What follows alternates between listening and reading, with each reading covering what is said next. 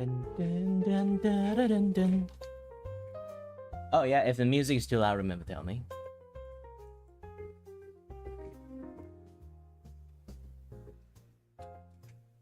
Hold on a minute. Alright, good. Originally this afternoon I want to do some record for my one-shot run, and I was like, yeah, it's just Tuesday, it's fine. Let's have like a very long drawing stream. I need to finish this thing, to be honest. I've been dragging this a little bit too long.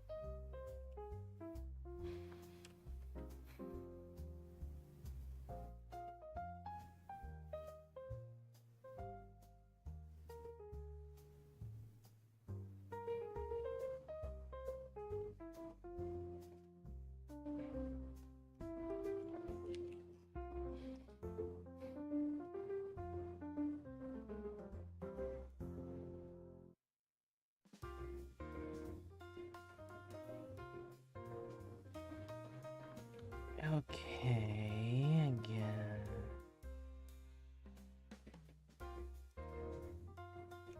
It's this one. Then it's time to make you blue. You know what blue means?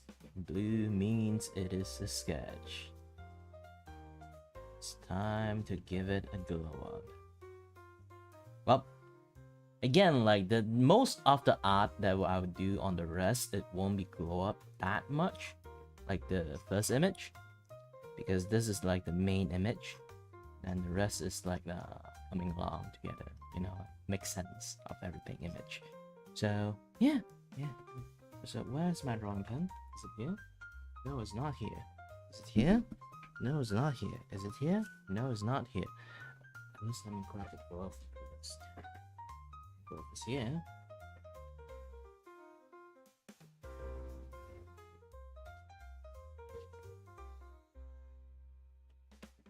Drawing pen, I found it. Stab it here first. I totally forgot. Let myself be my only audience. Let's go in. Yep.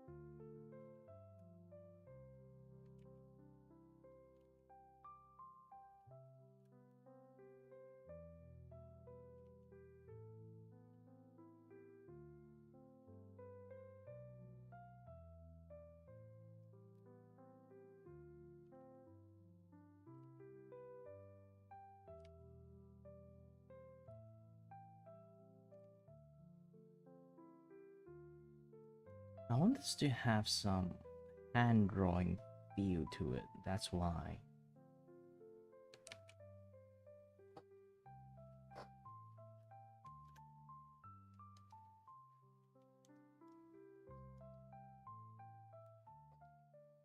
I end up using my hand to draw the line instead of like.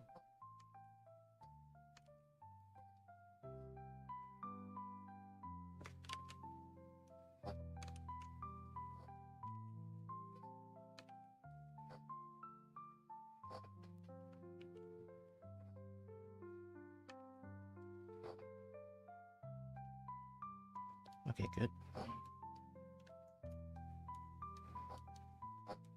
So that slight curve, you would feel a little bit more organic, you know?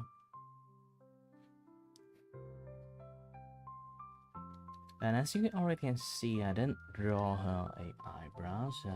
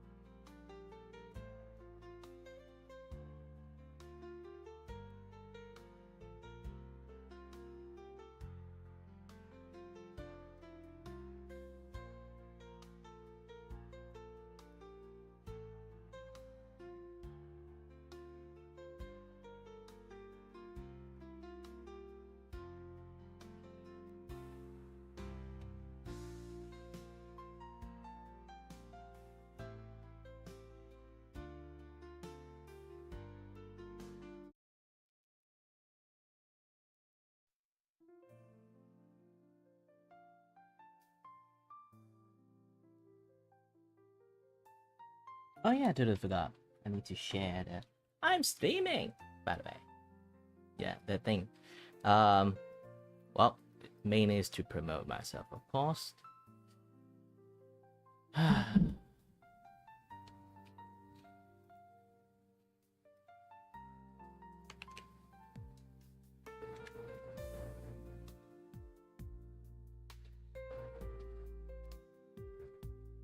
Wait a minute. This is the old one. I mean, like, most of the part. Didn't I already made like a new? You know what? Let's do this and double check.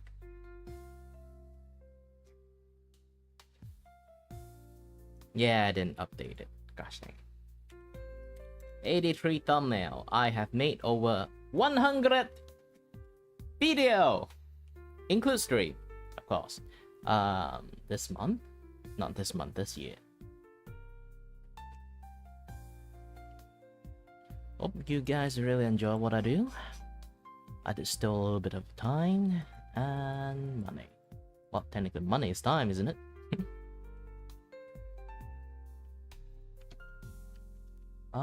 Let me. I need to, you know, switch my.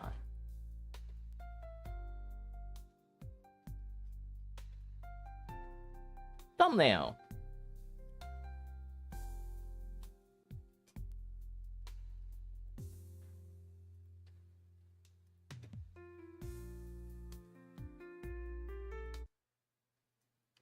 Okay, done.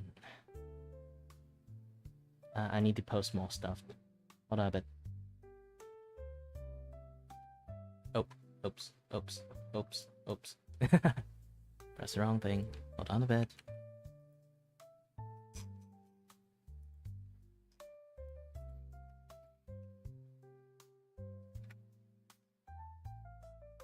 It's been a while I'm posting stuff on the site. Like back in the day, I'm sort of like an annoying bird that just like, I'm streaming in every single Discord I know. And then I just stop for a while. And now I'm back. With more annoyance.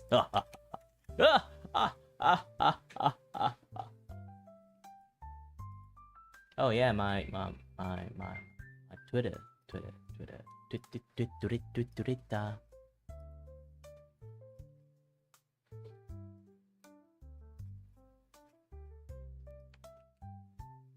Yeah, too bad Twitter doesn't have like the emote the Discord has. So when you post, when you just like flat out copy and paste stuff, it's just flat out not working. Feel sad.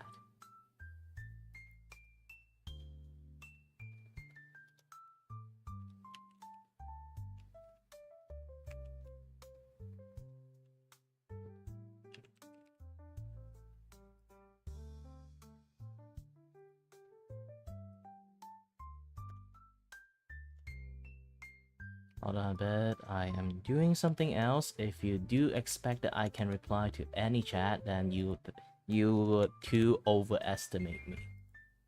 I do have 3 monitors, but my 3rd monitor is now like, it's for my streaming PC, and I'm not using it right now. And I'm pointing at a place that you guys might not be able to see my hand, so it's like that.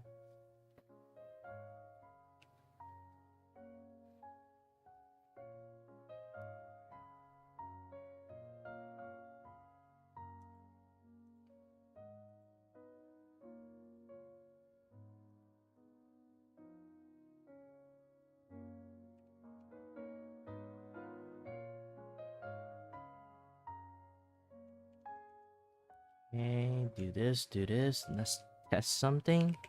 Hello. And then click this. Hello. Yes. Yeah, I really love the system that I found, the plugin and stuff. I am very addicted to use this kind of stuff, but too bad no people for me to try that much. I did manage to press some, but not every single time, you know. Not everyone on YouTube loves to chat. Generally, unless you kind of like super famous. But when you become super famous, you have another issues. Too many people chatting, you can't see anything. Well, I guess that's why super chat is a thing, but still, I don't really want people to waste that money for us. Again, why I keep saying this kind of things? No, I need to be a good businessman. I need to be evil. Evil!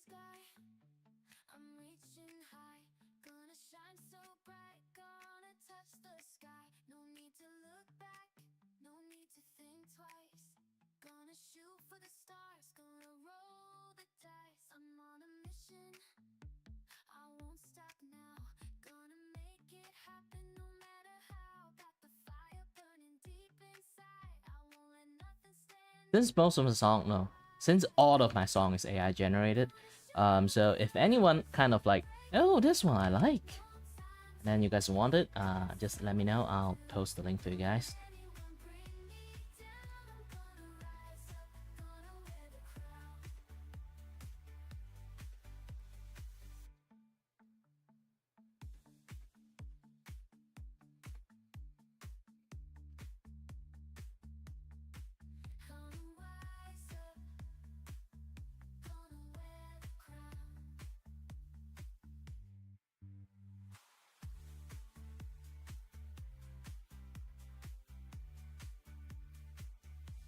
Oops.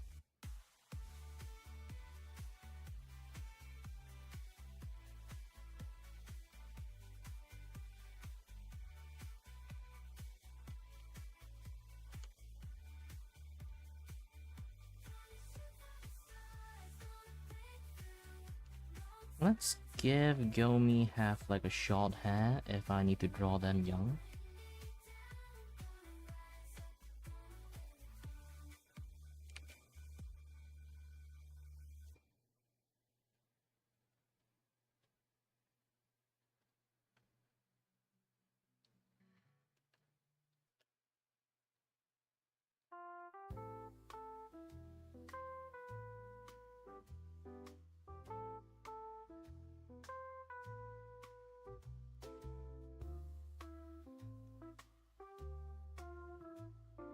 Due to them doesn't really have a casual clothes versions, so I just like made them wear like simple t-shirts, you know.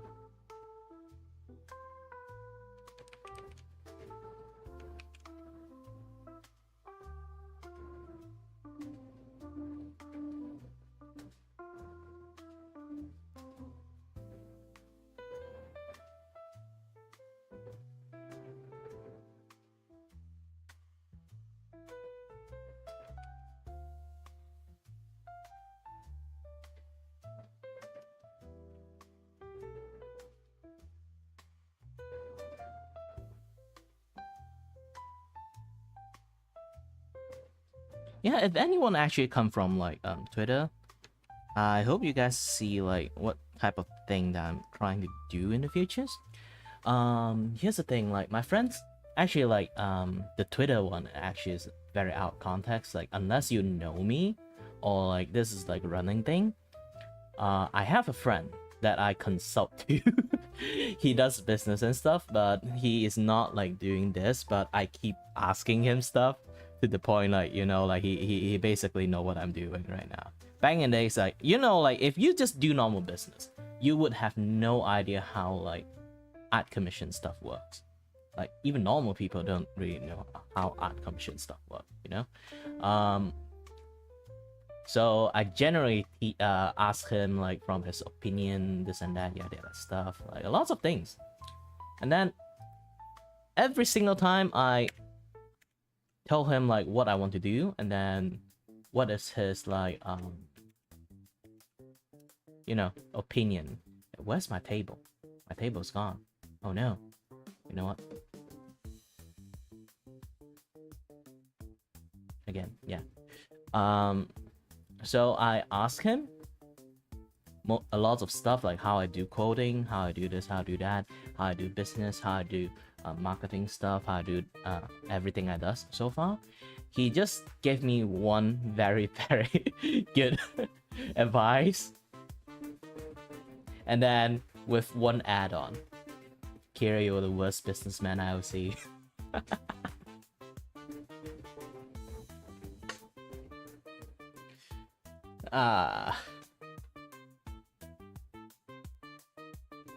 I'm not sure I'd be proud or be hurt about it.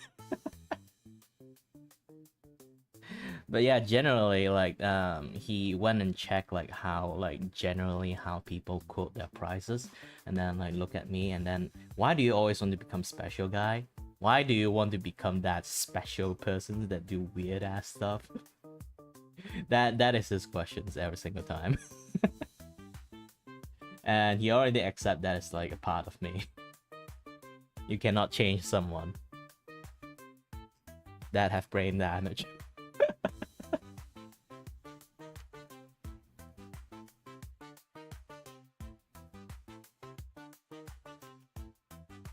So sometimes he just like he doesn't even want to argue with me anymore. He just will give the when we talk about stuff, and then he will be like, drop the hashtag Kiray, you're the worst businessman I've ever seen. that is his way to express that no, you did stupid thing. Kiray, you did something stupid again.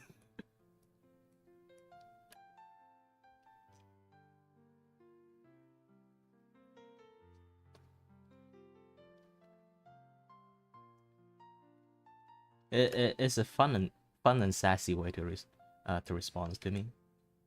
I don't hate it.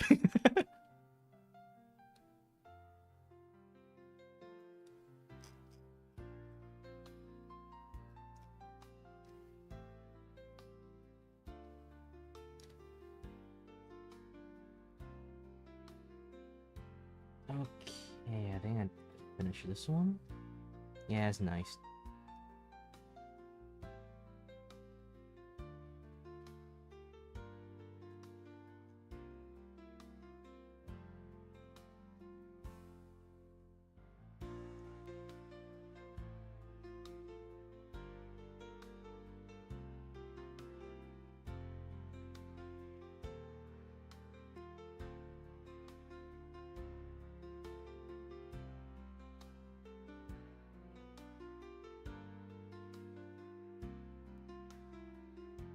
But again, like, I have like a plan right now is to stop doing commissions.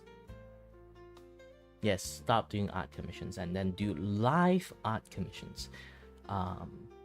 Because here's the thing, he last time, like, I talk about like stuff because like I didn't get commission lately because like I'm trying to market a lot of things, and also like even put like my art in cheap, and still no people actually like wants my drawing. And also one thing is I draw really slow. For a lot of average like commission artists, they can literally order today and then tomorrow they can either deliver it or have like 80% done.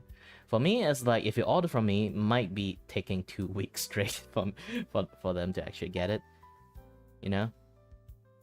And then usually even that happen, you won't get like a lot of like constant progression report like me. And also I doing it live. Of course, like there's lots of people doing it live too. If you want to like come and watch it, and it's fine. I know. But here's the thing. Lots of people, even they do it live, they actually quite concentrated on their work a lot. They don't actually chat with people. I just love chatting. It's very easy to get distracted. But, you know, chatting is my thing. You know, everyone, if as a streamer that have a brand, my brand is chatting, okay? You can't deny me of the ability to chat.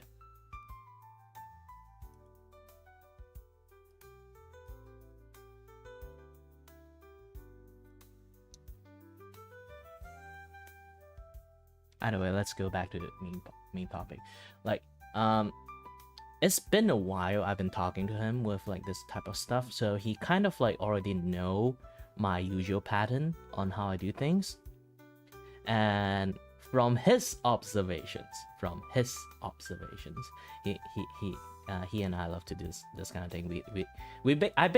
I am the guy that somehow become friend with him, not by actually like, you know, being a friend, by just keep constantly arguing and having discussion with him, you know, and that become like our thing. We just keep doing that nonstop.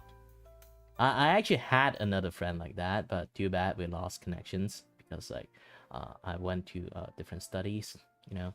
He went to like study like programming and stuff. I went to engineering, but another guy this one I met him in uni, and then we saw like, because like I lost a friend to argue with, I somehow found another friends that I can keep arguing with. So like, well, it's hard to say like we are friends. We are not actually friends. We just love to like, hey, I have this thing to argue with you. Hey, I have this thing to argue with you. Kind of friends, you know? But yeah, like he did say like the way I do my business is akin to like a lot of art commissioner is always have like similar vibe that what I do too.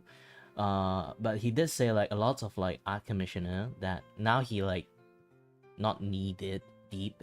It's more like he did some research. He loves to do those kind of things. He said like quite a lot of like art commissioner that if you just normally just, I want this art, I want to do this, and then they give a sketch, and then you be like okay, and then wait for like a long time, and then poop, art was out. But that is like compared to what I usually do, I would have a conversation with the persons, like very deep conversation, not even like short conversation, and then I'll be like have a lot of chattery, this and that stuff. And then when I do live, and I also like do a very very close constant live, not just live, like constant like art progression report. That is more or less like how I do, because every single time I did, he always say like I have a weird personality, because like I'm those kind of kids that pick up a weird stone, he will just go around showing it off. I'm that person. And then it's because of that trait of me, I will constantly bombard people with my art progressions. Either random people, or the main point, the client, because like I do like send like, hey, I do this tiny bit progressions that you see. Hey, I did this. Hey, I did that. Hey, I farted. I'm those kind of persons. So like he already know my patterns, the way I sort of like deal with like art progressions and stuff. So like he tell me this, that so the way to describe how I do stuff at the moment is akin to like, if he want to have some like something to analogy for it, he said like there's quite a lot of artists, they function like a vending machine. You put description of what kind of coffee you want, and then press brew, and then you get the coffee. Just that. And then there's quite a lot of artists that have a certain pattern how they do that work. It's almost as if they are like some sort of like instead of like vending machine, they are like a barista approach. So they kind of like put a lot of passion, a lot of time, a lot of like communicative effort to the client. So the artwork sometimes a lot of people who does that, they kind of like have a pretty decent or like very great artwork, but still at the end, they have like either you can say like they have a very expensive price, or like you know, like me, very undercut the price. But generally, it's also like generally say like my artwork is not like the best if comparing to them. Those who like does the same thing too.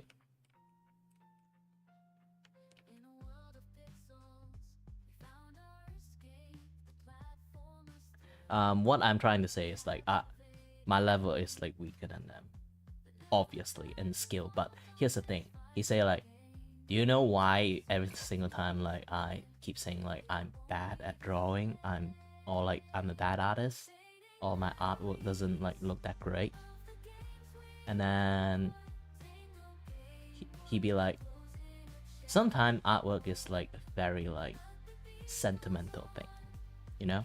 Sometimes it doesn't really function as you draw a cool art, people loved it. Sometimes you draw a creative art, or like you draw something that touch people's sentimental side, and then that artwork have its own value itself in a way that he observed how people like pay stuff.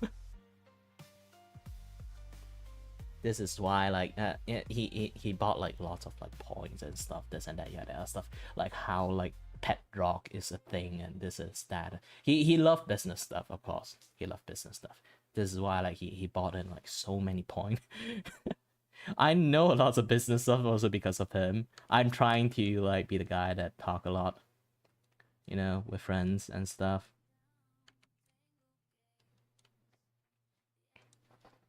And then, you know, as time passes, I get familiarized with like lots of stuff too.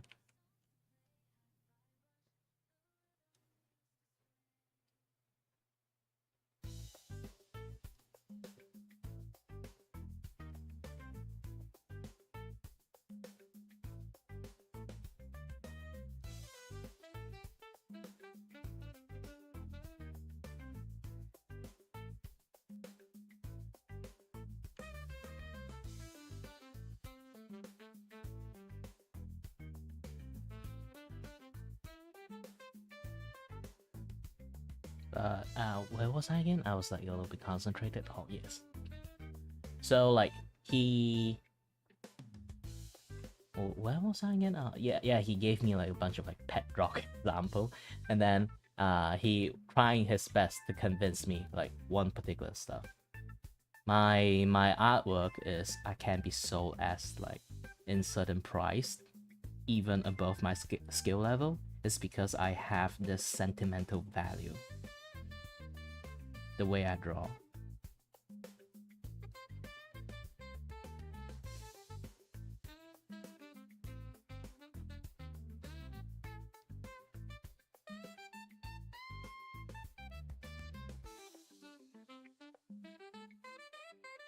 And like I say again, like he did compare like my artwork is like akin to like a vending machine versus a barista.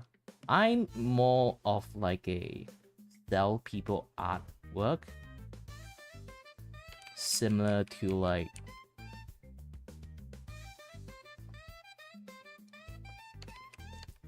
giving people some sort of like art service.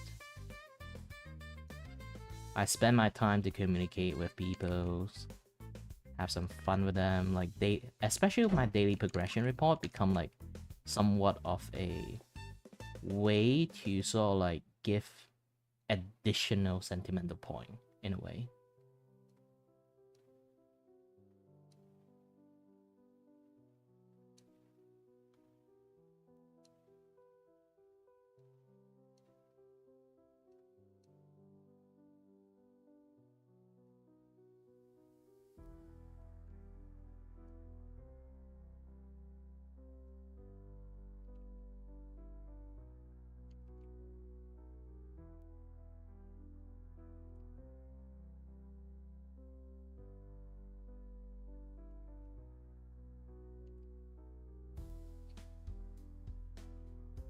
And this is why I need to change how I do my art commission stream.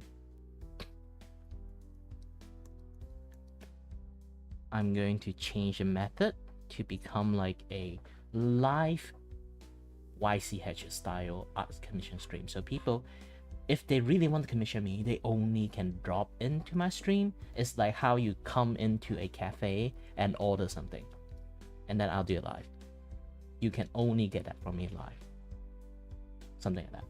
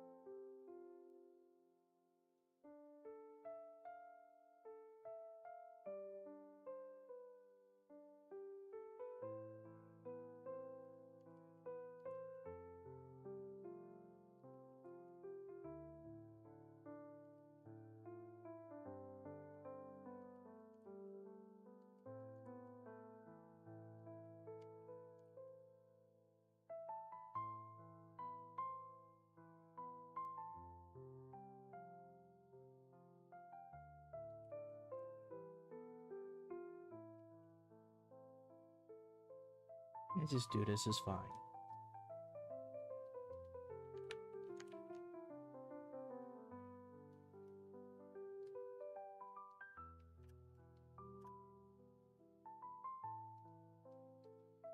I still am a loss of word, I have nothing to say anymore. You know, I have like maybe a possible chance I have ADHD.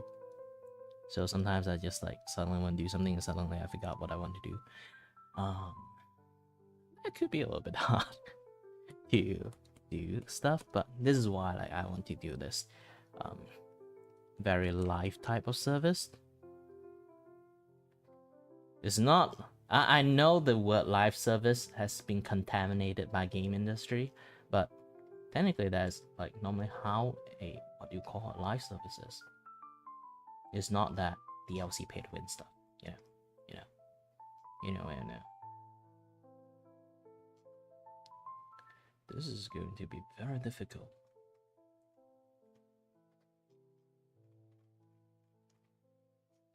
And also it's close to 5. I'm very hungry. I'll be doing a 4.1 stream after I finish eating, like around like 7 or 8, something like that. But I need to at least like do myself.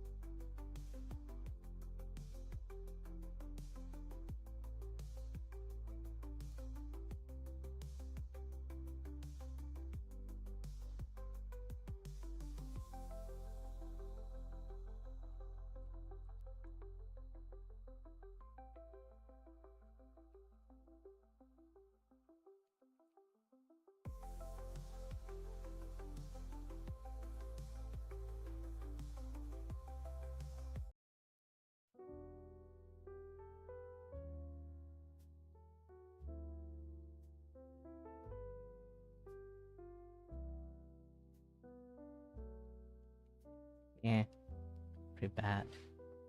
Have to make like I'm crossing hands, so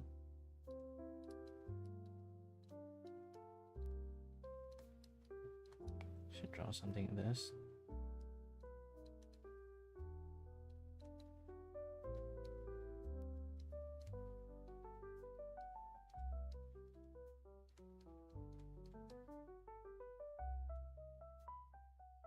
Yeah, this is a very simple drawing.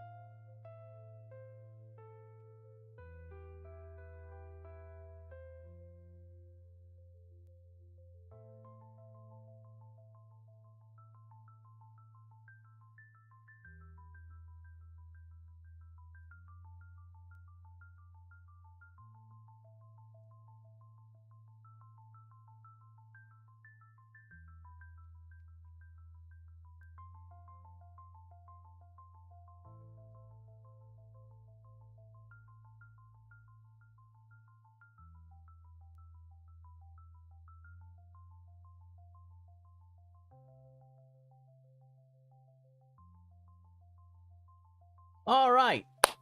I guess I am very hungry right now, so I'm going to pause the stream. May not come back a little bit later. A little bit later. I wonder I can just like stop streaming, but I didn't end the broadcast and then finish eating and then come back continue my work. I guess that actually can work. Let me try it.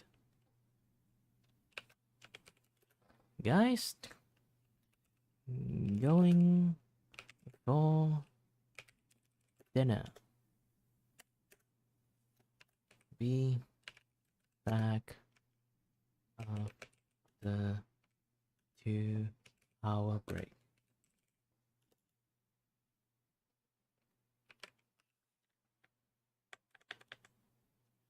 Yay!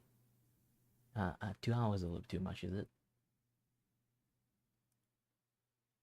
Yeah, I'll be back at 7 p.m. Malaysia.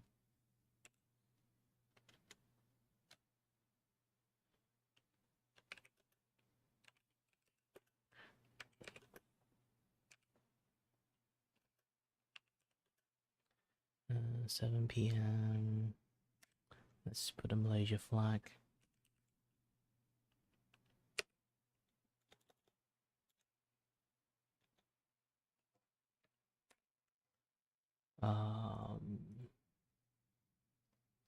Oh, they don't really have a flag thingy.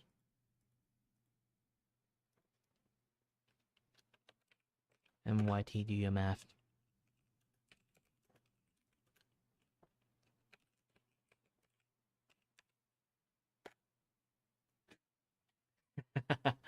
Alright then. I'll be off a little bit. I'll be back soon after finish eating. It won't be soon. It's like 2-hour break. But yeah, I'll be back after the 2 hours. I'm very hungry. Alright. Doo-doo. See you soon. Because I just bought a bunch of stuff. Along the way, I finished eating. Bought a bunch of things.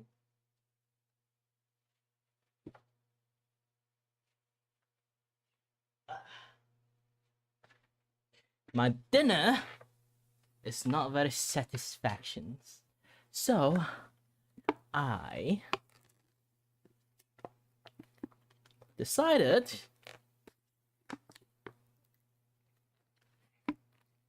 why do they seal up this good to buy some chips. This is what you call the fattest chips you can find.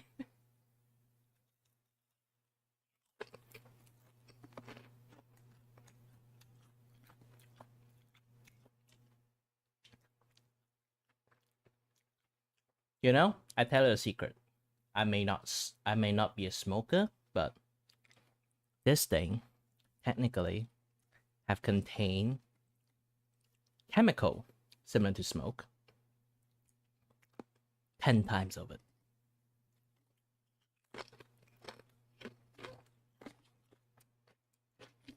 Not this particular one, of course. I mean, if you eat fried with seed oil. It seems I found out seed oil, if you use seed oil to fry stuff, especially potato, they will produce a certain chemical that will amp up something similar than you smoke. Not narcotic, not nicotine, but it's similarly equal to smoking. It's still one of the best stuff from smoking a cigarette.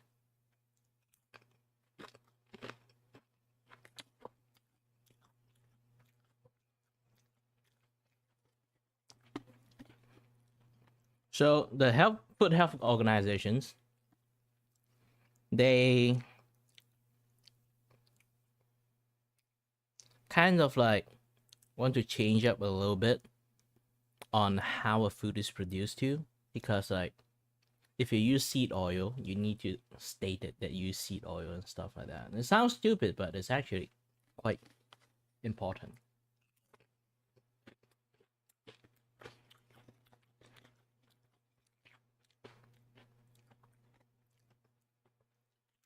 Mmm. Spicy. Satisfied.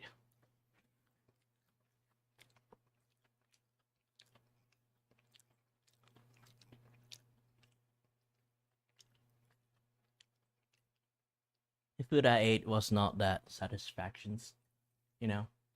This is why I send myself to this food hoard. Yum yum yum.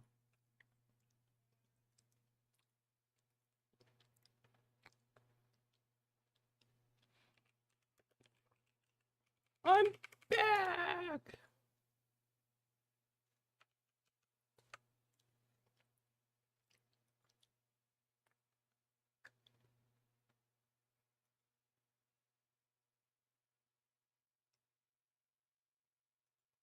Actually, I'm back a little bit too early. I should find some times, take some break, you know, have some chat until I kind of like got used to my chance and everything. You know, just took a 1 hour break and now I'm back.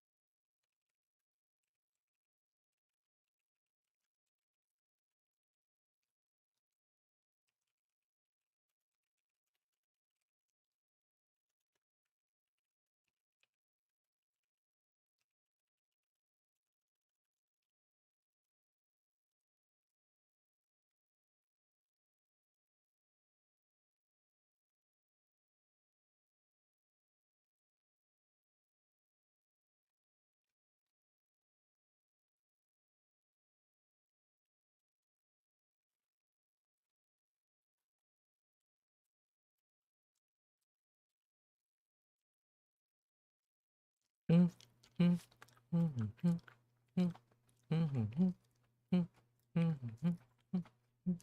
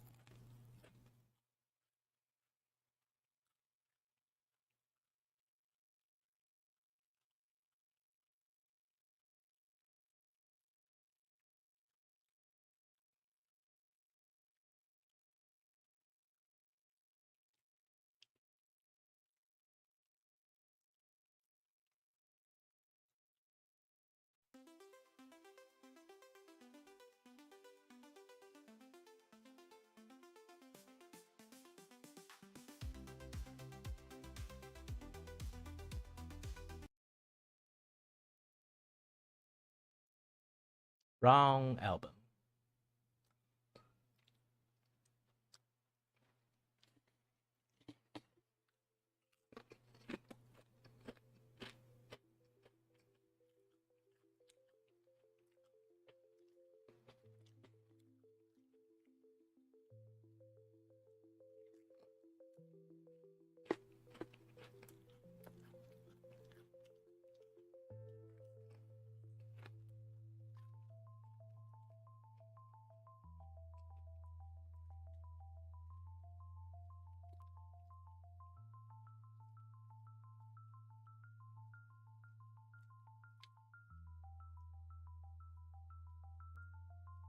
Spicy Mr. Potato. Spicy Mr. Potato. Potato, potato. Spicy Mr. Potato.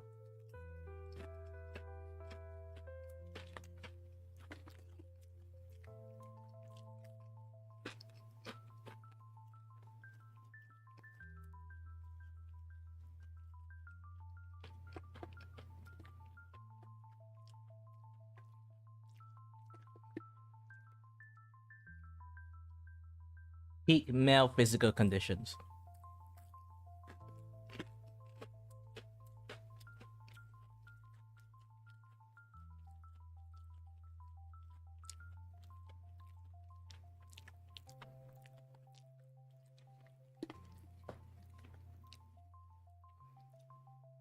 Here's the thing. There's so many people like come back and say hello to me in the time that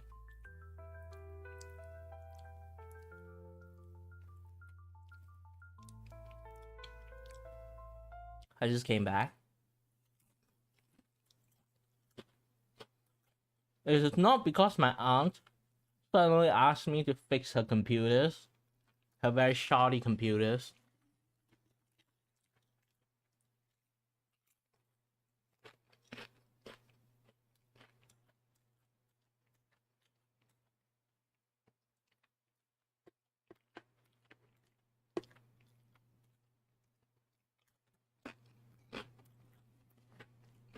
I will be on stream much more earlier.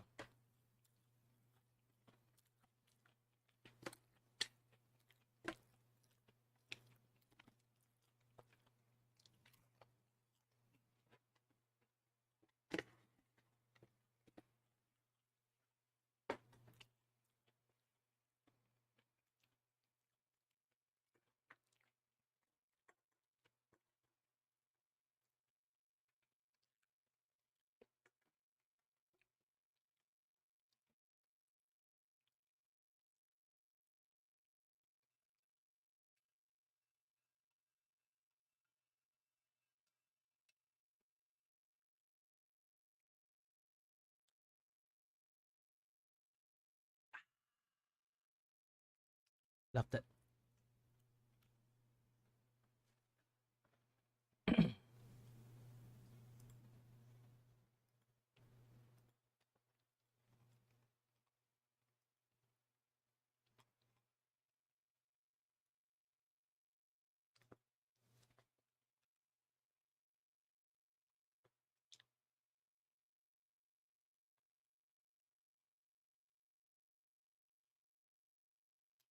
By the way, I'm still taking my break, so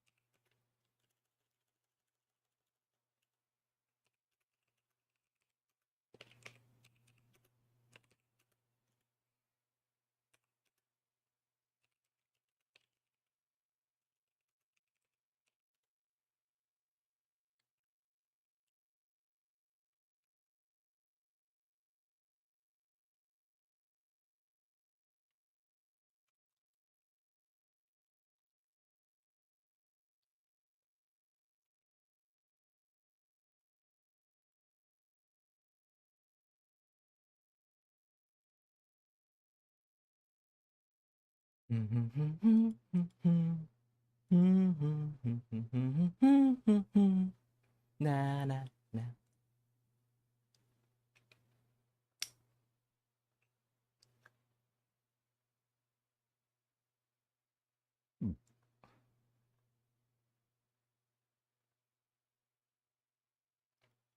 Let's read some manga. Yes, manga.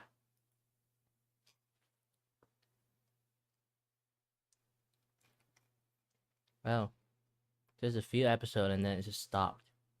I feel sad. I totally forgot like which season I.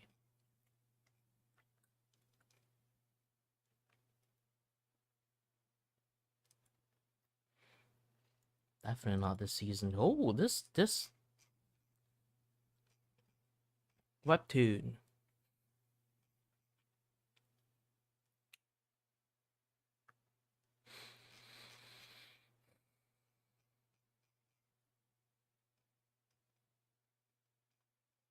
Yeah, this webtoon stops a lot, so I would have no idea where did I stopped.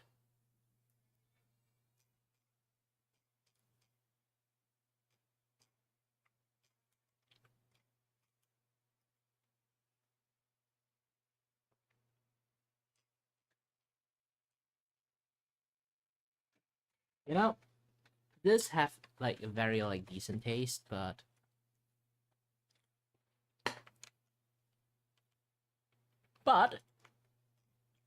it's still not best. Let me go for another one. Chip wise, it's a total different thing. And then welcome to the Vacuo junk food review. Ah shit. What's my I have a back clipper. My table's a mess, I can't find it.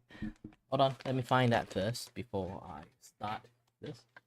Because the clipper is found it. Usually I use this to bind my hair because, well, by golly, back then when my hair is like super long, I have to use this thing to clip it.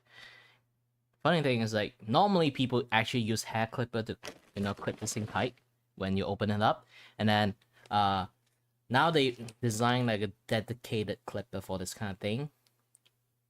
I use it to bind my hair.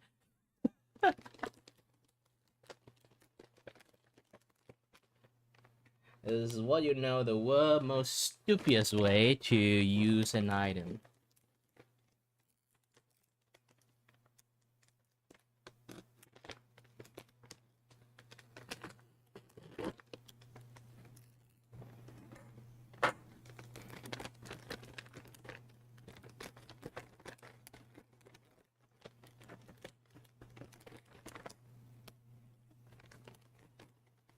This is a potato chip.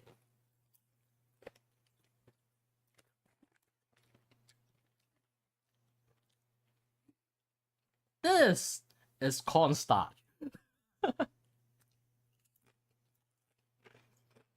I'm not sure I'm showing you guys or not because I'm not looking at my own computer.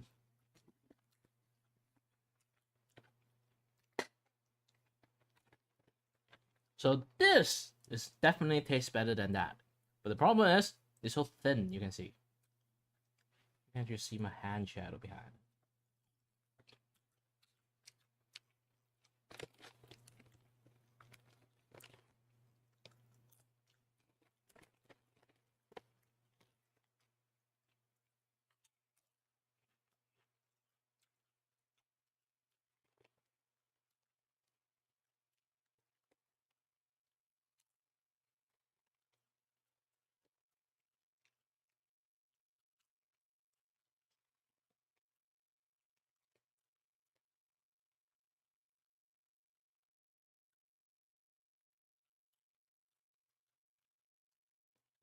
I'm reading manga right now, but you know what? Good thing ought to be shared. Good thing ought to be shared. But I have to blur it.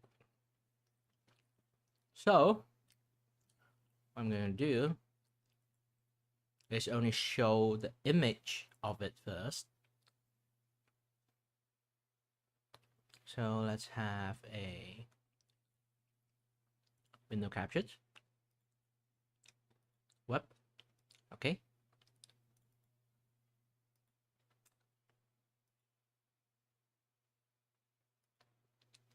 But if I move my scene carelessly, this will happen. Dang it.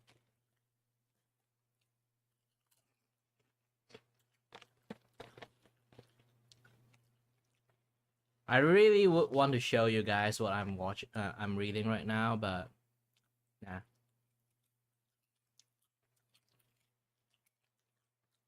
Too much of an hassle.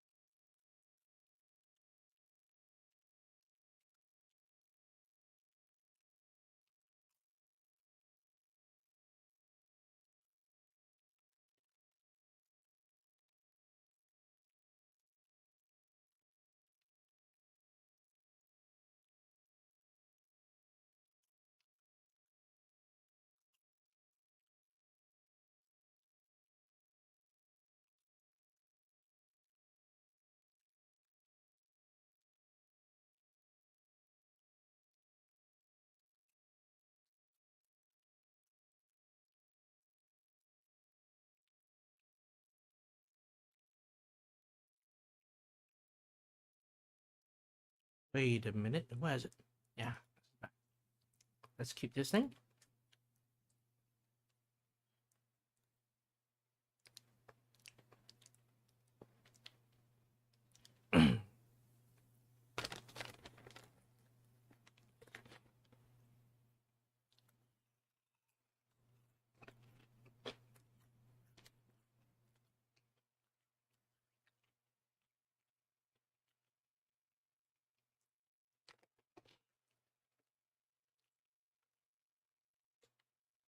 Hi, Alan.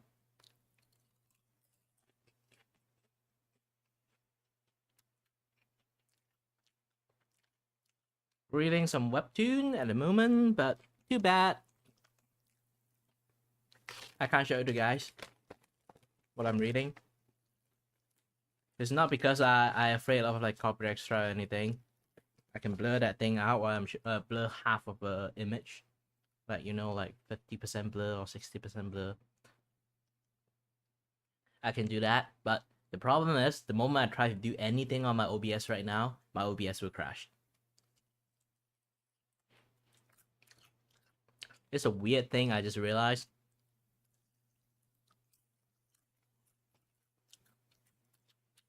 Generally, I can't move any item in my OBS.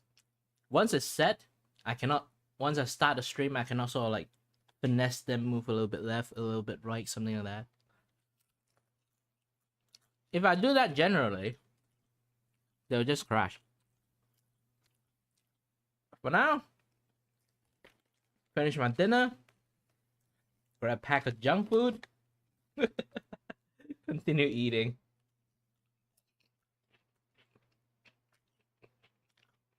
I'm still taking my break.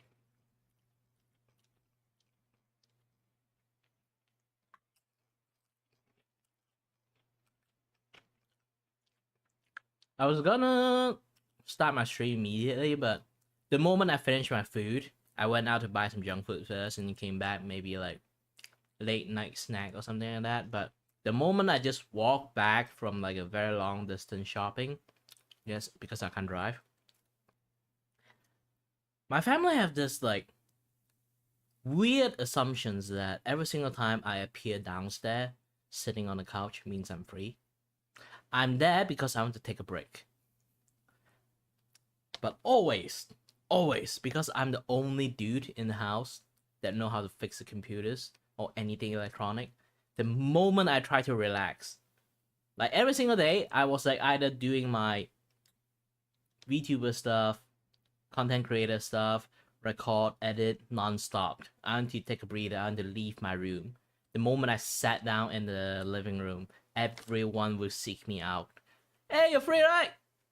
The computer has some issues, help me fix it. Hey, you're free, right? The electrical stuff has some issue, help me fix it. Hey, you're free, right? I was like, nah, I'm not free, I want to take a break, gosh dang it.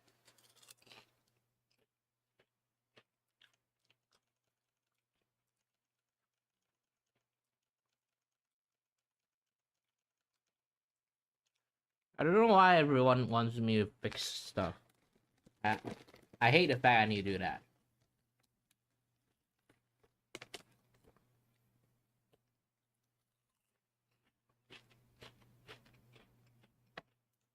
If technically it's not I hate the fact, it's like if you know what is the issues, you tell me, I can fix it. The problem is you just say your computer have lagging issues. I would not know how to fix it. The only solution is just restart your computers. And then why does it they keep telling me they restart the computer is fine, but after when I restart the computer it's not it's like they restart the computer, not fine. I'm the one who clicked the restart button, it's fine. Apparently my finger's magic. This means one thing. They've been clicking into some very shady stuff.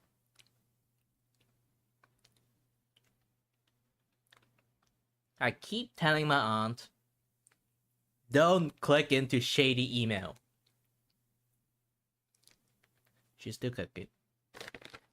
I can't emphasize on how to protect herself from the internet. She insists on wanting to use the internet, but also same time she have no idea how the internet works.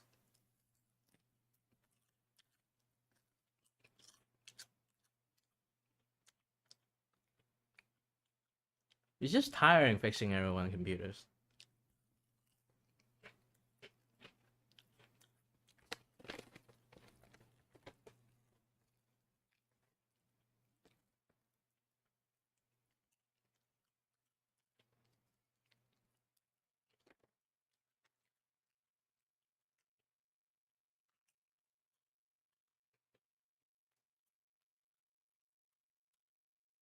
But also same time, here's the thing.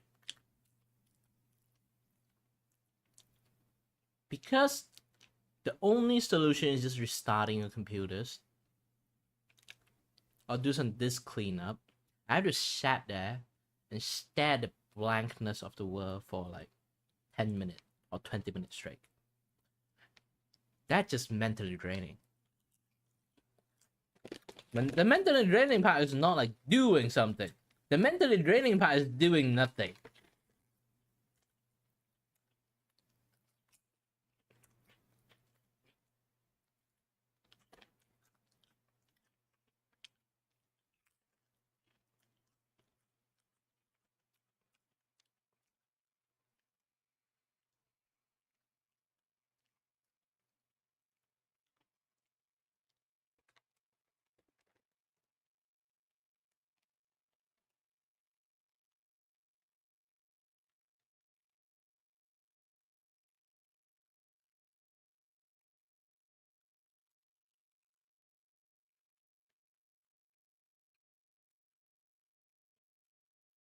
Hold on, I got a message. Now, you might see that flash of the thing I'm doing because it's actually one of the streaming VTuber topic that I want to search. Not because such stuff, okay? And I don't want to leak out what I'm actually trying to do in the futures. Just pretend you didn't see anything. Well, what am I saying? Nobody watched my stream anyway. Nobody rewatched my stream anyway. That's a sad case.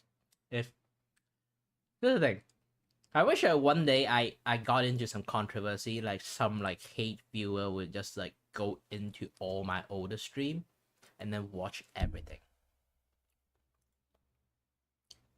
And just trying to find like that tiny little mistake I made in my entire lifetime, and then have a bone to pick with me because of that.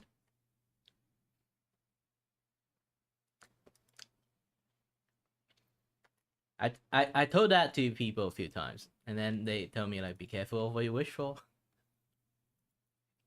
Hate viewer can be very crazy.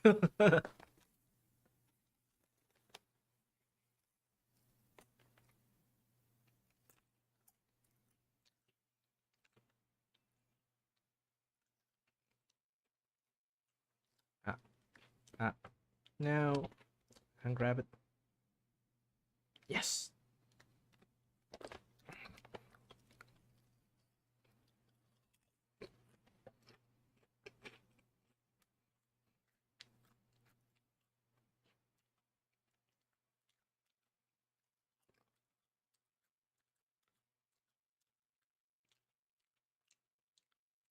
There's nothing.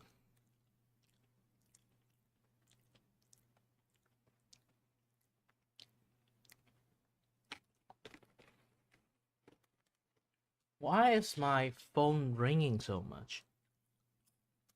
There's no message from WhatsApp. There's no message from my Twitter. That is weird.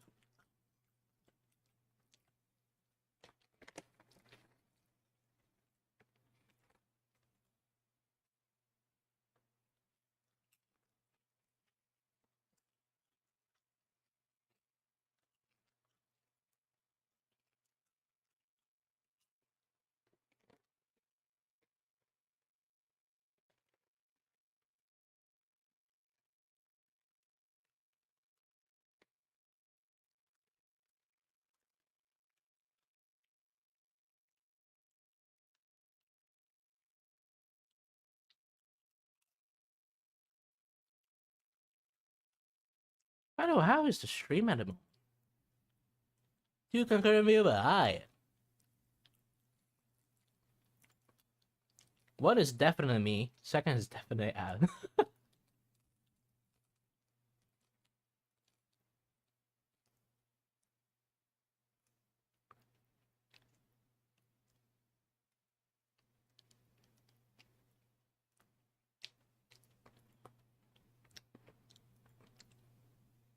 Remember to do your study. I know I sound like some sort of grandpa, but I am, in some sense.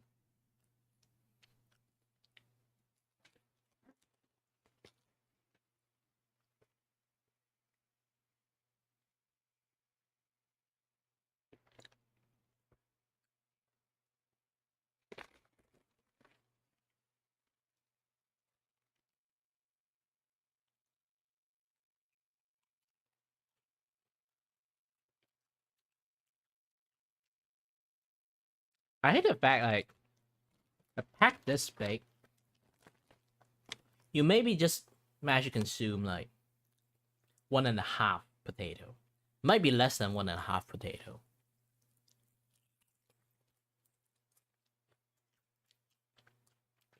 It's not that much. And it costs how much? Oh, just 5 ringgit. Okay, it's just like 1.5 potato with the spice cost. Pretty affordable, I guess. But is it necessary to have this big of a bag?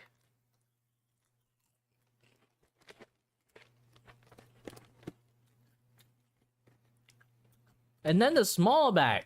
I can tell you, trust me, on this one, you won't even get half of a potato. Maybe if you're lucky, you get more than half of a potato, or just half of a potato. But generally, you won't even get half of a potato.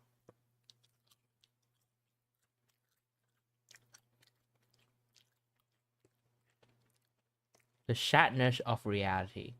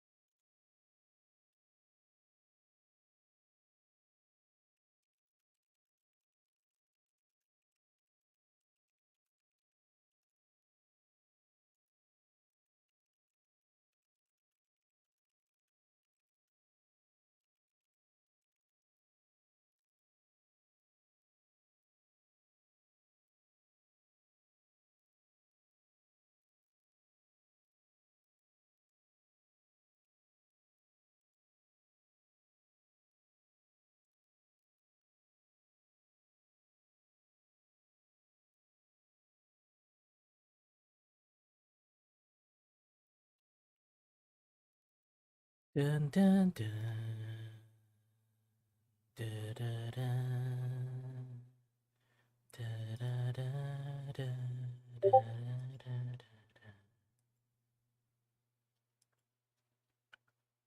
Hmm.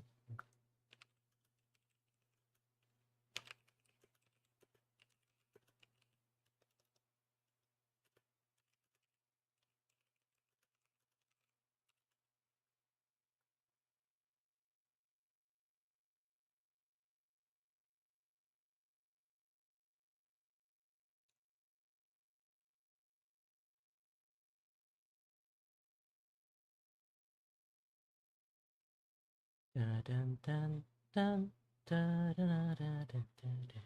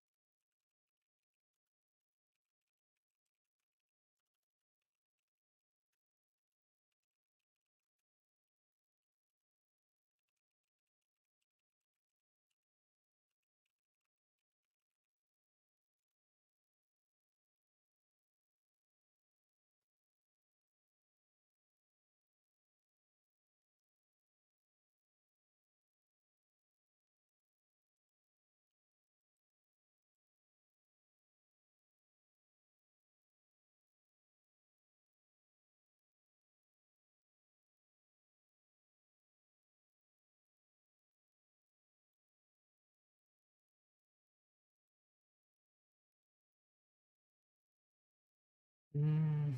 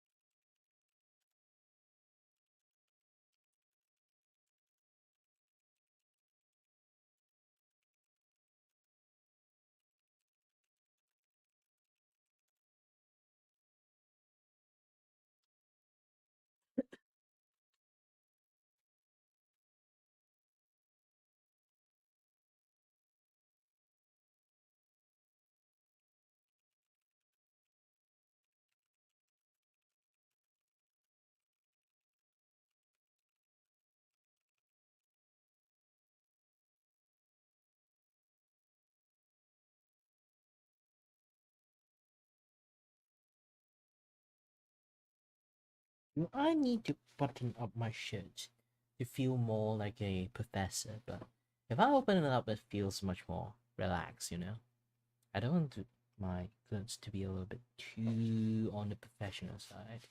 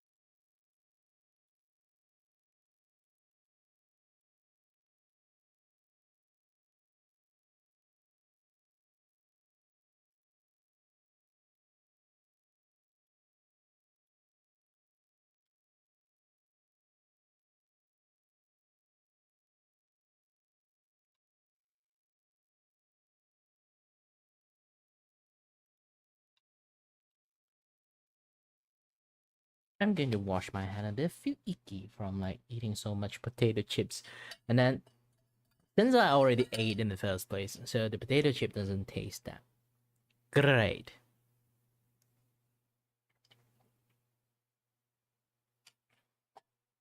You know, I know. Anyway, be off a bit, off my seat a bit. I'll be back very fast.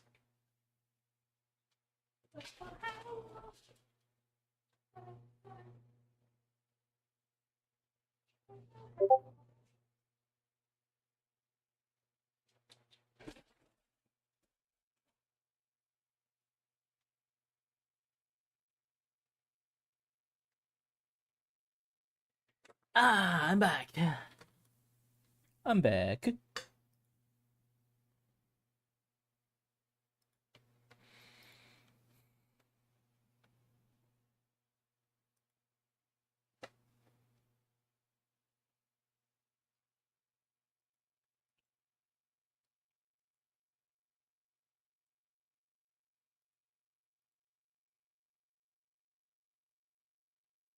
Hold on a bit. Oh, wait, it's not this one. Where is the meal? Yes.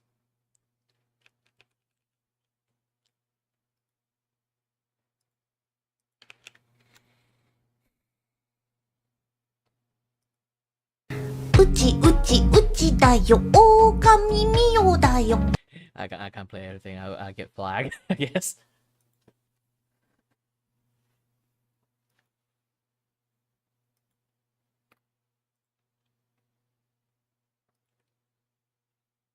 But if you guys do felt like anything that is like lack of music because my music already finished, let me replay everything again.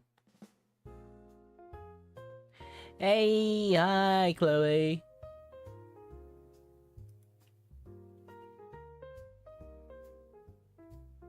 Thank you, thank you. I'm still have lots of things I need to draw. Currently, I'm just taking a break. Just taking my break. Like, imagine have to draw everything in detail. Usually, I would choose to draw every image on a separate canvas and then put it in there and then be done of day. It's much more easier to do that. But that will cost a lot.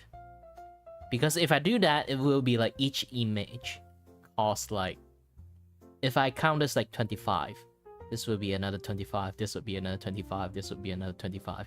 That would be hella expensive. And it scared my friends to death. So I'll be like, alright then, I'll draw everything in one canvas. The detail won't be that detailed because like I won't go for that. It still have some detail in there, just like not that high of a detail, you know? So yeah, just generally like that. And then I count her maybe like $33. I know it's still a steal.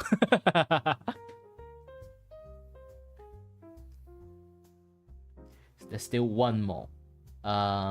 Basically this artwork is like for her anniversary. So she ordered it. So I decided to draw like this like art book. Technically we did talk about turning it into the art book. Not art book, like photo book. She apparently, I think she forgot, or like she didn't meant to say that, but she said that. So when I give her the sketch, she'll be like, it's good though, but I just want one photo, but it's good though. And then I'll be like, wow, since I already made it for you, why don't I just continue it? And I'll be like, all right. I gave her a super discount in a sense.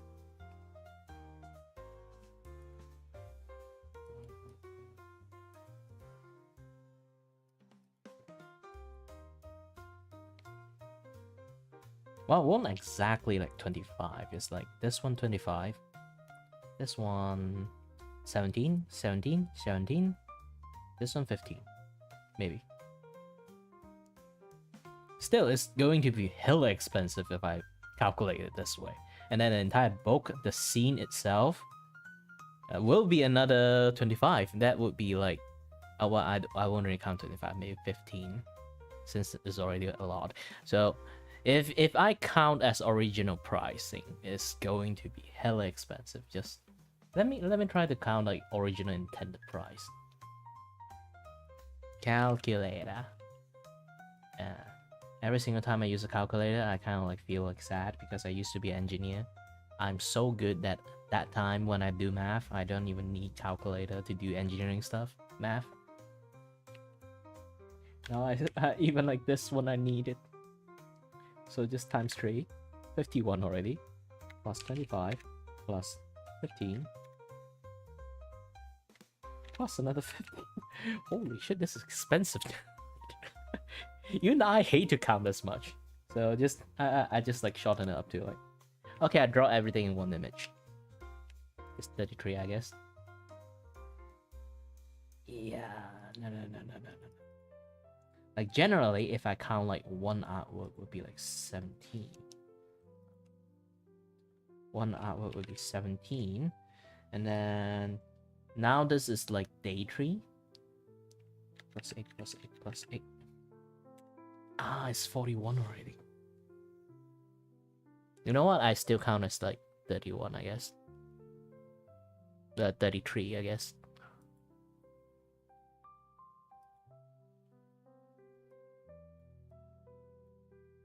Hi, Pookie.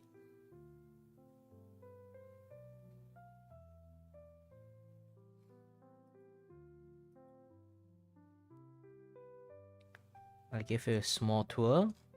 This is an anniversary drawing. Not my anniversary, someone else's anniversary. The idea is like to draw like a memory photo, but it kind of like evolved into like multiple like memory photo. So it becomes like technically she's my friend, so this is like the general sense. Even I'm in the photo.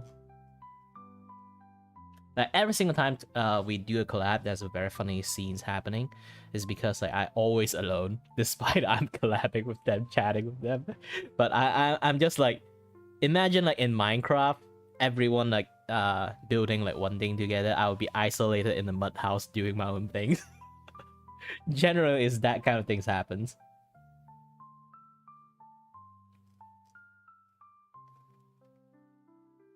So I'm some sort of like mountain hermit. They need to put some effort to find me.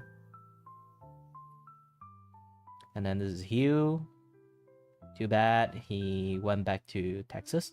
So the time we have like for like collab and knowing when he stream is going to be very bad. So he used to live in Japan. And here's Gomi, here's Ryu, here's me, here's Take, here's Kura, And then this is another memory. I asked Take and Ryu about when they actually like first collab and meet together. Take and Ryu say like they play like Valorant together. It's a drunk stream.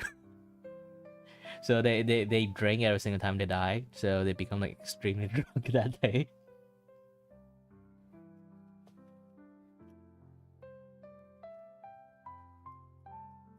And then this is Gomi and Ryu. I made them younger because like technically they are childhood friends. So I made them sort of like going to a movie theater together. I draw them a little bit on the younger side.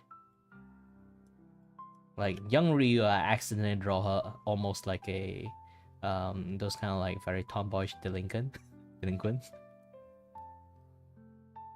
I need to fix the horn. Horn need to be fixed later on.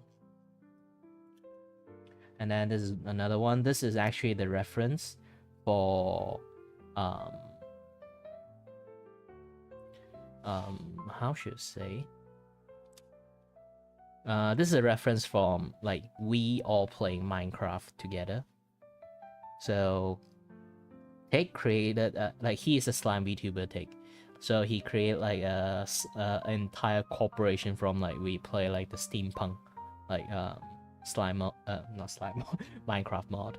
So I use that as a reference. Like he created a theme park. Like this is like a photo booth. Everyone here.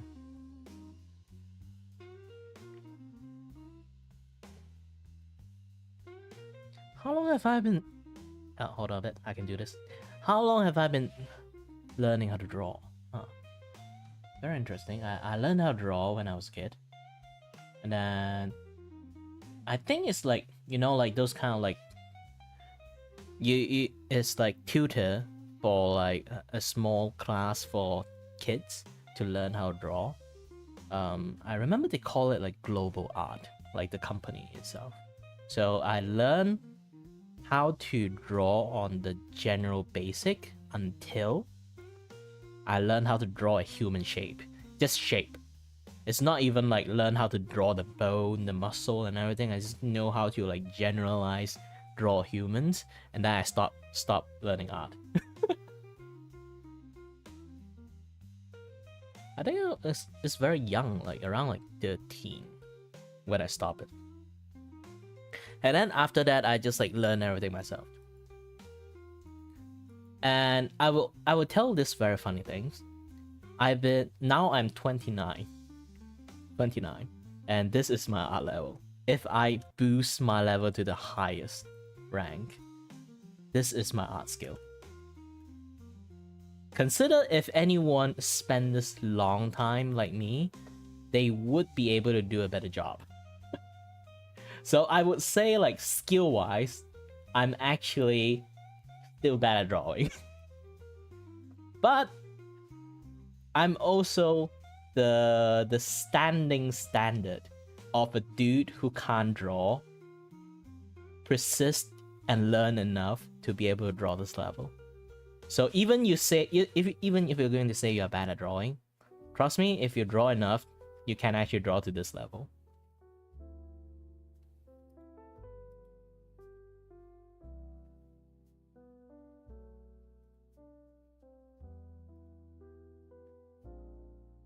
I have so many different like art, but this is not like the best one. I can show you the worst one. Basically, it's like 4 or 5 years ago. I think it's 5 years ago. 5 years ago. Where is that 5 years old drawing? Should be in here. Either it's in here or I destroyed it. Oh no, it's not. It's still here. Haha! This is the old me! Back then I was like PNG tubing. You know what? Back in the days, PNG tubing is like very hard. Because you have to draw the image and then do some literal programming to actually make the PNG tubing works. To react with your voice and everything, and then make it bounce, make it transparency a little bit, like fade a bit and change to another image. Like this is my level back in the days. I know how to do things like in the standard normal way. I can mark you like how back in the days how my brain processed artwork. Hold on, where's my glove? Yeah.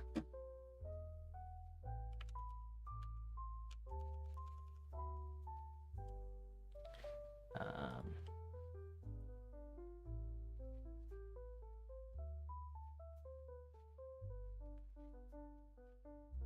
so like you look at this, it's ugly, or like you can have a sense that I know what I'm doing, but also same time I don't know what I'm doing. I'm basically mimicking other people like technique and stuff. Just mimicking doesn't really work that well. So I'm going to show you if how this thing happened is basically let's use a G pen. Take a line. So see?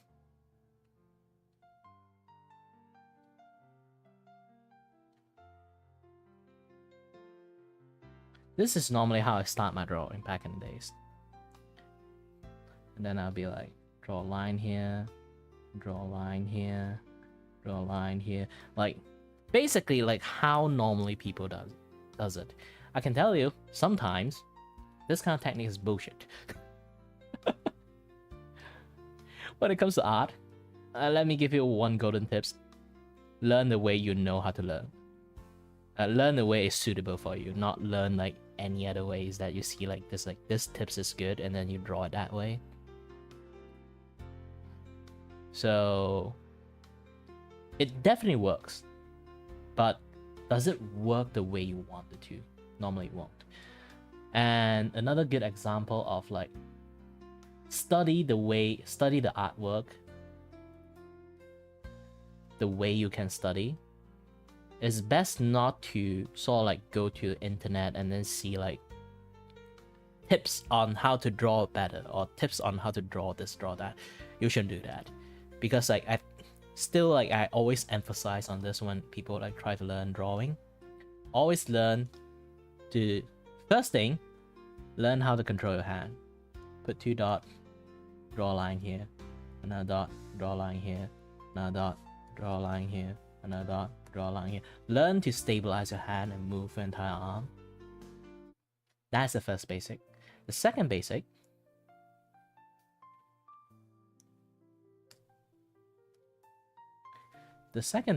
is to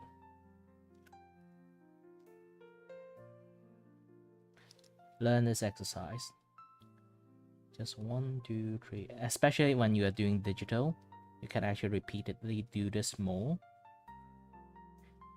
Just keep on doing this.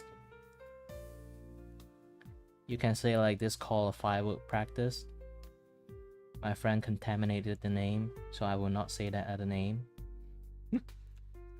So just keep doing this, because if you just keep doing this, especially like in a very zoom in way to do it, because here's the thing, like this is to teach you how to move your entire arm.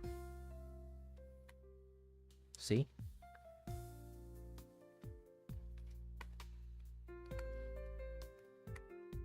Like basically this teaches you how to move your entire arm. Just keep on, draw this, line up, down, left, right, left, right, left, right, angle, angle, angle, angle, angle, angle. Because you need like muscle training for arm to learn how to like draw better, draw an oval shape, and then slowly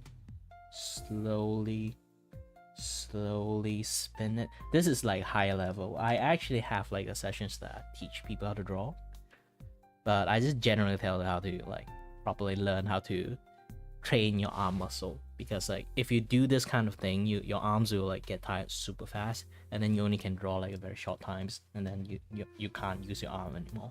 So this is a very good like muscle practice for arms.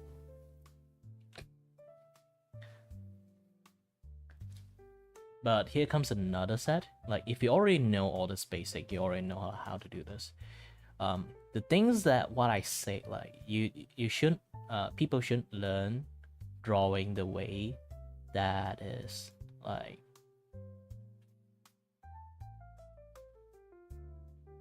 from tips. Like a lot of people mimic a lot of drawing. So you see like a cool anime and then you just pause that frame and then trace it, learn how to draw it from there. Technically, if you are very good at drawing, you can actually replicate the same as thing. Maybe in even like in different style if you draw enough to. But you would not have the ability to know why they do that. There's a lot of time, especially this is always like, I always love like this particular practice I made. It's because like it's a special study on the eye. Why I say it's a special study on the eye, when you take a look at this, like when you see a person like have like eye shape, like how facial shape done, this and that, yeah, that stuff, there's a lot of things for you to take a look at. Especially when you kind of like in a way that you see, let's do this. Yep.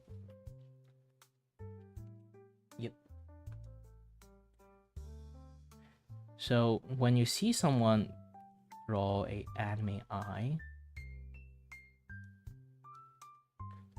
something like this, just give that person like some nice eye line.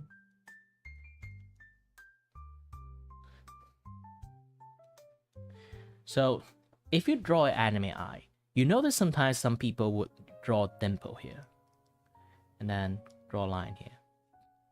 You see this and then you just mimic it, and then you apply this on a lot of people's eyes.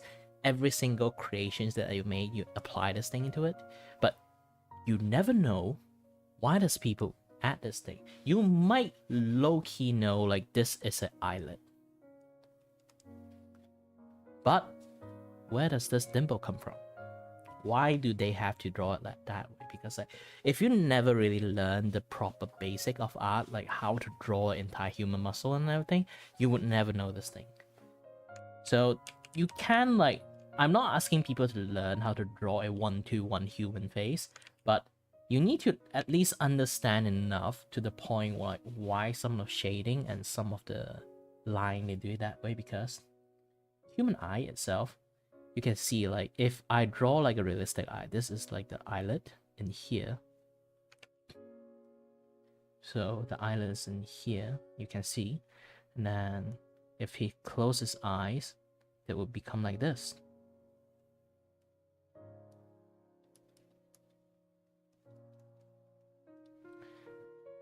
But there's a separate muscle still in here. That is our eyebrow muscle. So if you try to touch your eyebrow, try to wiggle it, you notice it does move. So our eyebrow does have a separate muscle in there. So the eyelid itself have a muscle. So the eyelid itself have a muscle, and then the eyebrow itself have a muscle. Now you see like that dimple part if I do it like this. But if you have like a better view, so you can start to see this thing, they kind of like here, they kind of clash to each other. And of course we can't draw like super detail of it. So we end up like in animation, in anime, we just like, since we don't, anime is like supposed to be like the golden rule of anime or animation drawing is to minimize the drawing hassle. Minimize as much as you can, so they just slowly minimize everything and then become like this. Ta-da! This is how like that dimple came out, right? It's a minimizations of like a certain artwork to become like this. So there's a lot of things, there's a reason for them to do that. Why the eyes they decided to draw like this? Like sometimes I show this to people, they because they always like see me draw in stylish, in my own style, they kind of like forgot like, oh wait, you can actually draw, I forgot. But again, like enough bragging. But yeah, like when under like this mark, you can, once you understand it, you learn how to control it. because the moment you understand how to do things, like in real life, you learn how to reduce it and morph it the way you want it to. This is a good way to do like a lot of like art studies. So you can slowly draw in different angle and then just study properly, and then you get what you want. So you always need to learn it the way you can learn it, not the way that you just copy and paste other people just teach you. You just like record it in your brain and then just replicate the same thing. Always learn it the way your brain actually understands. Best to learn everything and then digest it the way you can digest.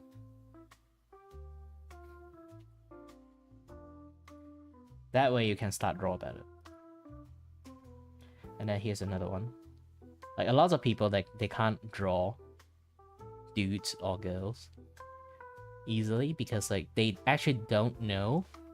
This is like one of the second most interesting about like human body. We actually have, they call it like the trapezius muscle, but I just call it a shuriken muscle. Technically you can see it. We have muscle here. So it's basically, it's like a shuriken muscle. So this is if I draw them from the front. This part, you can see in here, this part will be the muscle from the neck. You can see this. This is muscle from the neck. And then this is still the muscle from the neck. This is still the muscle from the neck. But if I say it like this, is that trapezium muscle, it actually wraps around in here.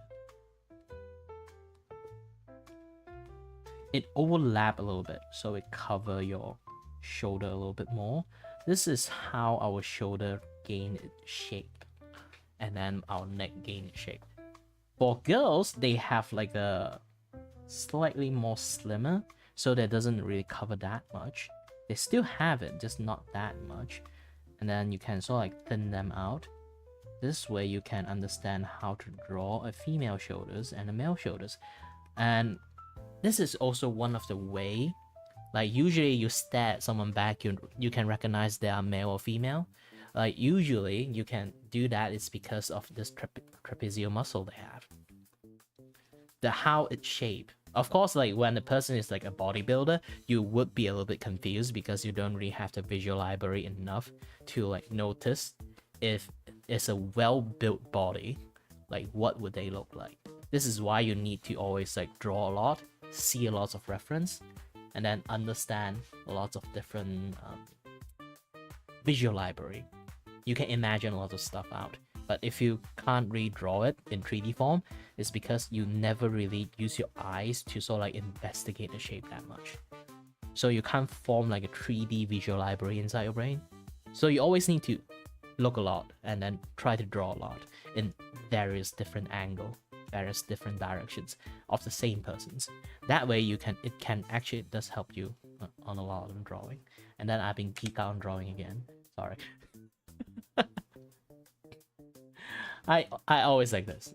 If anyone try to ask me some drawing stuff, I go crazy. Not sure it's a good habit or not. I like to teach people drawing, but yeah, today is not like that great for me to teach. I have some. Technically, usually I teach like a very detailed one. This one is like I skip a lot of stuff. Just assume that person asking that already know how to draw. Usually, the people who ask me, they don't even know the basic. So I have to start everything from scratch. Teach them from the scratch.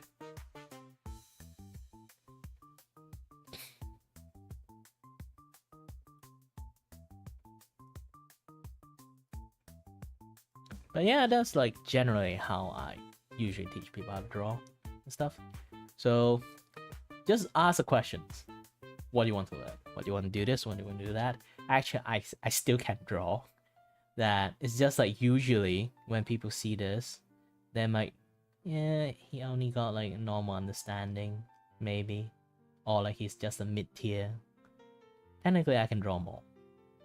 I just never really try to draw more, because like when it comes to commissions, if I need to like draw very detailed, that would be super expensive. So I just draw like a mid-tier level, enough for people to like ask for. Like it doesn't scare off the price, because this is like something called like, I give you 3 options and you can only choose 2. You can either have quality, speed, and basically quality, fast, and cheap. If you want quality, then you can have if you want quality, you and fast, it can't be cheap. If you want quality, but if you don't have money, you want it cheap, you can't get it fast. If you want it fast and cheap, you won't get the qualities. This is the best business advice. That basically the second best business advice I ever heard from a friend. That friend taught me so many things when it comes to business stuff. Because there's also another thing he always taught me about it. Because I always like so price sensitive, I want to make people able to afford my work.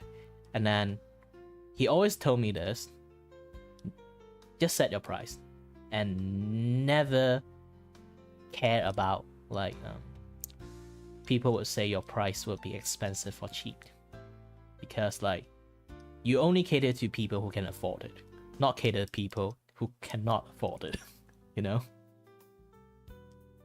it is a very good business advice, but also is, if you kind of like applied it, you kind of like starting to slowly understand, like if anyone know about like the gaming industry right now, it's like a complete mess, because they also running with this philosophy: if you can pay,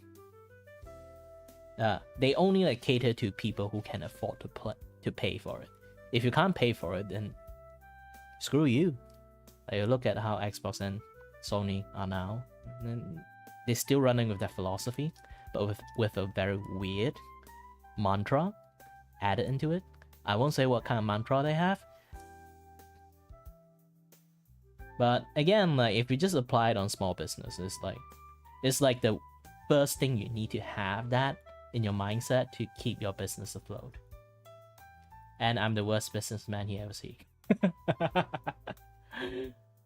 Like, there's so many times I do comms for my friends that would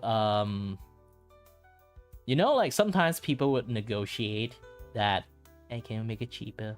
Can we make it much more affordable? You know, like times are tight these days, you know?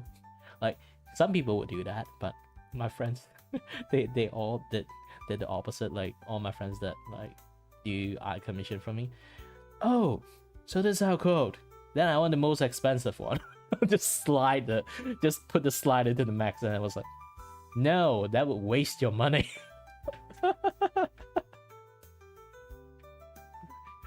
For me, it's like it become like not a negotiation of me trying to cheat the shit out of people. It's like me trying to negotiate like, no, you should slide it to this slider, maybe around this range. I can work with this, so you don't have to overpay me. That is generally how I do. But yeah, here's the thing: like my art commissions is an Easter egg in some sense. They are not my main thing when it comes to my content. I'm doing a lot of like different kind of content, you know.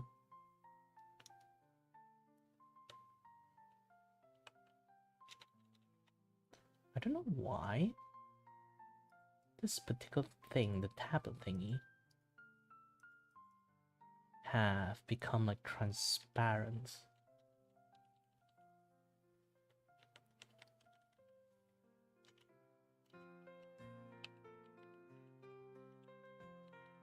It's weird, it's weird.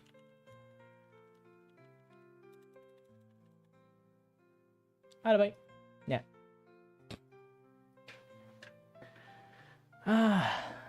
This is a blast. I haven't chatted for quite a while, and then came back after dinner, sat a little bit, you know. Now I have some questions to ask. I can keep talking. And then you realize this one particular thing is like, man, this guy can't talk. The problem is he never shuts up.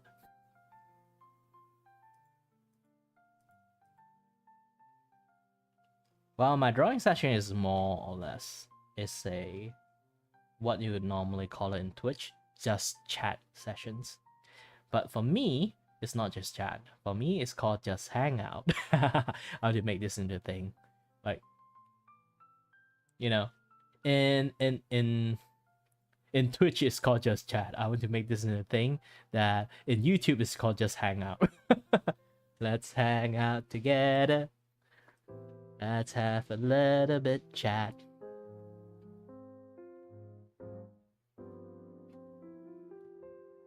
Oh yeah, I forgot.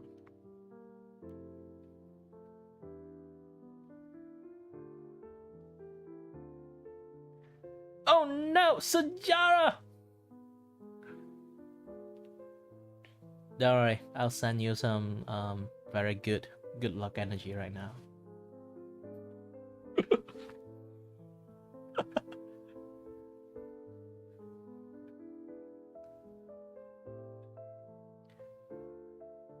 You have to like try to study Sajara a little bit. Like which sections of Sajara you need to study. Tell me. Next time, I'll try to help you. At least I managed to get a D. Yeah, I'm the batch that they start to require like your history need to your Sajara actually need to like at least get a passing grade for you to actually pass the SPM. And I was like, holy shit, I'm scared. And then by miracle I managed to get D. And then I was like, yay. I love history. It's just that Malaysian history sometimes is a little bit boring side. Like the least interesting is James Brooke. I still remember James Brooke stuff. Not the fine detail of it, but the general detail of it. Especially the time that everyone's still using blow dart and like very primitive bow, and then that guy just came in with like 5 warship. Is it 5 warship? 5 or 3? I forgot. Like 5 warship, and then just park around the coastline, and then try to ask them, do you want to get colonized? And then all the cannon pointed at them. Do you want to get colonized? Imagine that happened to you. Like, would you sign it or not? The colonized treaty. It's very stupid.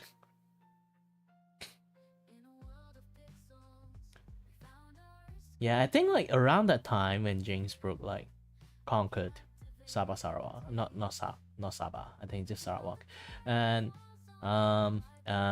just conquered Sarawak, and then I wonder like what that time like on the other side is.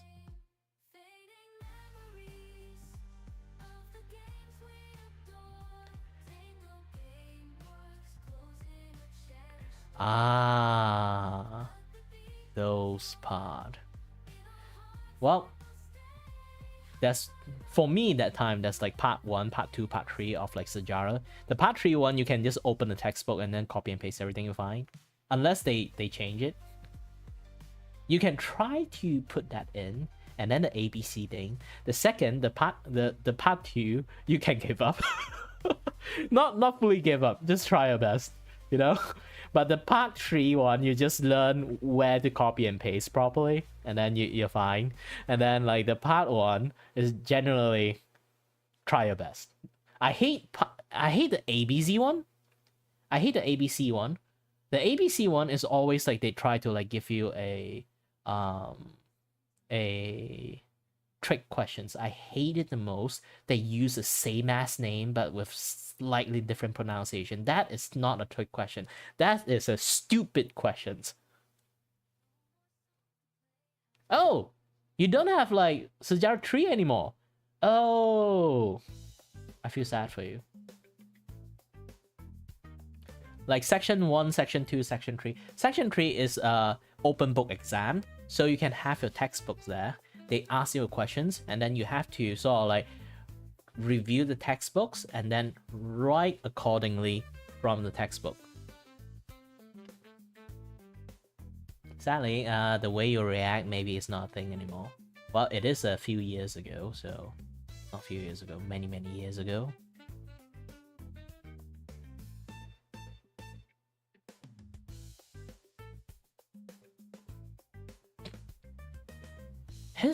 Malaysia history is actually very business centric. So you just try to think like every strategy is basically business and politics. I hate the most part is actually the Merdeka part. The Merdeka part is so ridiculous.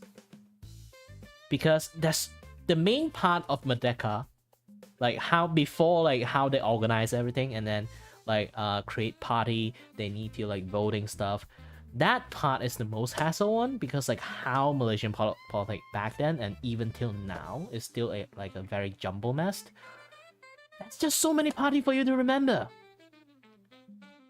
And then all the party have some weird ass name. And then you have to remember every important person in every single party. I was like, holy shit, how do I even remember any of them?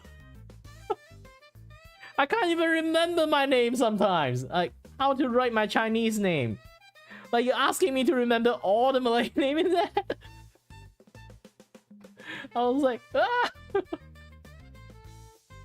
Can't I just write that nickname or something? Why I need to write full name? Like, if I just write the surname, then I'm fine with it. Yeah, I need to write the entire name. Muhammad bin something. And I was like, holy shit, I need to write everything. I can't miss a single word.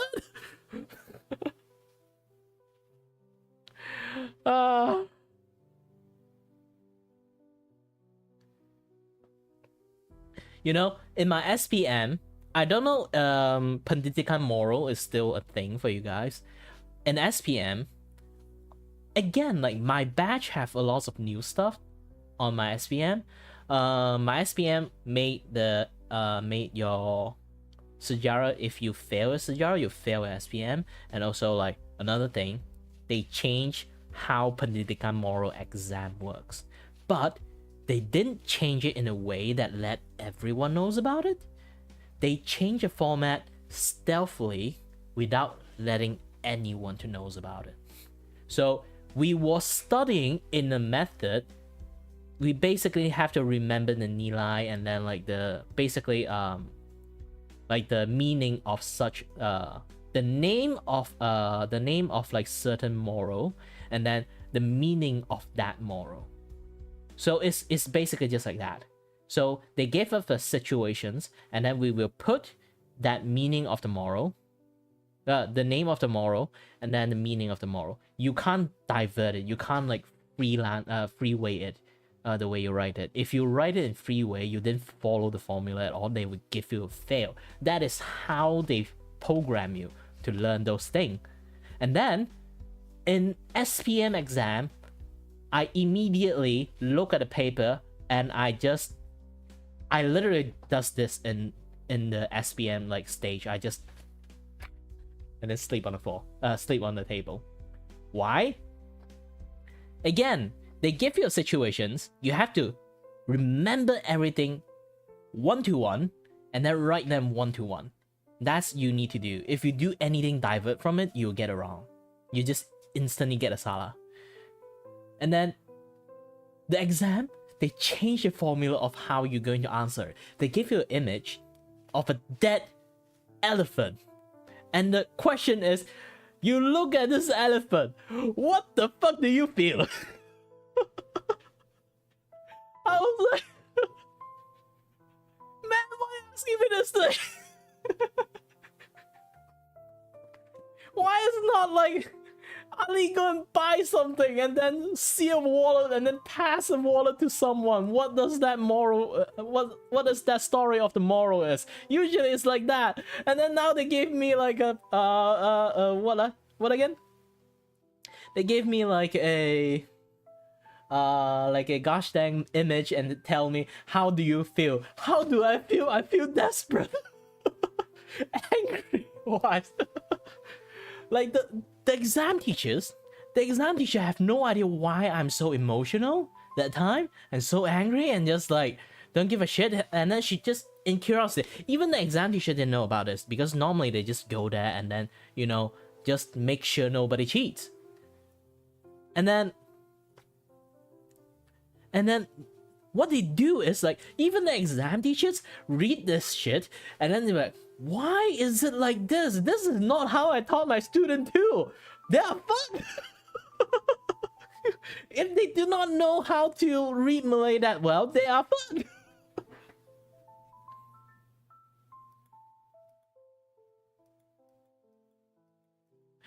I was like, yeah, the moral of the story is do not listen to teachers, I guess. They literally program you to write things 1-to-1, and then they gave you a exam that is tell you to freestyle it. And then I was like, no, I'm not going to answer anything. And then I just hand in blank paper. That is my first blank paper ever I did in SPM. And then so many people heard it, it's like, at least you should write something, you know? Yes, I did write something. I write complain. in the freaking I write like super sarcastic answer in there. Like, you see a dead elephant, what do you feel about it? I don't know. Sad? Angry? What do you do? What do you think I can do? Travel back into time? Stop the poacher?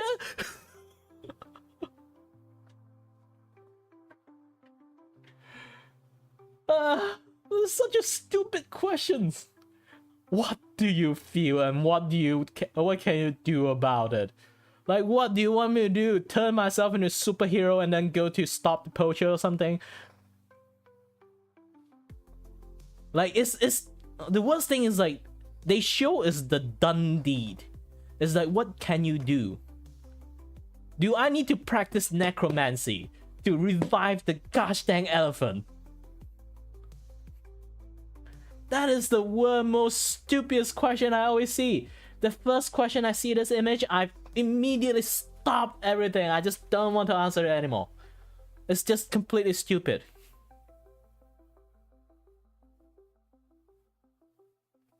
Yes, actually.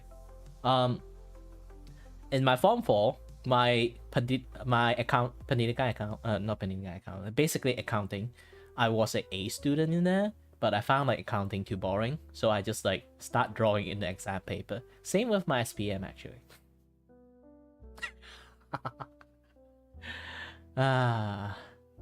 I actually have like a lot of purpose fail even in SPM.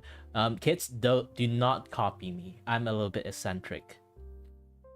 I get A in lots of subject, but also fail, like straight up fail lots of subject. I used to be an asshole as a student.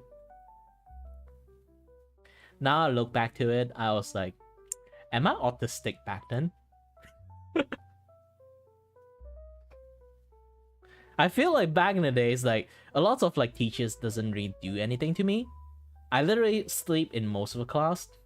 I think they just thought I may be some autistic person, so they never really bothered me that much. Like, that guy get an A when he wanted. It's not like he's not.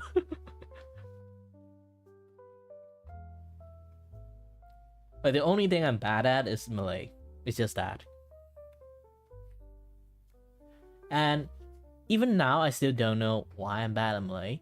Because, like, it's not like I don't understand Malay sometimes. But nowadays, I am. But, yeah. Chinese. Well, I gave up. I didn't register for, like, having exam on Chinese.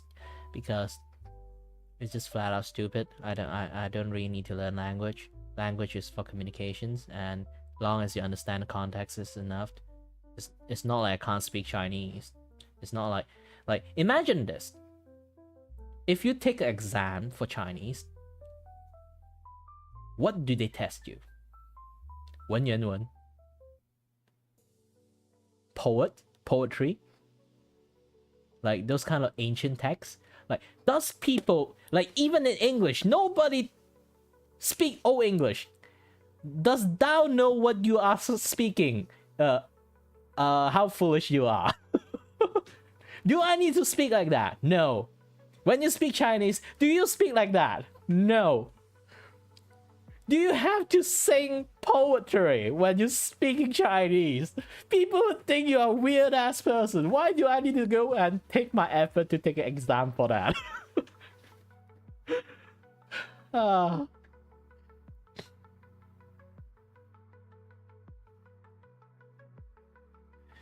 I feel sad for you. You have to go through that. But again, just try to be as fancy as possible. You know what? You should now. Have you ever watched the old like Chinese movie theater stuff? You can actually learn Wen from that.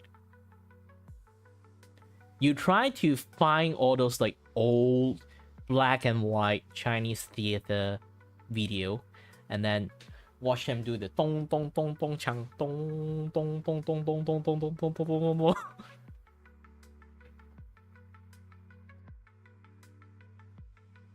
Like those kind of things actually does help you to understand that language enough.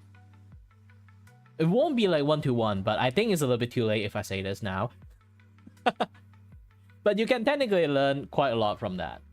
And then it's not asking you to learn what they are talking. It's basically you watch those to learn the impression they are making. So if you have that impression in your brain, it's basically like how you normally speak Chinese to your friends, and then you met like a exchange student from China, and then your brain would switch to that gear, and then you remember that dong dong chang, and then you start speaking like them, like the way you're pronouncing. Like you get like the impression from that. What you need to learn is how the impression, how they use it, the way to express themselves. Once you learn how they use that way to express themselves, you become much more easier to understand those kind of language. So basically, just like that, you have to learn how to switch into that gear to be able to understand that language, and then you can like write your answer much more easier. Unless everything is like fixed format, you have to like write things one-on-one, 1-to-1. I don't think nowadays studies still do that shit. Now it's much more on the age that want people to be like much more freely express and creative with their answer. Like of course, it's don't write wrong stuff. You can be creative with your answer, long as it's correct, long as you express it in the right way, you get correct. But back in my days, holy shit, you just need to remember everything and then just copy and paste everything. I was like, is that even study? This is why I generally sleep in the class, because they just teach you how to remember everything and then just copy and paste everything. And then I was like, why I am in school? So I either sat there, start to draw my comic book, Stickman comic, or sleep in the class. I just always does that shit. I think nowadays they teach you the method, and then the answer they want is like way different now. Because my days is literally like, I'm 29 now. So imagine like, I need to pull out my calculator again. Used to be an engineer. I can calculate without using a calculator. And now I need it. Just for simple math. I feel sad. Again. 29 minus 17. It's like 12, maybe more than 12 years ago. All my exam format and stuff. You know? So it's complete. The advice I give you for my exam is basically you have to grab like a bunch of potato chips and grind it into salt and just spray it on your face. It's not a pinch of salt, it's a bunch of potato chips. Practically useless.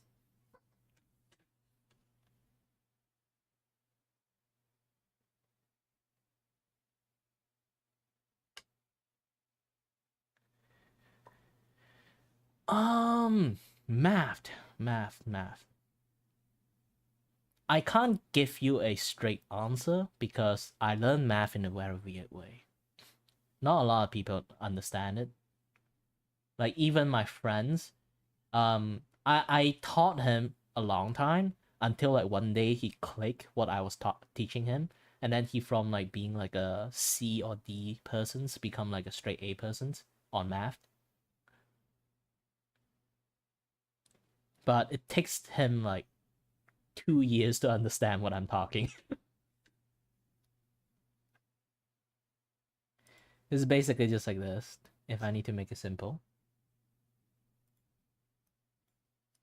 Depends you are studying additional when you say math, it's like general math or additional math. Technically it apply on both, but still you have to get the concept before you can apply math into math. Else your math is not mathing.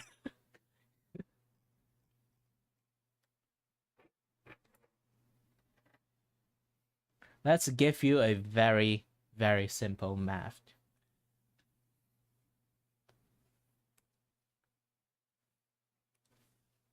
One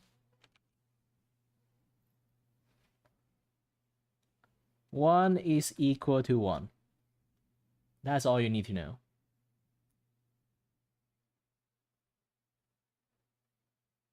I'm not kidding. It takes a lot of people like a long time to understand this concept. We learn how to balance math. Everything itself is 1. Left side is 1. Right side is 1. There will always 1. No matter how you break it down, it's still 1 at the end. You can turn it into 5 plus 5. You can turn it into 6 plus 4. At the end, they still are same number, and then they will still convert back to 1. So if your answer is not going to tally, means you're wrong. All you need to know is like no matter how complex a math is, there's like a complete formula itself. There's also a complete formula on the opposite side to balance themselves out. If you found out there's like a missing piece, means like there's a missing piece here too. You just have to find a different formula fills up that gap. That's the main use of the formula. It's very hard to explain. It's so hard to explain that my friend literally need to take like 2 years to actually understand what I'm saying. Once he actually understand, he actually thanked me for it. But that is just the most basic way I can teach people how to do math, because I personally forgot a lot of like formula and stuff, but generally the core concept of math is to tally the number. And really hard to talk about this, but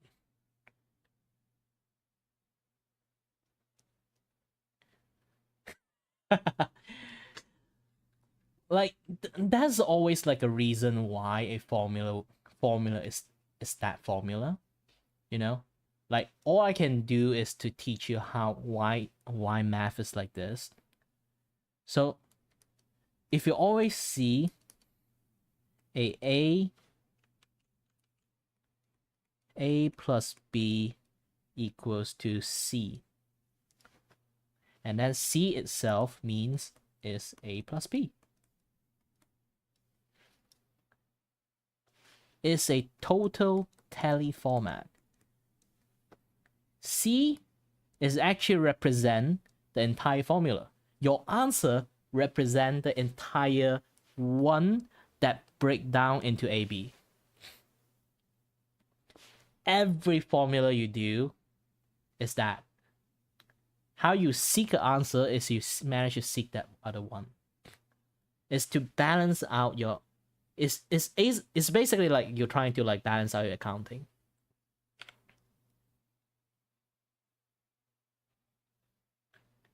It's a very like complex thing to talk about because like my math is not that great anymore. I ran into some problem. It seems that I have some PTSD on calculating, but it's not because of math. It's because of engineering.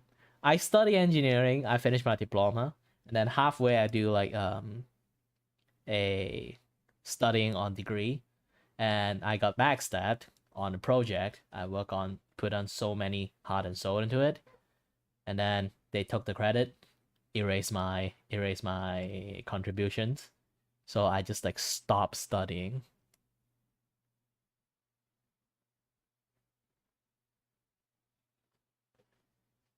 Hi Anna. Yeah, so apologies if you want to come in to see artwork and then you see math and then scare the shit out of you. Hi there, Dolly. Yep, if you want, I let you guys have a little bit tour on the work I've done so far. So I have a commissions that is to draw a bunch of drawing. Technically, it's just one drawing. I just expanded to a bunch of drawing. It's her anniversary, like next month. So she requests like a artwork. Technically, she sent me a example of like a lot of photos. She just want one photo,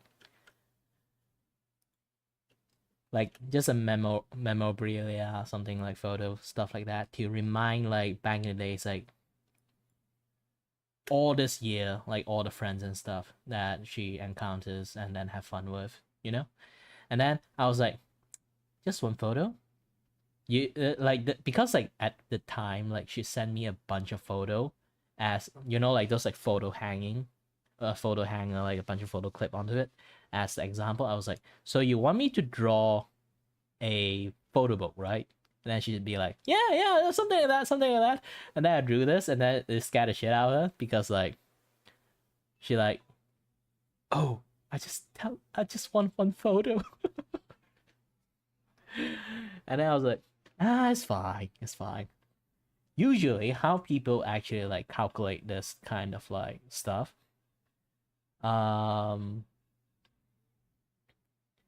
usually they calculate this kind of stuff is basically like $25, $17, $17, $17, $15, something like that. They will draw everything on a separate canvas and then just like paste it in there. But since like it's going to be hella expensive, I was like being a good friend. I told her, all right. I just calculate all this thing. If I sum it up, should be $33. I just give it like a super discount for her since it's like a friend's.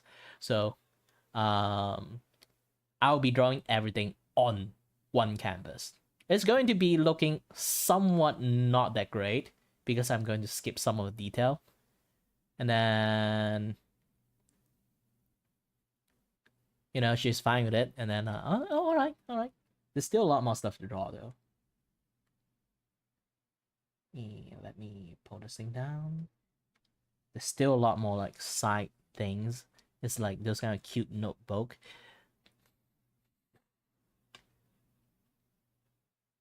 Like generally I don't draw like this.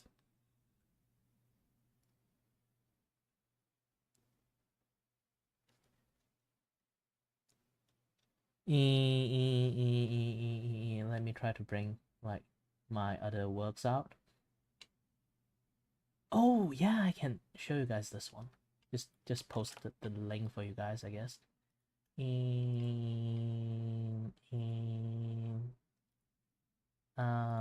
I don't know why my shot used to be like a lot of people can see it, and my shot for nowadays I think got like shadow ban or something, like starting to no people able to see my art shot.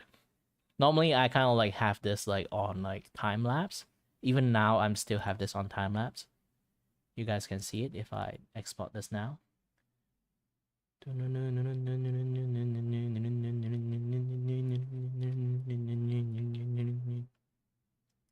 60 seconds. Yeah, generally it's like this.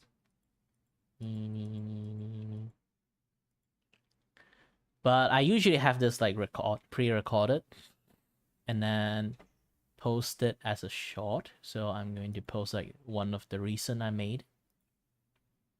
And okay, posted it here. Now I see it.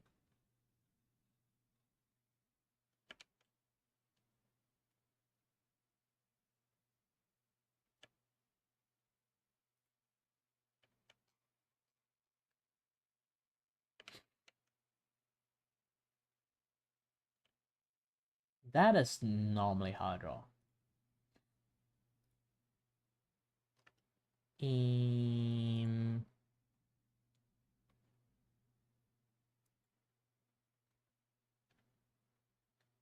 This one is still my proudest artwork.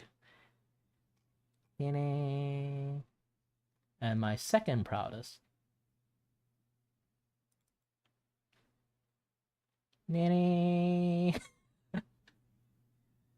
But you kind of I can see it. Like I generally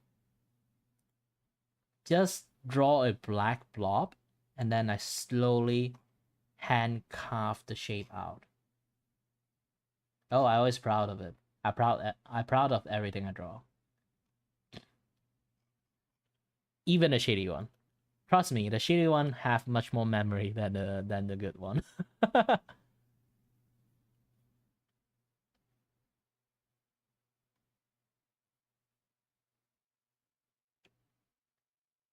And there's this one. I like the third one. I like the most. Just look at the slime. Ah, it got snag. But yeah, all this thing like this view I show you is technically a prototype version. Back then I was like learning how to do this properly because I'm not using my hand to draw like every single line here. The way I draw back then is basically, where's my drawing pen again? Ah, yes, this one. I would draw like a very like rough sketch like this one and then faded them out. Use a special tool. So far I only know that Clip Studio have this. You lasso it up.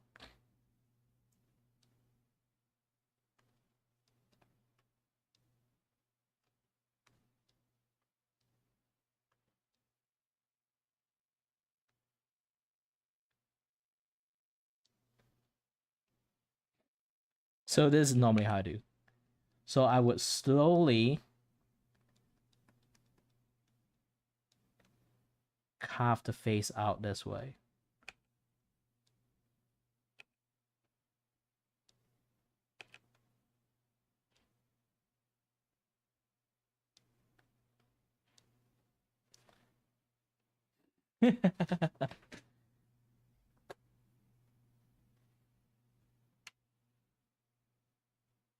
Yeah, you guys can ask any questions. Generally, I love to teach people how to draw, and I would want to transfer this like carving skill to people too. But so far, none of my friends can do it, even though they actually are quite awesome in drawing, much more better than me. They found out this skill actually requires some talent to actually do it. And even they can do it, like one of my friends can actually do it, and he'd be like, never ask me to do this thing again.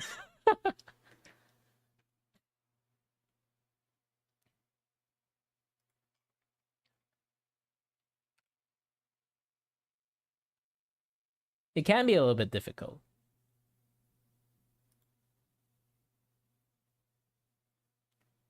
Hold on a bit. Yep.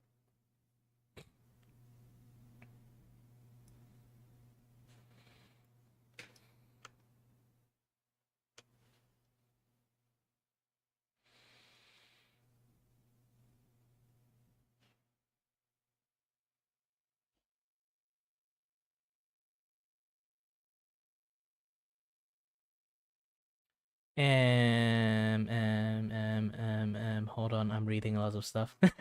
It's been a while. I get so many people here.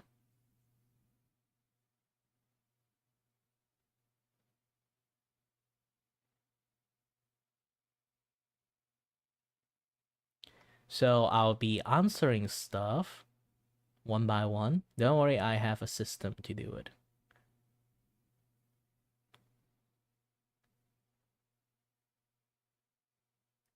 Okay, let's do this first.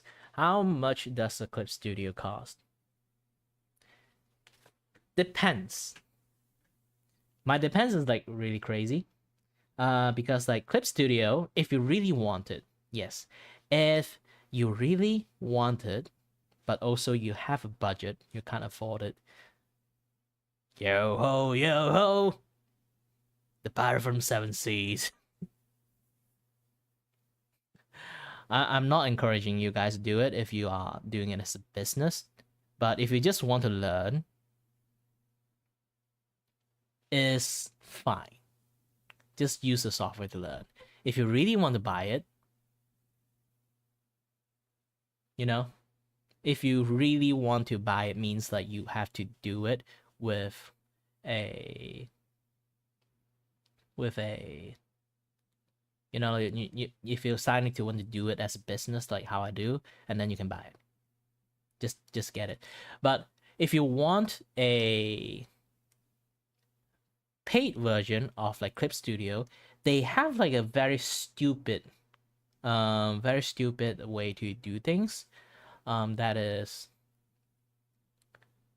you can subscribe to get like to use it like how Adobe does it. You can pay for it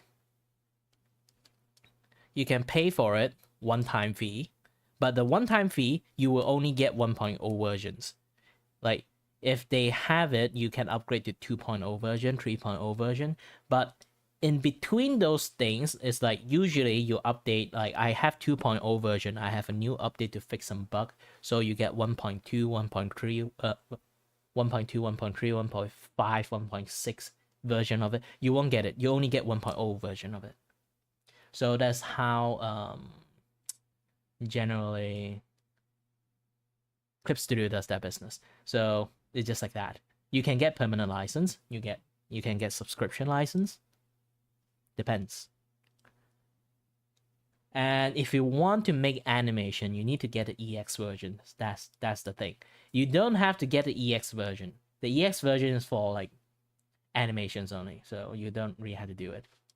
So scroll down a little bit downward.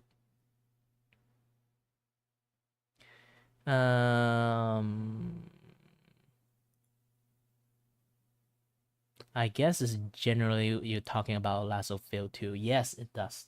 Sometimes. Depends on how you apply your line art actually. And then you not using a drawing tablet, you using a iPad, and Procreate is actually pretty nice, you know. I'm not kidding. Procreate is actually really nice if you're using iPad. But Ibis Paint is also good. And it's free. I think it's like half free. It's not like it does have like a lot of features locked behind it.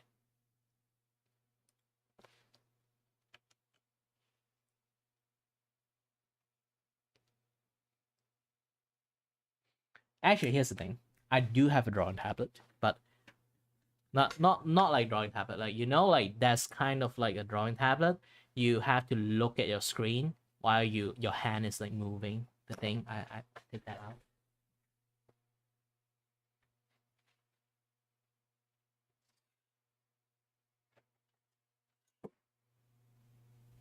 Still with me. Everyone first experience when they try to use like hand drawing thingy. Ha! Wacom Intuos. I can tell you this thing. Advice from a person who got this. If your screen size is around the size, it's okay. But if your screen size is like a 24-inch monitors, and then you using this small dinky ass pad, it's not going to help you. In fact, it will make your drawing worse. Like in your real life hand drawing, it will screw up your hand drawing. Maybe you still can use it, you got used to it, you can use it on your 24-inch monitors with this dinky small thing, but it will screw up your real life drawing because you used to draw in a very small movement manner, and then you try to draw in real life, you will realize you looking at the image. When you draw like tiny things.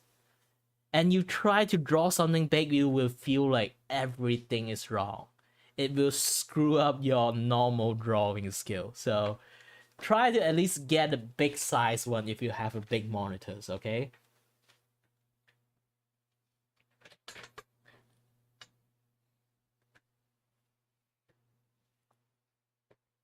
Krita is actually pretty fine. Krita is a good software. It's not the worst one. But definitely I can say it's the best one so far for the free versions. And then yeah, using the finger to draw is actually I use my finger to draw a lot of things before. I think I can pull those like old finger drawing work out. Back then I'm still very bad at drawing. I think it's like 6 or 7 years ago. Let me try to find it. I'm not sure I actually can I actually have it.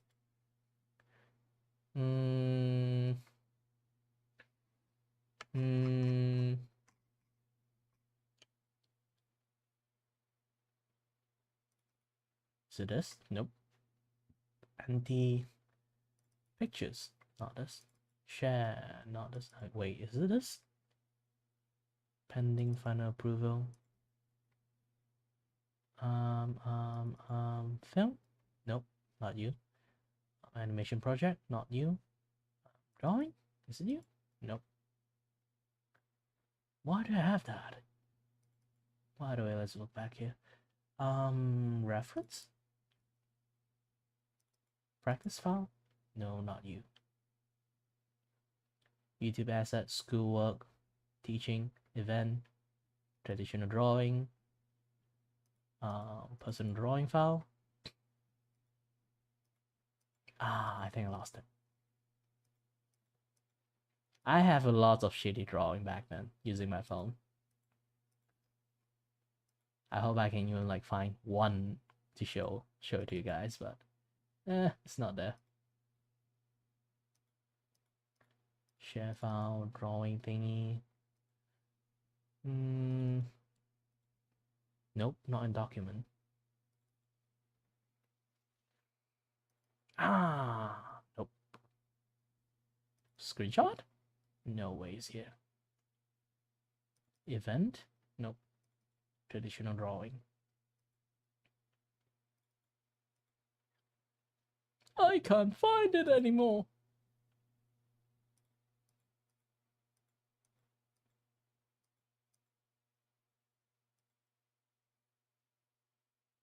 Yeah, I guess I lost it.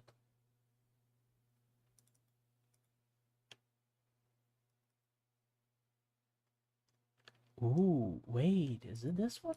No. Sadly, I can't find it. But yeah, it does like teach you drawing in the wrong way. just make it simple. It teaches you drawing in the wrong way. So try not to do that, I guess. Sometimes it does work, sometimes it doesn't work. Because like generally it depends on how thick your finger is actually. If your screen is like small and then you try to draw with your hand, it's very hard for you to see. Unless you like really get used to it, you know how to use the edge of your fingers to draw, and then you have like much more visibility. That's a lot of things.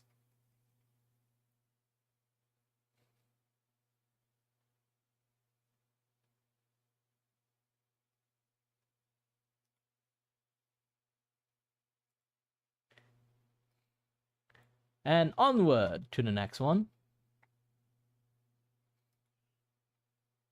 Kiray! Questions recommended for drawing tablets. Well, Intel was one, kind of good.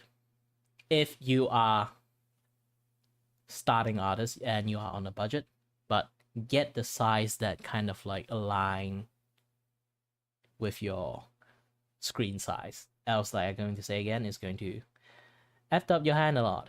But XP pen currently I'm using is actually quite good. And if you are using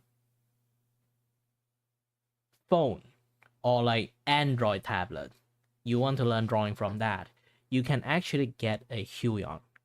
Huion, like the Intuos version of Huion, actually can connect into Android. So if you plug it, get the apps, and then you can actually do the same thing, looking at the thing and then draw using the drawing tablet. You can actually do that. You just need to find a version for that. I think it's called Bamboo or something. No, Bamboo is like from Wacom. Like again, Wacom. It's really hard to suggest Wacom to people anymore because Wacom actually have like this like very huge quality drop. They actually just refurbish a lot of like old Wacom and then resell them at the moment because Wacom is just so expensive. They literally just like every single time they get like a repurchase and then they will like refurbish it and then resell it to people. Generally, it's how they does their business now. So if you're lucky, you will get a new one. If you're not lucky, you get a refurbished one, and then with like some weird squeaky sound sometimes. Wacom is just now is too expensive.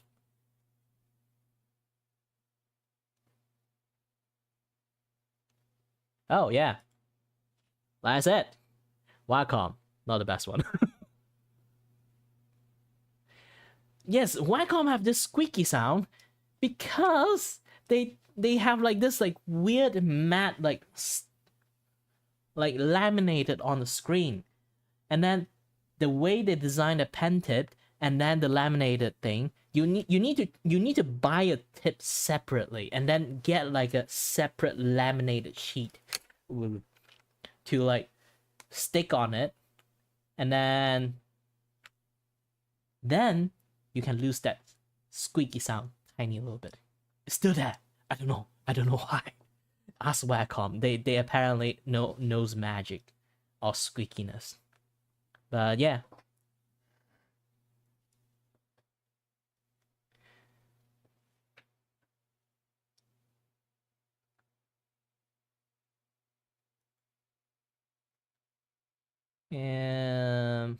Yeah, digital drawing and traditional drawing is completely different thing. I still can draw on traditional really well. When I draw this, I still can't draw that well sometimes, but I realized that one trick for you. One trick. Remember that this thing always have this thing called stabilizations. So if you do a line art, people normally would use this to draw. But you realize, see, my hand and that thing is basically chasing my cursor. That is the reason why you can't transition to like traditional artwork to digital artwork that well. Also, you do not know how to like fiddle with this thing, like turning the paper. So you either would do this, turn your head, move this thing, or then move your head like super close to the screen to draw. Like all those habits is going to like mess up your drawing skill. One of the almost things that can help you a little bit is to drop this to 0. You see, it's not chasing my cursor anymore. So anything you does, even like also get a good pen, get a good like you know. Let's see, where's my M pen? Yes. Get a good, I mean like very good brush that you like the most. Make it the smallest. See? You can start sketch like how you usually do. See how responsive it is? the eyes a little bit wide, but yeah. So you just drop your stabilization to 0. Maybe if you kind of like found like if your tablet is not like that great, you still have some jiggle, something that has happened, then you can at least make it 5. It's still the same.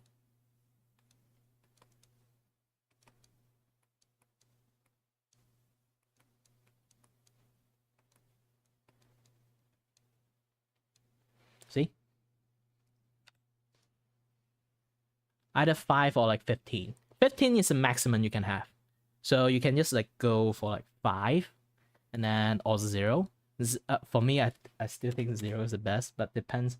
Why I say you have to go for like very thin line, not thick line, because like if you go thick, you can actually see your own jitteriness. See? I practice my hand enough to draw really stable, but usually people don't actually draw that stable. So yeah.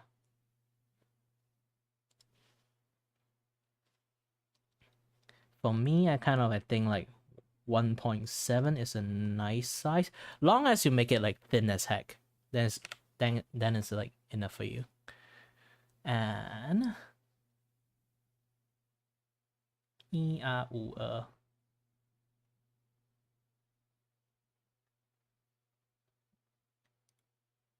Hey, fellow XP Pen user, high five. But I'm using the 15-inch Pro, so yeah.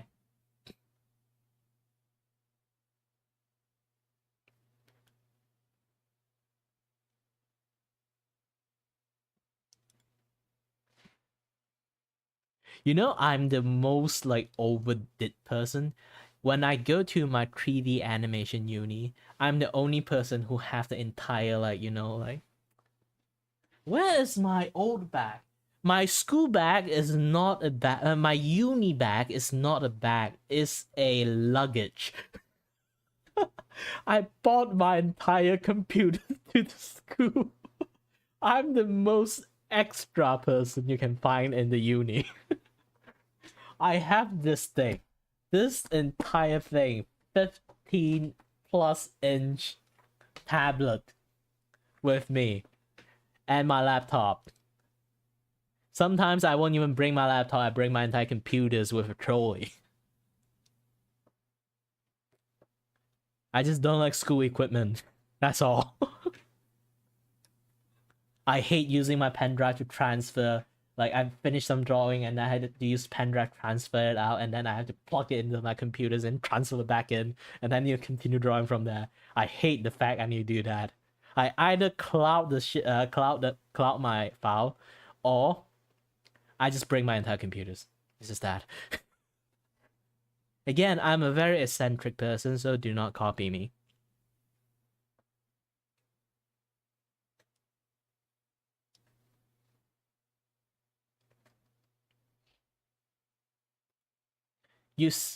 Oh, wait, this one. I secretly draw in school. Bro, this is baby shit. I draw manga on the school, on the table. Even a teacher read it with me. But I do get A in my class, so I get a privilege to do that. If you didn't get A, try not to do that shit in the class.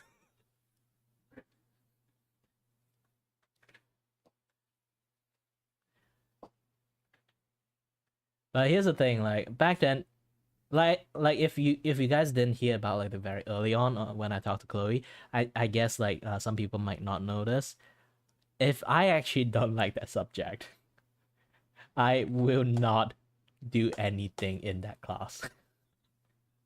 I'm the most eccentric person you can find in the school if you go to any classroom. You either will see me either drawing, writing novel with my laptop in the class. It was like 12 or 13 years ago, so it's not normal. And then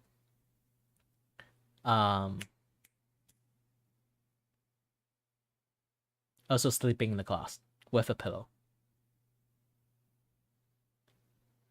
So just secretly drawing is not is not a big deal for me. I do not secretly draw. I openly have the file and everything draw. Let me bring that shit.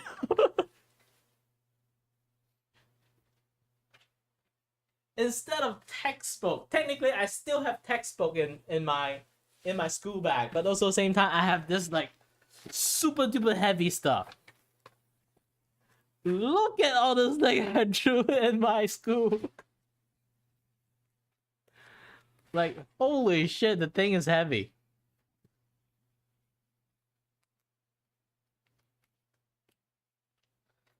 Ah. It's really hard to show it to you guys because like all of them are pencil marked, and then if I don't preserve them well, they kind of like slowly faded out. Like back in the days, I keep drawing lots of stuff in school.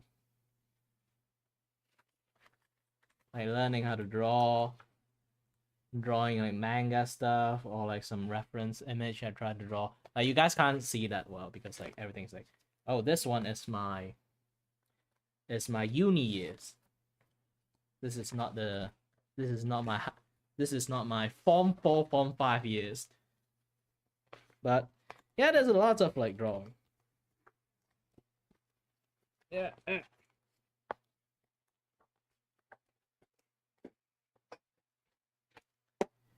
Oh, I totally forgot. Back in the days, aside from just being why I go and study engineering, because aside from like drawing a lot, I write novel and I write sci-fi novel, and I was encouraged that the thing I wrote can be made, technically. So I spent a lot of time. Sorry, it get water damage, but I wrote and create invention in my book. So this is technically my invention book with formulas and everything, because I wrote too many sci-fi novel back then.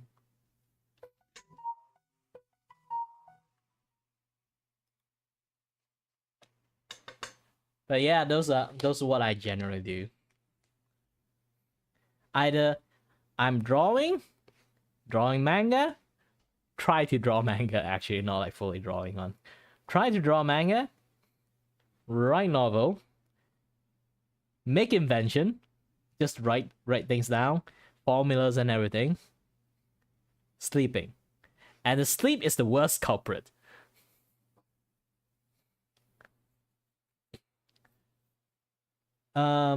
Here's the thing, because I have a bet when I was like form 2 or form 3, I have a bet with the disciplinary teachers, because the disciplinary teachers canonically is actually my school is my science teachers. So and around I think it's like form 2, I actually have a bet with him. If I maintain my science above 95, I will never ever do a single page of homework, and then I can do whatever in the class. And then he say okay. And then my entire science study after that, from like form 2 to form 5, I literally just sleep in the class. Like you have to mandatory go to the lab room, because like you go to the lab and then you can sort of like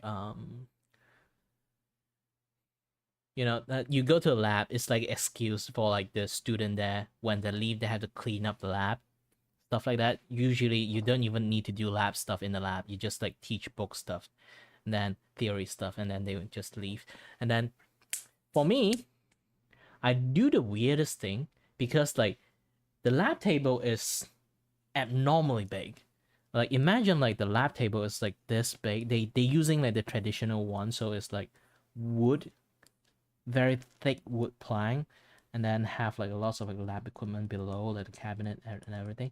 Like at least can house like 10 student, more than 10 student on it. The table is freaking big. And then in the room, imagine this is the teacher's table, and then like table 1, 2, 3, 4, 5, 6, 7, 8. Usually, because like there's one class only can have like 30, 40-ish students, so there will be like maybe sometimes this or sometimes this table will be occupied only, or like if they want to spread out a little bit more, like 4 tables. So behind this, the table is completely free. I climb up on top of it and sleep on it.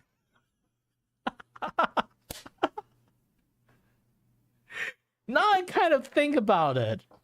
Holy shit, I was an asshole. I was an asshole. I wonder why I'm so unruly. How is the teachers not saying shit to me? Actually, I think about it. The other teachers came in. They know that I have this eccentric personalities. They actually did try to tone me down a few peg. But the problem is, young Kiray actually can't watch Cartoon Network when he was a kid. So he was forced to like see fishes in the Nat Geographic channel. And then I somehow stay in Nat Geographic and you know, like the Discovery Science, Discovery Channel, all those kind of channel. I grew up with that channel. So I become a person who actually knows more than what I study. So in a way that I sleep on the table, and then the teacher sometimes would just like don't like me doing that shit, and then he would just ask me. Technically, I didn't sleep. I'm just lying on the I just lying on the table. So I didn't do anything. I just lying on there, closing my eyes. My ears is technically still listening to everything. So she would just like call me, and then I'll just turn my head around. She asked me like what is like mitosis and stuff like that, and then I would give her the answer and then give her extra answer and then go back to sleep. I still remember so much of the question that she asked me. She would ask me time to time. I would just answer and then go back to sleep. Yeah, this is the thing. Like, I didn't know the fact I'm that unruly until I go to like nowadays I grew up, and then I go to like you know like the old classmate meetup stuff. They would talk to me like as if I'm some sort of like living anime legends, and I was like, wait, what? What was like that? I didn't know about it because like here's the thing, like you only do the things when you felt because I only do the thing when I felt like it, so I do not like have like active aware of my surroundings, so I'm basically an asshole in the school. I did not know I'm an asshole in the class until they talk a lot about me in the class meetup like places, and I was like, holy shit, I'm an asshole. I didn't even know it. Like again, like I think the teacher think I'm some sort of like autistic persons, so they never really like address that how unruly I am. Because I'm basically, if I'm interested in the class, I will get A. If I don't interested in class, I literally draw on the exam paper and then hand it to them.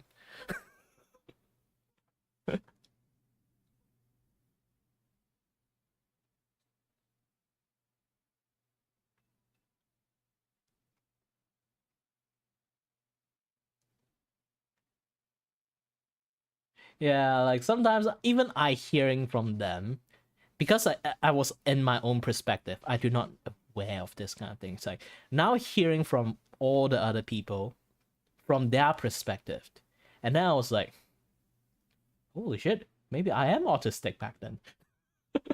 I just learned how to become a human. Back then I did not know how to become a human. I watched too many anime.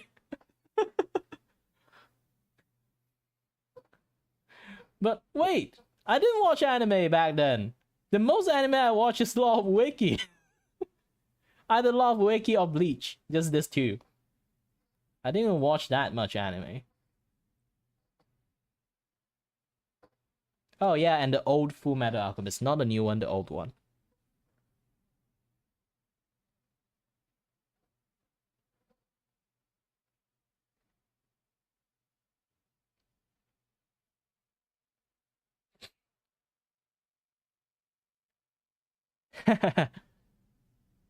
Alright. Donello. Go and have your dinner time. I already ate at 5.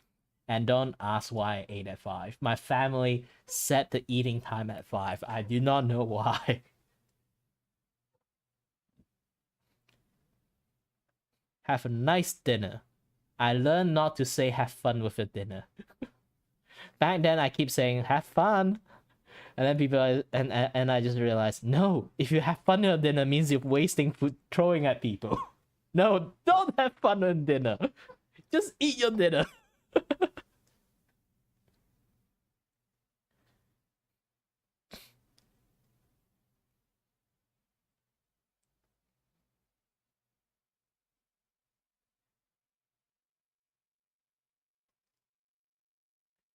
Um, yeah, yeah.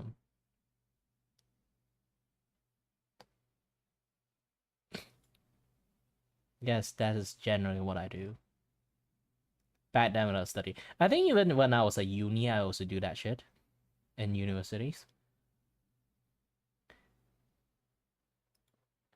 Like, yes, I'm not kidding. It's like in university, I also do that thing, but I went serious on study more than like start doing drawing because like I went to study engineering because there's something wrong with my hand, so I cannot draw anymore. And then I just like, nah, since I'm good at science, let's study like engineering. I'm actually not from science stream, and then I somehow managed to get into engineering. You already know. I managed to get a special case. It's because like I get full A in that in science subject. I didn't even know physics, and then additional math. I just go into it. I think that time I studied at in Nilai universities, so they kind of let you do that thing.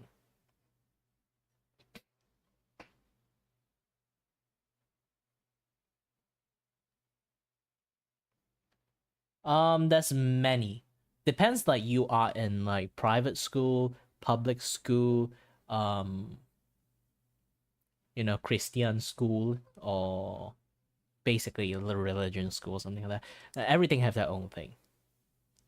Or like, Chinese school, they also have a different thing too. But if you are in the public school, you would have a few stream. Generalize everything is like science stream and art stream. So people from science stream, you can have you gain the ability to study, that gain the ability and gain the access of studying physics, chemistry, biology, additional math. Art stream, you still can gain your ability to study additional math, accounting, um, polytechnic stuff. And if you don't know polytechnic stuff, it's like like sawing, or like do basically a lot of like labor stuff work and stuff, and business, and programming, and a lot more stuff. Even programming is in art stream. ICT, it's not called programming. A lot more like different stuff. Science stream is just you gain the ability to you gain the access of study like physics stuff only. I still think this is the most stupidest idea. Only elite student can go to that. Yeah, science stream people, because like if you don't have like physics and like physics, bio, and chemistry as your background, you can't actually go to like any other study like engineering, and then like mechanic stuff, this and that, yeah, that stuff. And then you can go to art stream. You can convert yourself, like if you come out from science stream and then say, oh, I'm fancy like 3D animation, you can go to study 3D animation, no hassle. But if you are from a person from art stream, if you say you want to go to engineering, I'm an exception, so I don't even know how I get exceptions, but usually they will not let you study that.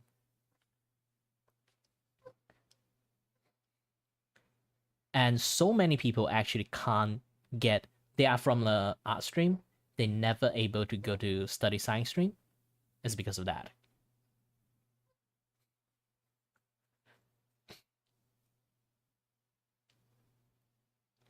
And I hate the fact is that they only let elite student go to study science stream. I was like, why can't I go to science stream? Because I can't go to elite class because of how eccentric I am.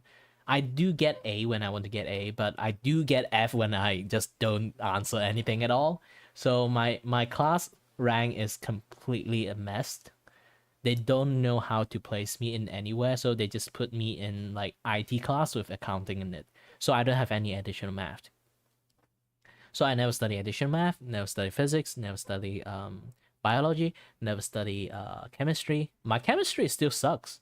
I do not know any elemental period stuff. But at the end, I still managed to go to engineering diploma. I think diploma they don't really care, so you can just go to study diploma if you really have the money to shell out. You study diploma, and then you can use a diploma, go straight up to degree that way. But art stream is not scary. It's just like depends on which kind of art stream you want. Some people are scared of art stream is not because there's a lot to learn. Some people are scared of art stream because they used to stay in the good class, because the good elite class go to the science stream, and then the quote unquote bad student, aka also me, go to the bad class. And then everyone in art stream is converted from bad class to at least most of the art stream class. This is why I say it's a very stupid Malaysian study system sometimes. Well, around my time, I'm not sure like how things is it now, but in my time it's like that. So there's a lot of like elitism going on. I'm in the class is somewhat hated back then. It's because I'm from the lower class. Imagine like you have like the elite class A, B, and then you have like the Muslim class, is a public school, and then those are the elite can enter only a Muslim class, and then you go to the A1, 2, 3, 4, 5, 6, 1, 2, 3, 4, 5. Those are like above average student, and then B 1, 2, 3, 4, 5, 6, 7, 8. Like those are what the public school would deem them as stupid people. I'm in B class because how eccentric I am. And then when I finish my form 1 to 3, I finish my PMR. I know you guys doesn't have PMR anymore. I'm not sure to envy you guys or feel bad or like be happy for be sad for you guys. But yeah, you finish your PMR, and then you would change your form 4, form 5 like art stream to science stream. So it's because of that elitisms, they will be have like the top 4 desirable class. Science stream class AB, you would get to study like no A B C D science stream class like basically 1, 2, 3, 4, like for all the elite.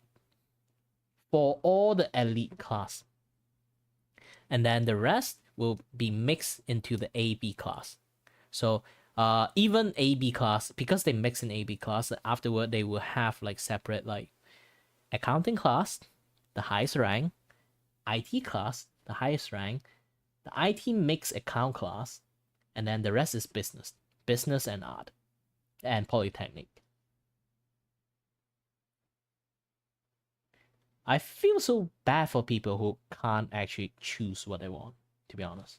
That is basically Malaysian study systems. But yeah, either I born in the wrong time or I born in the right time.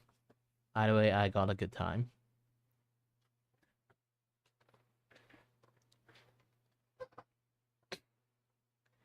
Just take a good break. If long as the thing that goes into your head, sleeping is the best way for you to learn. Once you learn, you go to take a nice break, you will absorb everything. I know it sounds bullshit because like my entire study life is sleeping in the class, but technically I didn't sleep in the class. I just closed my eyes and then lay down the table only, and then my ears is actually still listening.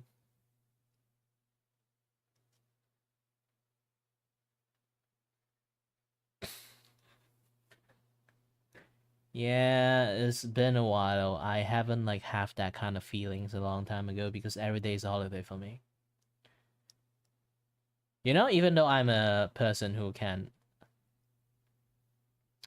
I won't really call myself quite capable because in social life and like real adult life, I'm quite not good handling those kind of things. But if I try, maybe I can. But I never really go to work. I'm basically in what they call quote unquote a failure. This is why I say don't copy what I do, even though it sounds cool. Because like when I finished my engineering, like even I changed to like 3D animations, I slowly realized there's something wrong with me. So I go to check the doctors why I can't focus. And then they realize, holy shit, this person have like multiple debuff in his life. How did he even manage to live properly? And then I realized that, oh, so every single day I feel dizzy and then feel like a little bit inconvenient how to control my body and stuff. Is actually, oh, you have like something akin to a disability. And I was like, ah shit. Now I can't work. I can't even mark myself as a disabled person because like okay you have like a very strict rule and a very long observation period, especially in my case, because it happened inside, not outside. If I lost a hand and I go into register as OKU, they would actually give me an OKU because I don't have a hand. But if it happens internally, I have some issue with my ears. I was born with it, and then breathing issues, and then eye issues, this and that, yeah, the other stuff. A lot of debuff with me. Tiny debuff. It's like for lots of people, if they have one of them, it would be just call it a minor inconvenience. Minor inconvenience. But for me, because I have so many things stacked together, what the doctors say, I'm somewhat what they call a half disabled. Because everything stacked together, they become a disabled symptom. But the problem is, if I go to register as a disability like registrations, they would look at everything individually. They would just say, everything is just like small stuff. Why do you even come here? And then I cannot register as one. It's a stupid system. Like even a doctor admit it's kind of stupid, but yeah, in a way that is a very hard thing. So currently I'm fine because I did not stress myself enough. Like I can if I go to work now, I can actually work function for like three months, and then after 3 months you will see me like slowly unable to concentrate, slowly become more and more clumsy, this and that, because like I have to use much more effort to control my body. So if I really push myself for a long period amount of time, my body will not handle it. And that's the most stupidest thing, because like if people are like, if my ass is like have like a nail inside, I would hurt every single time I sit down. People would see it. But my issues is like it going to gradually become harder and more difficult to control myself, like in a long sense. So it become like super difficult to say that you have issue or not, because like you're fine yesterday, you're fine last week, you're fine like a few months before, and then like slowly become like, oh, why are you like this? Things like that. When do you find out? Oh, well, my parent, they kind of accept it and also like refuse to accept it, especially when I say I want to try to like apply for like disability, like okay, my dad like really reject the idea of doing that, because like I look fine. Why do I even need to get disability? And also in OKU, I don't really get any benefit from it if even I register as OKU persons, because depends on your severity of your OKU, they will give you benefit. If you can't work, they will give you money. But I technically can work. I just can't work long period amount of time. So it becomes like in a weird sense that even I apply for OKU, I won't get a single benefit from it aside from the card that say I'm an OKU. And then I can go to park in OKU spot. It's just that.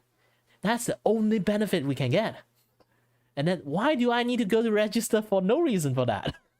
If the only benefit I get is just a card that said I'm an OKU, and then I can park in OKU spot when my condition is about my balancing and my ears having issue. I get dizzy easily, I get vertigo, and then I cannot drive. So that card is completely useless for me.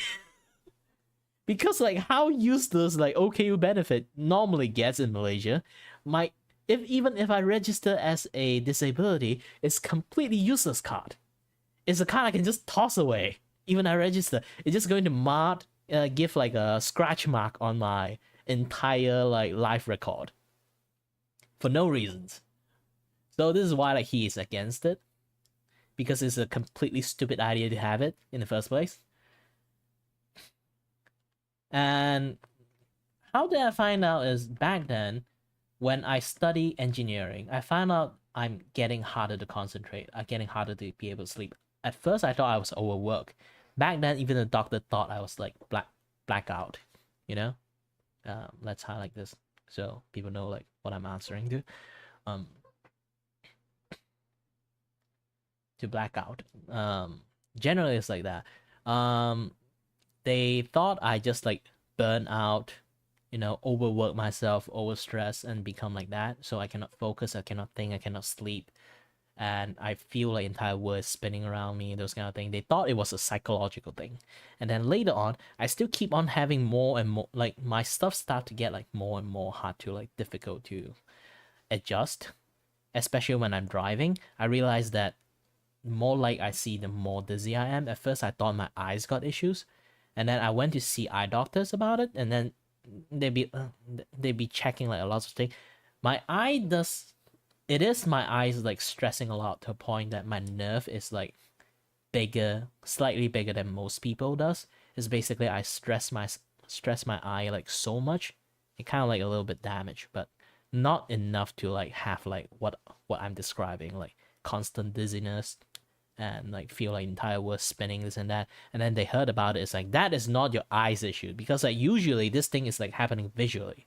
So I thought it was eye issues. And then I say like, that is ear issue, go to ENT office. And then I go to ENT office. They thought I was just psychological issues, and then they refused to like do too much checking on it. They just say, maybe you have Meniere's disease, maybe. Because like, here's the thing, Meniere's disease also is not a thing that you can actually check unless you go to a MRI machine and then have a scan. So they're just going to have like a bingo test, and then test me around and say, okay, you have this, check, have this, check, have this, check. You maybe have Meniere's disease. That's like how they detect Meniere's disease. It's very stupid, because they don't really have enough resource to MRI the shit out of everyone to have like this kind of symptom. So that's the best way they can give me. So they say, maybe you have Meniere's disease, here's the medications, you can try to take it. If it helps you, it helps you. If it doesn't help you, well, it doesn't help you. Just that. And then like it took me like 2 years to actually confirm what the heck is wrong with me. And they finally like learn most of it. My ears actually have something similar to Meniere's disease, because they finally like, because my condition is so weird, I go to even like rehabilitation centers to do like physical therapy and lots of like different stuff like neuro stuff and ears like ENT therapy stuff, like lots of things. And then they realize that I really do behave so weird. And then machine did test out I have vertigo, but I don't have the telltale signs of a person who have Meniere's disease.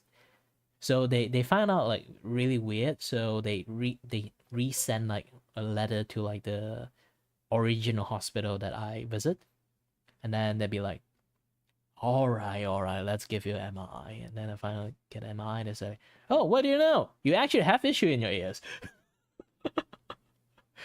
Like the most nonchalant way to tell me.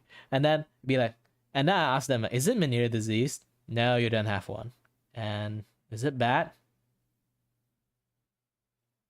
It's not Meniere's disease. They just reply me that way. And then they just send me back home afterward. And then I go to the rehabilitation centers again. I gave them the report and everything. They say, and then they say like, do you know you have this? What is this? They did say I don't have Meniere's disease. I have this. I asked them what is this. They say I don't have Meniere's disease, and then send me out. And I say this is the main culprit, you know. I'm like, wait, what?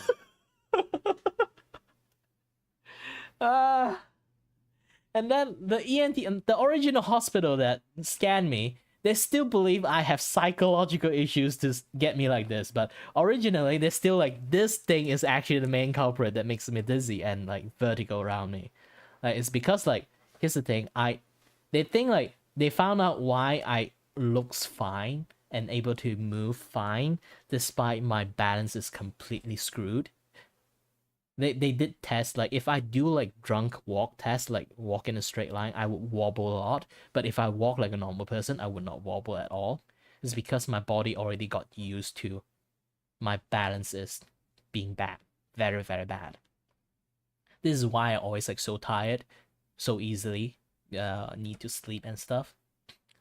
It's because I use extra energy just to move my body. Every movement I have is actually complete manual movement. Like everyone move, if they walk, they just walk. For me, I walk, I have to consciously know, like, use my waist, use my entire body, do this movement, do that movement, how to shift my shoulder to balance myself out, this and that. So I'm basically using way more energy just to move my body.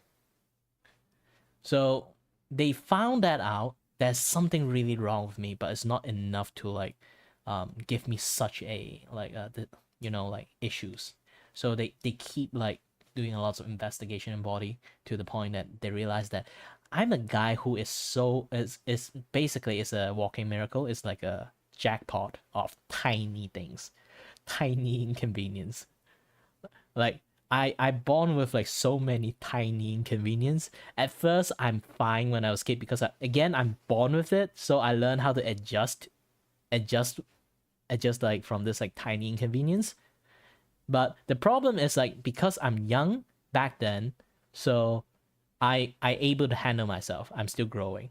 But nowadays like around like I was like 25, 26, I'm already on my full grown period rate. So my body slowly unable to cope with the issues I have.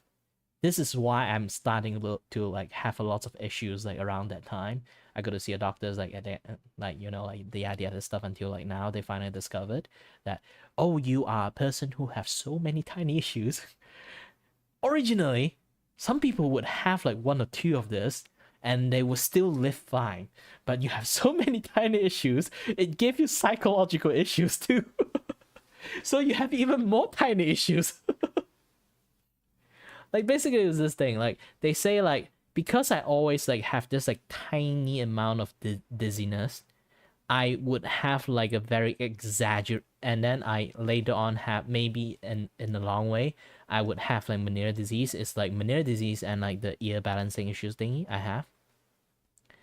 They would like have like they can stack together. Basically, it's the debuffed, so it makes me super dizzy.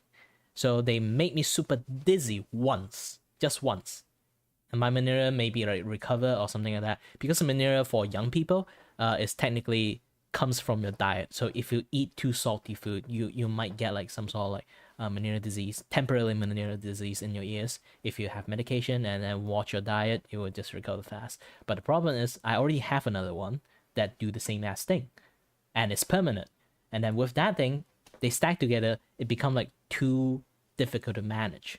And when it become too difficult to manage, and it kind of like create like a lingering feeling, even though it recovers, it create like a lingering feeling that I'm still dizzy.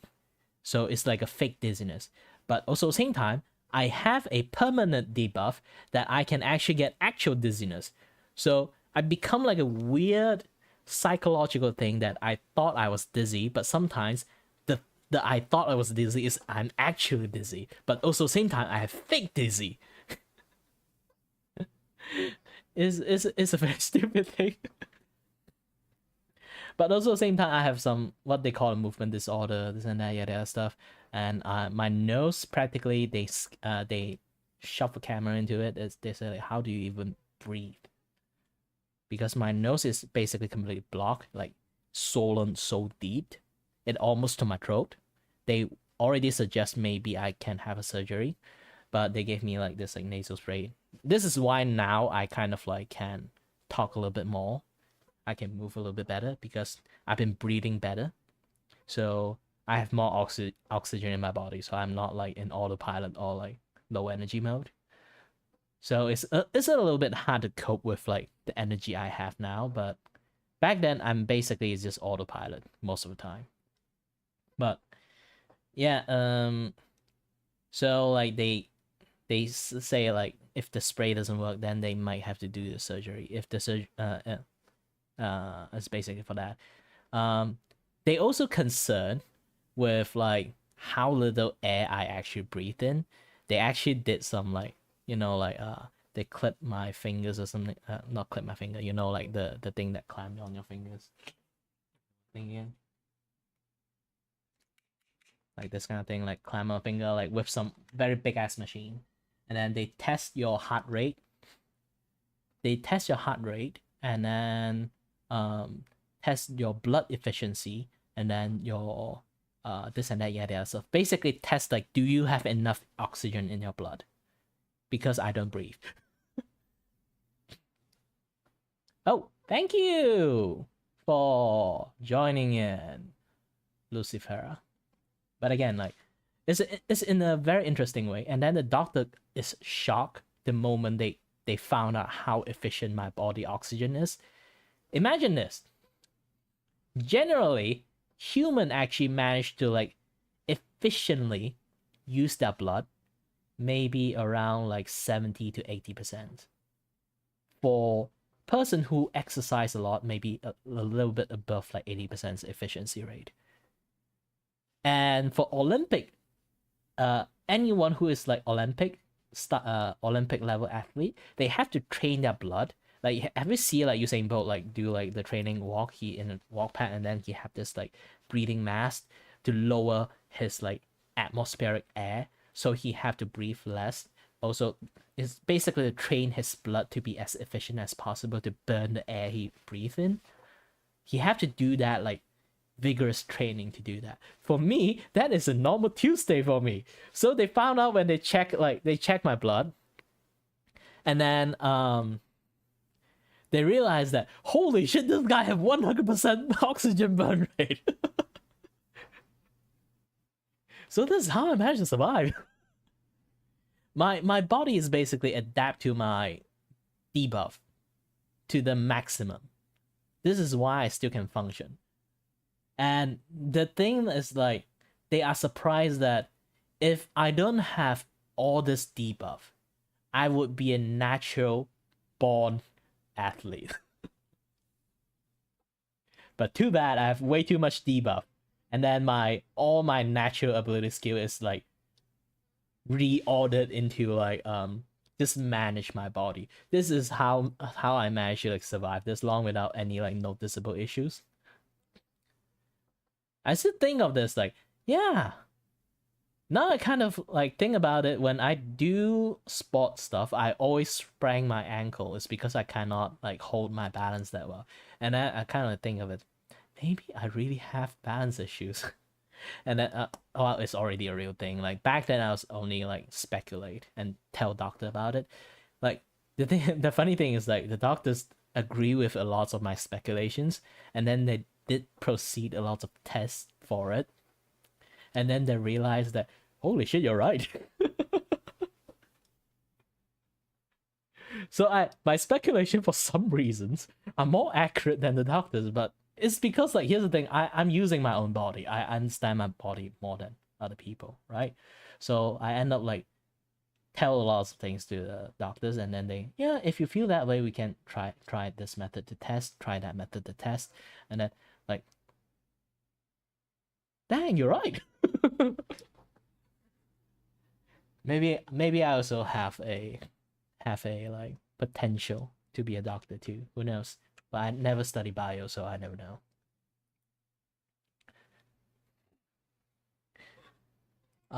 Does this count as asthma? No. Sadly. This count as allergic reactions.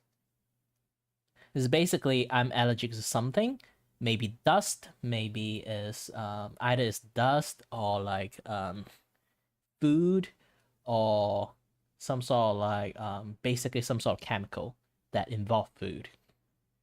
Every single time I finish eating, I would become even more harder to breathe.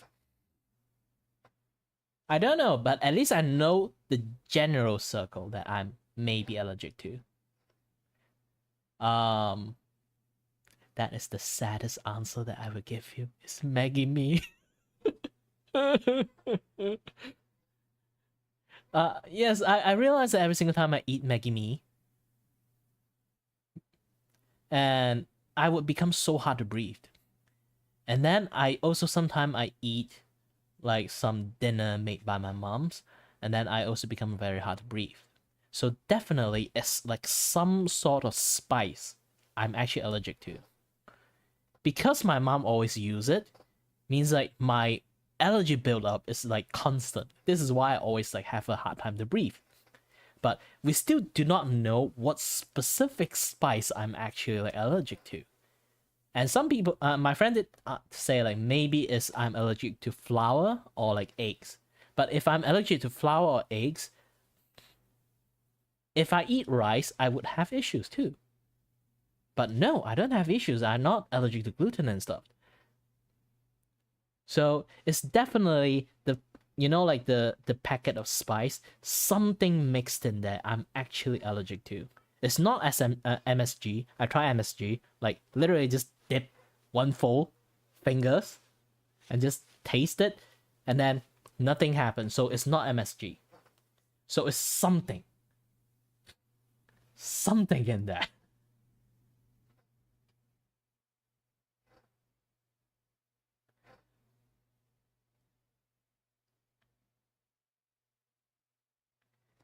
My worst case of debuff, I don't really feel the debuff. That's the main problem. Why it takes like 2 years to actually discover all my issues is because every single time the doctor say, do you have any discomfort? I don't know. Do you feel like this? I don't know. Do you always fall? I don't remember. That's my legit answer. Because I handle my body so well, despite with all this debuff, this is why I thought everything, like all the like the tiny issues that I always felt like I have, is like something that everyone experience. So when they ask me this kind of thing, I do not know how to answer it. So it become like a very weird, like I say, like doctors, they can't use equipment to scan you, then they have to use a bingo game. So if they have to use a bingo game, they have to ask like questions. But if you can't answer the questions, it becomes like so hard to play that bingo game. That is what I end up with. Like that, it's a very like, ridiculous situation in some sense. But yeah. So it takes a very long time for them to actually acknowledge, oh, okay, this guy have issues. At first, they thought it was something with my brain, so they did scan my brain. So nothing wrong with my brain. It's just I have so many debuff. I actually have psychological issues. Just that. But yeah, everything is like I thought it's just like fine. Everything is just fine. It's fine for me because I can handle it. I'm not like some of the doctors. I see so many doctors, and then some of the doctors did say, like, Kiray, if this apply on someone else, they might go insane. I was like, wait, what? Really? So maybe my eccentricness for my studies and everything else, maybe my eccentricity is for me back in the days try to cope with my situations. Maybe. Because I'm not actually autistic. I'm just like I don't like hassle stuff. I'm actually a very low energy person. If I find any things that I need to do a lot, I would choose not to. Just that. I hate to waste my energy. So I become like a super energy saving guy.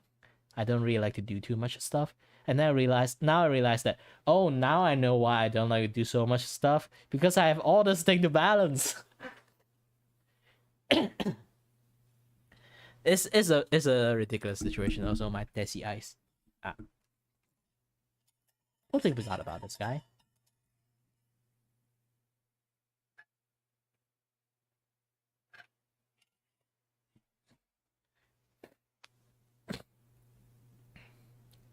And then later on, like, what time is it now? No, what day is it now? 14. At 20, I'm going to like KL hospital, and then I have to go to see neuro doctors. Because I need to see a neuro doctors, they might have a new finding. Why all my debuff? I can handle my debuff so well. There's a slight chance, just a very, very slight chance, that what they call it? Like a very slight chance that I might have ADHD.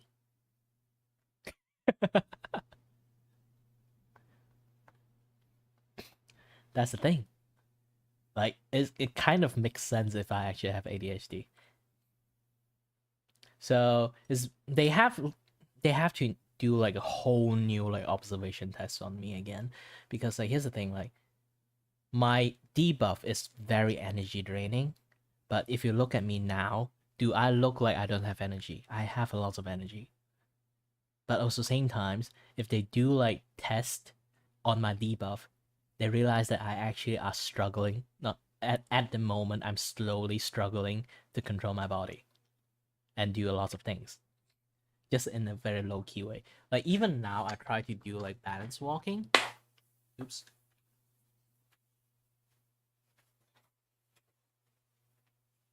Now, if I just walk like this, back and forth, I'm fine. But if I try to do like the drunk test,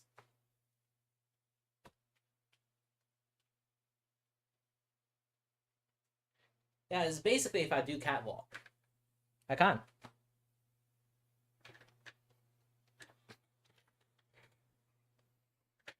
It's a very weird thing. It's like I can do a lot of normal thing very normally, but when I do something very, very specific, like flipping a page, my hand would shake too.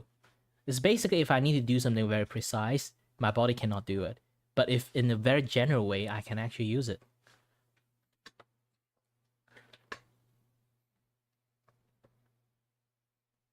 It's a very weird situation. This is why for lots of doctors, they either I see so many doctors, they would have like I know 3 types so far. First type, hey, you again, ah? Oh, it's basically it's like, ah, shit, is this guy again? And then the second one is be like,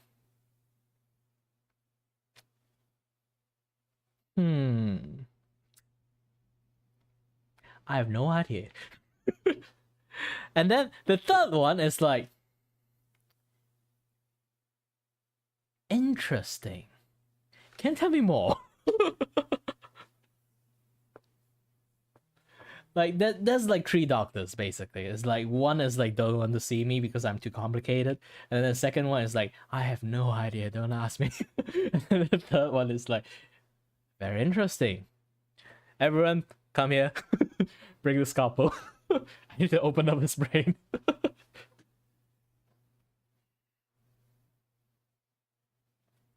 Yeah, dude. This is why I kind of like train myself a little bit much more better. Like it's basically now I'm controlling my entire body manually, so it doesn't really do that hard. And then if I use my fingers very precisely, maybe it will have issues. But drawing, surprise, surprise, it doesn't actually use your finger like do like very precise movement, because drawing is let's drawing. Look at my hand when I do drawing.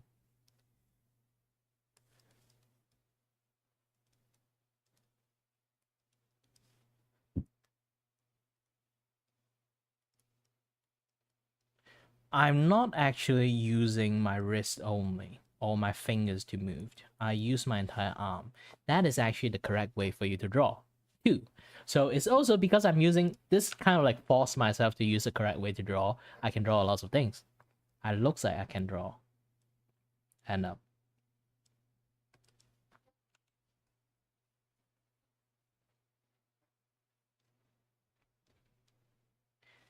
because here's the thing, if I actually try to draw a circle, this is why again, like I want to teach people how to draw, I would advise you to learn how to move your entire arm. This is why this exercise is very important. It teaches you how to move your entire arm. And then this one, draw a circle, draw a square, something like that. Just keep continue doing these motions to train your muscle stamina. Or you can do this to train your ability to adjust your line midway. You can see my entire arm is moving while I'm doing all this thing. The main reason why I teach people to do this kind of things is because if I don't move it, try to draw a circle. If you can draw a very nice circle, if you never really moved your arm, this circle is your range. This is how much you can draw. This tiny box is how much you can draw. Because if you move a little bit, if you try to draw a bigger circle by not moving, this would happen, see?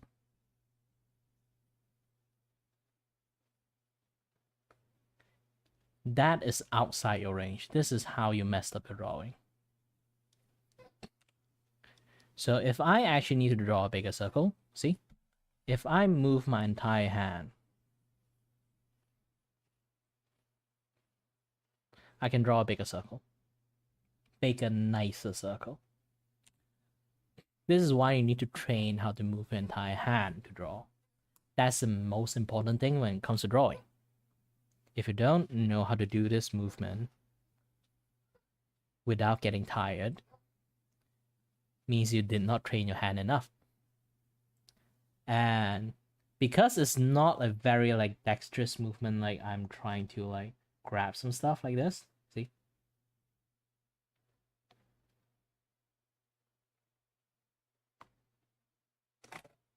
I'm not trying to do it. I'm legitimately, my hand is shaking. But yeah, if I do some very specific stuff like that, my hand would start shaking. But if I move my entire arm, that's actually just how you control how to draw. So I would be able to draw if I just combine a lot of movement. This is why my drawing, you can see, it doesn't really display a lot of stuff. I still can manage to draw like a very human shape out. Art is a matter of perspective, in a sense. Like, it's fine if you can't draw a precise movement. You can actually like do something like what I just did. As long as you understand how body functions, you can actually draw a pretty precise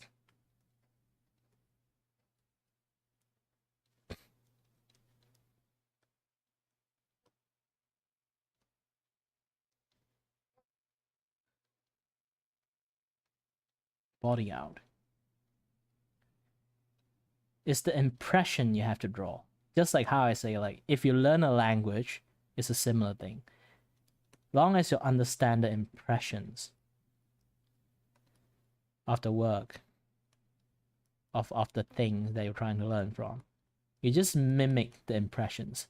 You can actually do way more stuff.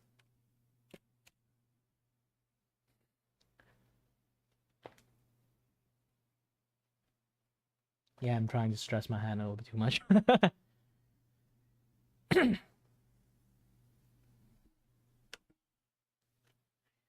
But yeah, generally, I don't really shake my hand when I draw. But did I say like, did I told you like that time that I study engineer because I can't draw anymore? is technically, actually, I don't use this hand to draw back then.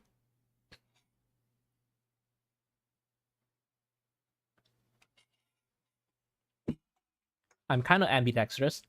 I use my right hand to write stuff, left hand to draw. So I didn't use my left hand properly enough, so I end up like have like something grow up in here. It's not cancer, of course. It's basically like some improper use of hand can actually let you grow like a very soft lump of like bone in there, like like the soft part of your bone in between your bone, and then it grew up into a lump and then pressed onto my hand nerve. It kind of like damaged it a little bit. I did get like a surgery to cut it off, like the big one. Now I got this scar with me. And then this thing grew back. If I actually still keep using my left hand, this thing would grow bigger. So I'm practically cannot use my left hand. So I lost my drawing hand. This is why I went to study engineering back then.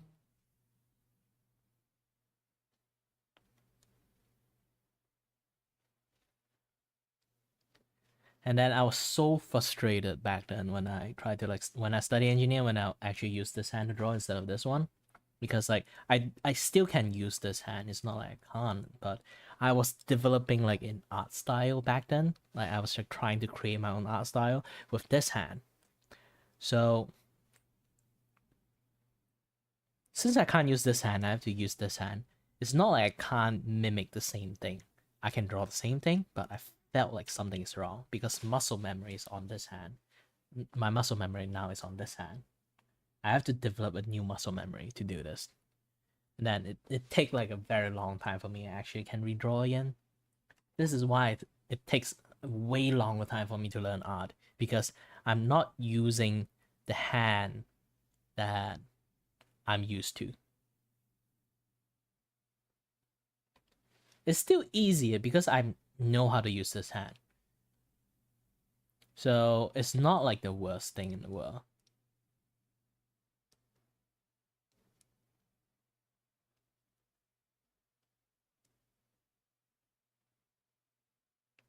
Yeah, muscle memory is still fine if I can spin my pencil. Yeah, sometimes I have to make sure that my hand is not actually shaking.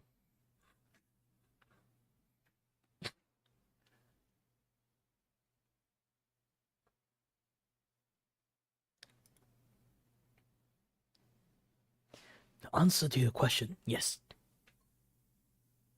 Yeah, if I get sick, everything went haywire. It's basically, if I get sick, I can't afford to get sick, because if I get sick, I get extra sick. That is the worst thing I can have.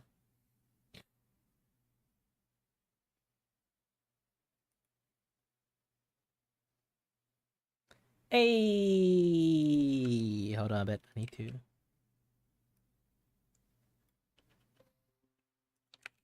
Hey, wait, red color. Hey.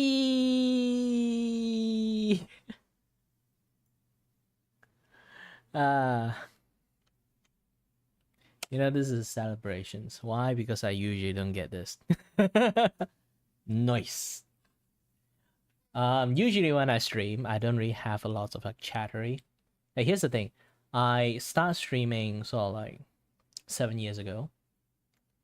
And then I did streaming as a hobby back then. It's because like a friend told me, dude, you talk a lot, you should start streaming. I was like, what? What's streaming?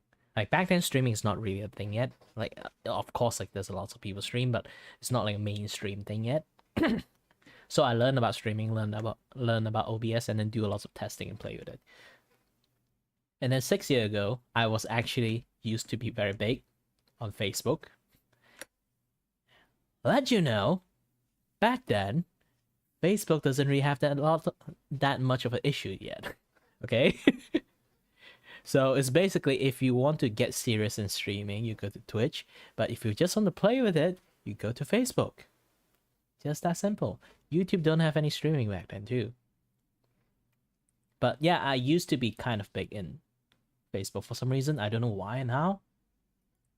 Like around peak, just peak, 1 day only, 1 day thing. Peak 26k people watching, and standardly 2 to 3k people watching me stream. I was like, holy shit, that numbers. I can't even read anything at all. And then like today actually gave me a little bit of like that stimulant back, because like back in the days I can't really read anything. I need to like lightning fast see like maybe like one sentence come from like out of all like the sea of word that coming out, and then like managed to like see one, and then I was like, oh, it's so hard to read. Is this how people normally do streaming? Ah. But nowadays, since I kind of like remove myself from Facebook and then start streaming on Twitch, and then imagine like a person who can maintain like 3k normally, and then peak with like 26, 25k people, and then suddenly I just suddenly move to like Twitch, and then I have like 1 viewer, and that is me.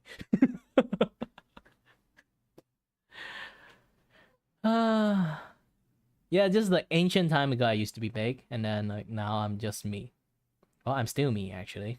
So like it's a weird thing, because like the reason I kind of like have this like camera setup, and also like you can kind of like see like there's a green screen in the background, and I actually have a lot of like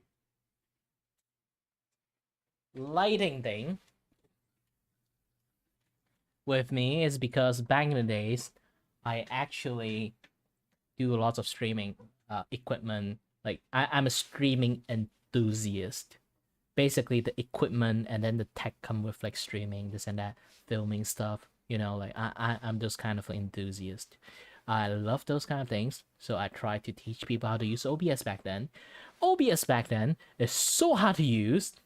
You have to actually use a lot of like how should you say it? Programming to actually make things work. And then sadly this camera is like a very cheap camera. Back in the days I actually borrowed my brother's like company's camera, because like he owned like a photo booth business, so he have a lot of like additional camera back then. So I borrow his like Canon D4. Is it Canon D4 or is it Canon 4D? I keep forgetting the name. As my main camera. Nowadays I'm using like old phone. So this is like the super old phone, and then the one that looking at my face that controlling the Vtuber one is another old phone I have. This one is like A20. This is why you can see it so lag. It's basically just the shittiest phone you can find. Yeah, like those days. Again, I need to close down this light. The one of the reason I become a VTuber is actually I hate having lighting. Gosh dang, this light, this is basically blind to me every single time I using it. But I used to be a streaming enthusiast. Like if I need to do it, I need to do it properly. You know. Yay! The camera finally died, or like they finally can't catch up to me. Let me try something else. Yeah, the image adjustment. Okay, done. Yeah, now my movement is smooth again. But either way, yeah, it's like that. Like if anyone managed to see my documentary of my streaming past, it's like basically two unfortunate situations happen. First unfortunate situations that when I do like Facebook streaming, I get famous from teaching people how to use OBS, and then I try to play. I start to get more equipment, teach people how to stream and stuff, like while in the same time troubleshooting how to stream. It's basically my attempt of trying to make the stream work is my content back in the days, and then teach people how to use it, how to do the programming, what kind of plugin you should use, and then in order to activate the plugin. Yes, back then, in order to activate the plugin, you have to write some coding to actually make the plugin work. Because back in the day, you don't have like a standard script writer already in there help you automatically run plugin. You have to like manually activate the plugin itself, and then sometimes you have to code yourself something in there to make the plugin actually works. So there's lots of things that you actually have to like make the streaming works. Yeah, you have to do like lots of things. So I kind of like get famous from doing that, and the thing is, I get famous for a wrong reason. Like I say, I do all this just for fun. I don't need the fame and everything. I just like have people to chat with. I'm already like happy. But I get like shit tons of people in my stream, and I was like, oh shit. this is difficult to see. And then like the worst thing is like this anxiety I have is not because I have lots of people in my stream.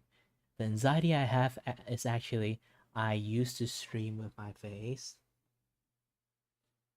and because it's Facebook, I actually is a dum that create a page with my actual names on. So in a sense, it's my Facebook, but it's also a page. So I'm practically doxing myself back then. Ah! So when I actually get like a lot of people watching me and kind of like have to name myself, I was like, oh shit. I'm doxing myself. I have to change my detail and stuff. I managed to change like some of the detail, but one of the main thing is my actual name is my page name. So I'm trying to change that, request to Facebook to change my name. And I request for that, and then they reject it because I just say I want to change my name without any reasons. I do not know there's actually a dude reading my stuff and then will reply me that way. Like yes, back then if you want to change your like page name, there's a lot of process you have to do it, and then it's and then you have to get review by actual persons. So the second time I try to do it, like that time I already got 3k-ish people there, but the second time I do it, it's already like climb up to like standard like 5k-ish people watching me. I was like, oh shit, I need to change my name. I'm slowly like I write down like the reasons. I'm actually streaming with my name. I don't know why I do that, but now I got lots of people do that, and I learned it from like lots of like second gen and third generation of like YouTuber that doesn't have your address and everything like your name out. It's not a good thing, and then I need to change my name fast. I'm getting a lot more people watching me. Help! And then I sent. And then I get even more viewer from playing Monster Hunter and stuff because I bought like this like very cheapo like capture card. I still have it actually. This Aibo that been with me for ages. Is it here? Where are you? Is it in this box? I have no idea. Let me take a look. No.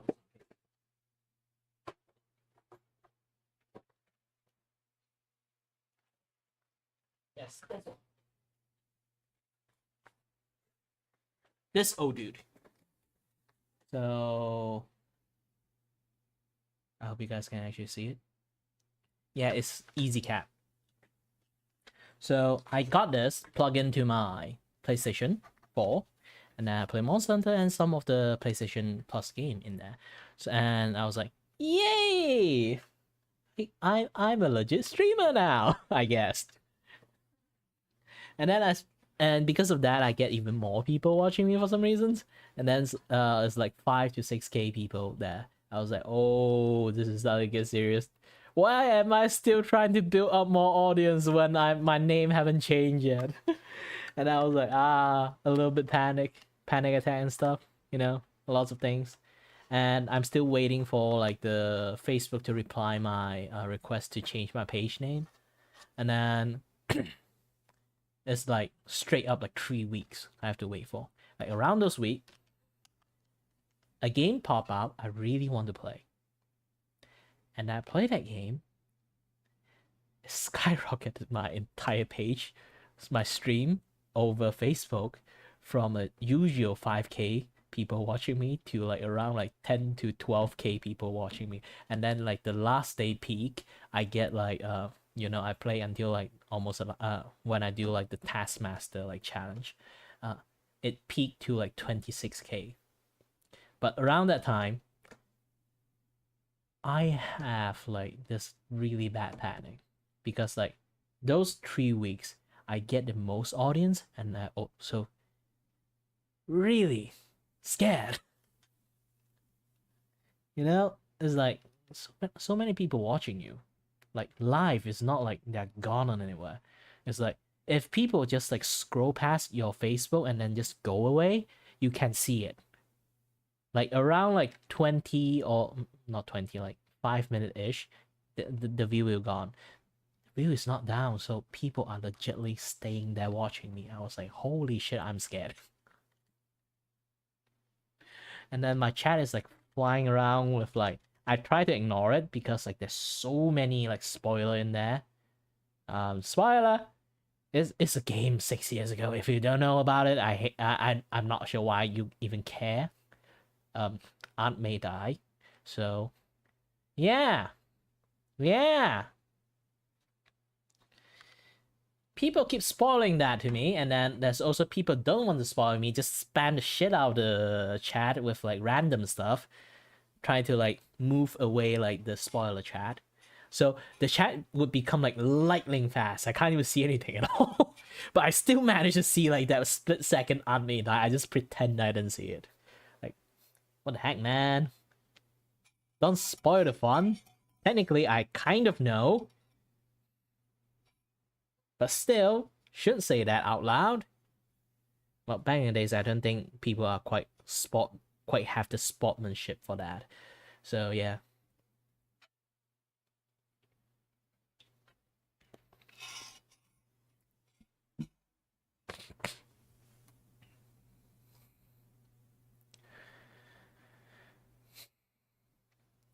But yeah, it's a very intense experience back then.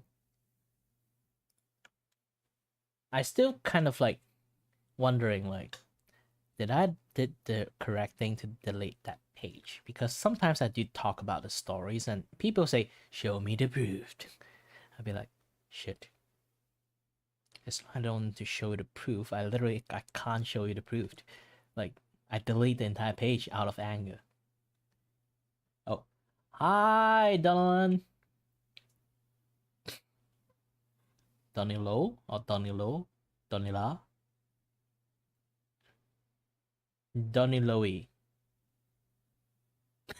But either way, welcome back.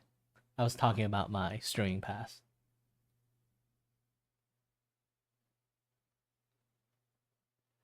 A very spicy patay, I guess. Frog! Frog leg.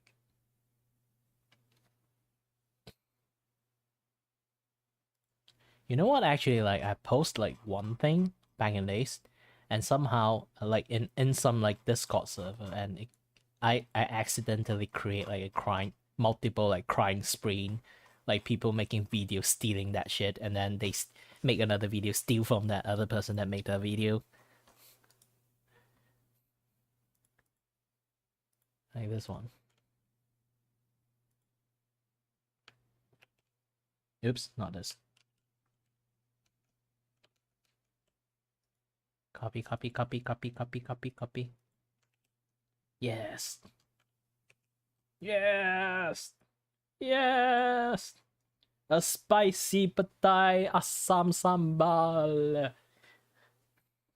Actually, my mom used the wrong chili, so it become like super spicy. Yeah, they create like multiple video like stealing this patay for some reason.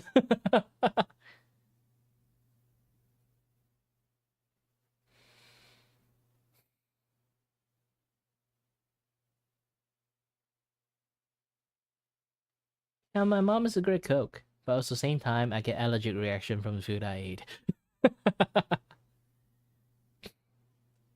This is petai asam sambal with anchovy. Also, hi you, it's been a while. You've been MIA for quite a while.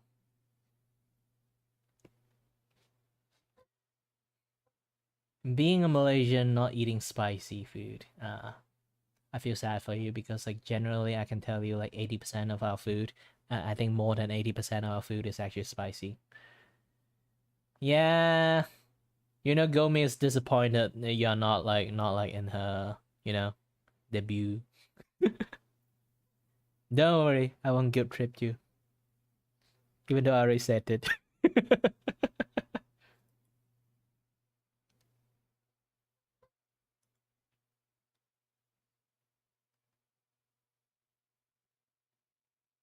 Yay, C gang!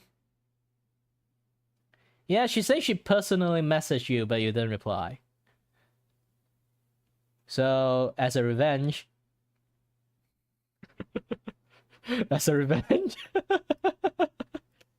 she requests this as a revenge.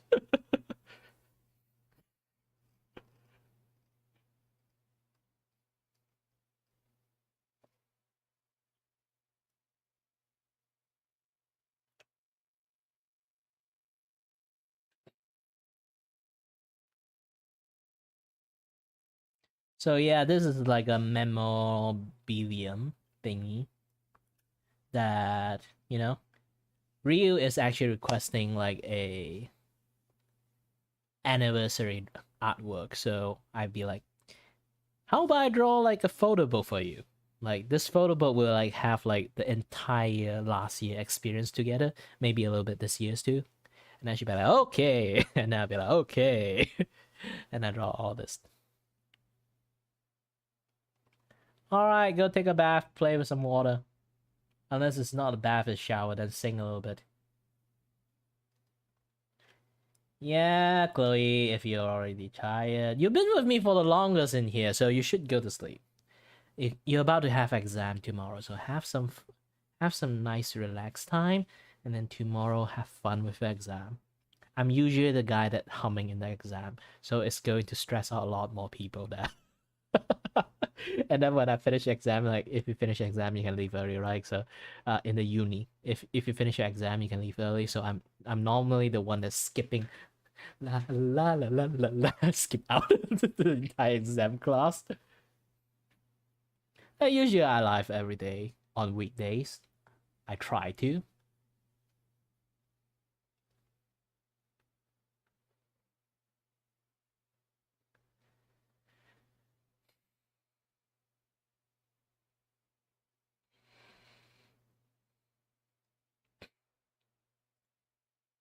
While talking, why am I always getting chased, not yet attacked or threatened? I don't know why. And the culprit usually is Gomi. You can ask Gomi why she want to attack you. Don't forget like the mark that she have on your ass cheek. She branded.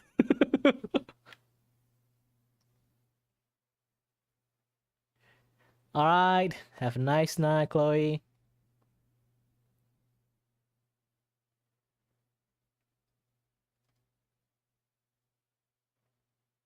Yeah, it's a joke that you disappeared like around for quite a while without any communications. Like back then we have a joke that actually Gomi have you like locked in the basement. Locked in some sort of like basement with like just like one lamp in there, tying up in the chair. You just disappeared for so long.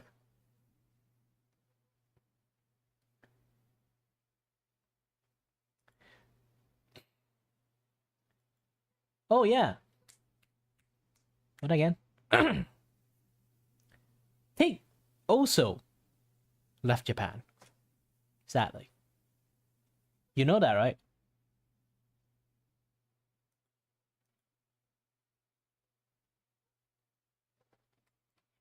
So maybe your time zone can much more tally with him afterwards. Yeah, I never asked like why, so you can just like say not say anything about it too, because like If he want to talk about it, he would talk about it.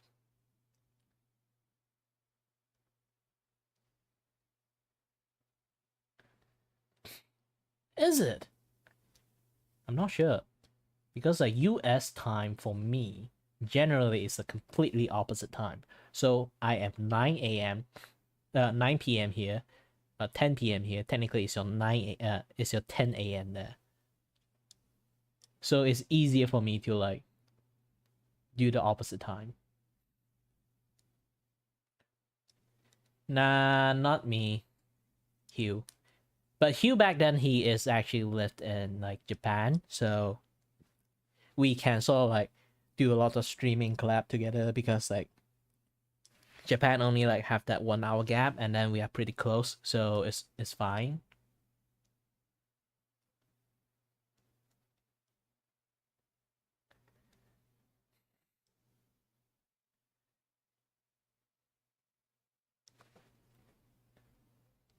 Well, you want to live in Japan too?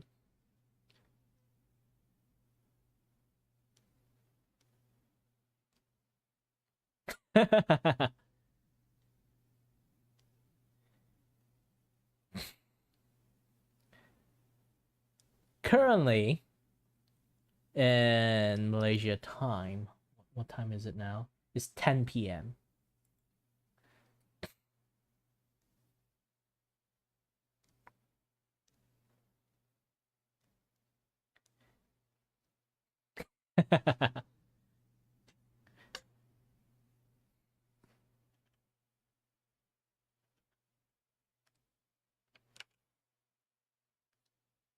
Maybe I add a few stroke to it. Technically, I'm already finished most of the thing.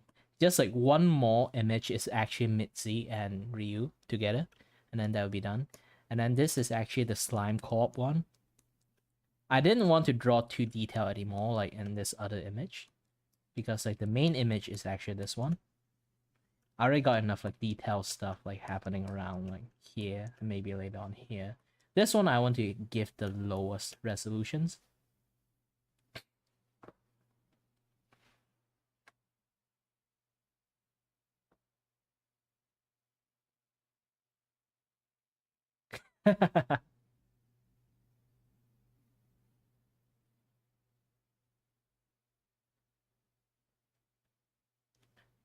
Everyone studying, and I'll be like, yay, finished study.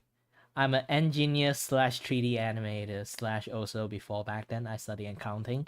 So I know accounting stuff. I write novel. I know how to do engineering stuff. I know 3D animations. So technically, I also have a business friend that I always discuss like business stuff together for fun. And then I give him like very difficult business proposition stuff and then let him sort of like stimulate, talk about things. He is like very, very like geeky with like business thing, how to do marketing, this and that, yeah, that stuff. So I know a little bit, way too much of every little thing.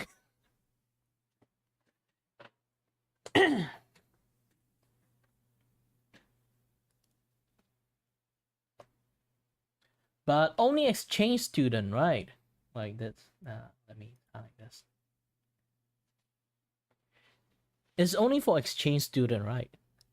You can go to American quite easily. For me, it's like I can go to Europe very easily as an exchange student, but I can only do it for like a year or like 2 years.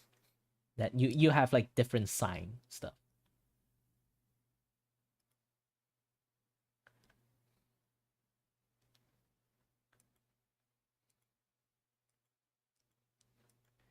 Yeah, you still have to study the basics, maybe like a year in the uni, and then you can exchange, become an exchange student, go to different country. Especially if you are in Asian. I'm not saying Asia. I'm not saying C. A S E A. I know it's a very weird way to call it Asian. This is actually is like a something like a EU stuff, but also for Malaysia. I think any country that is linked with like Asian actually does have a program for you to go to like different C country to be an exchange student too, but of course, like if anyone want to do exchange student, they of course go to like either Western side, like Europe, or like Europe, or like US places. It's not like people are going to like Papua New Guinea or like go to Australia. Actually, lots of people go to Australia. All my cousins go to Australia. I'm broke. I spent too much time studying other stuff. Engineer actually costs a lot. 3D animation costs a lot too. So I end up didn't actually go to any exchange places. Because I got no money for that. Those are expensive shit. Yeah, Australia is a pretty nice place.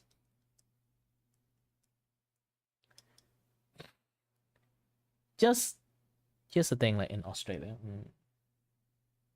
If you are in countryside, you're pretty fine. But in city side, like the most populated place, is actually pretty difficult. The living cost is like getting higher and higher.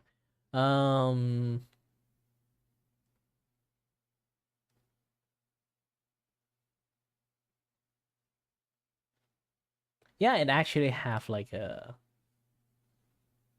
how should I say? Hold on a bit. Yep. Hold on a bit. Yeah, well. Again, I don't mind showing my face. This actually see my face, so it kind of like can somewhat track the hand. It's a free thing, I got it. And some people might disappointed manage to see my face. It's like, how is your hair not spiky? And then I was like, wow. I'm not sure. My hair is actually naturally very soft. All the barber that cut my hair, they say like, you have the softest hair I ever cut. Quite dense, but soft. I cannot stylize my hair to be spiky at all. I guess also because of that, I have a complex that my so my character's hair is like super spiky. Ryu actually talks about it before, and she told me like next time I want to like open my camera, wear a Final Fantasy wig. Is like buy a cloud wig, spray it green, and just wear it. And then I was like, wait, that's a good idea. Nah, hedge out. Like, well,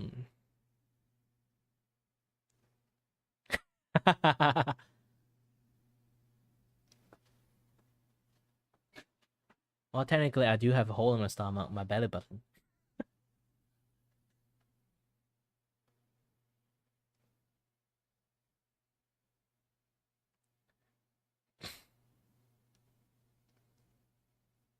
But yeah, I have my hairspray and sort of like waxed it a lot. But here's the thing, magical reasons. Apparently, my hair is magic. Even my barber like tried it, and then I go to see him again after 2 hours. He also puzzled. Why is my hair only can stay for like 2 hours? Either 2 hours or like maybe if I go to exercise or stuff, like in some place I can sweat, and then it would just come back and maybe like hold out for like 1 hour. My hair cannot, even I stylize it, it can't stay for long.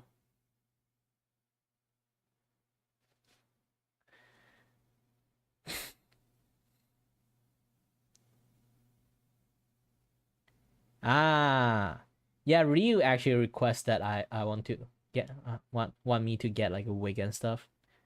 But if I actually need to get a wig and stuff, and I also need to get contact lens for both my eyes, and it's going to be stupidly expensive if I do that.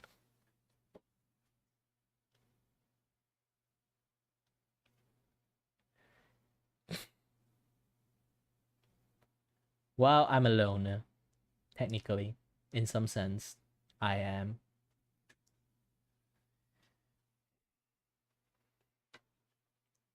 But here, aren't you like very busy with your study, or like if you are like free like this past few weeks, like because like sem break and everything? Because I know medical stuff is always like very busy. especially when you later on have to do like practical practice. It's going to be like very very like time consuming thing.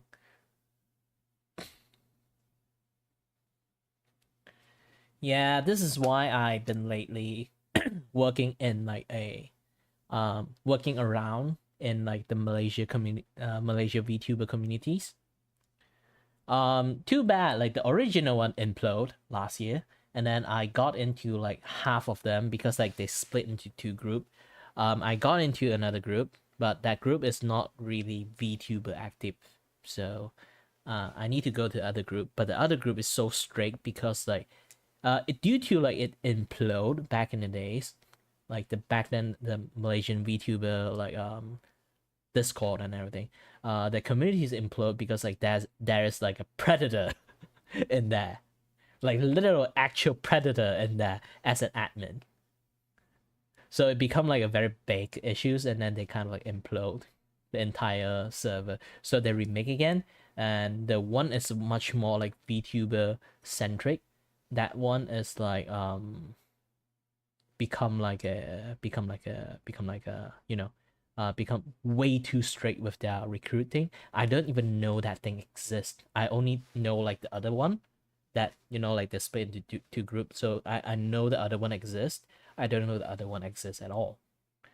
That one is like pure coincidence. And then the very like VTuber eccentric one, they become like so straight with their like invite. It's like a secret club. It's an Illuminati club. So yeah, I still can't get it.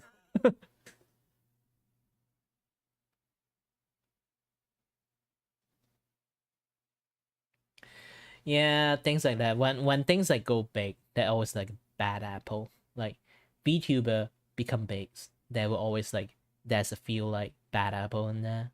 There will always be some few bad apple in there, and we just have to hope like that bad apple is not like loud enough to disrupt the entire industry itself.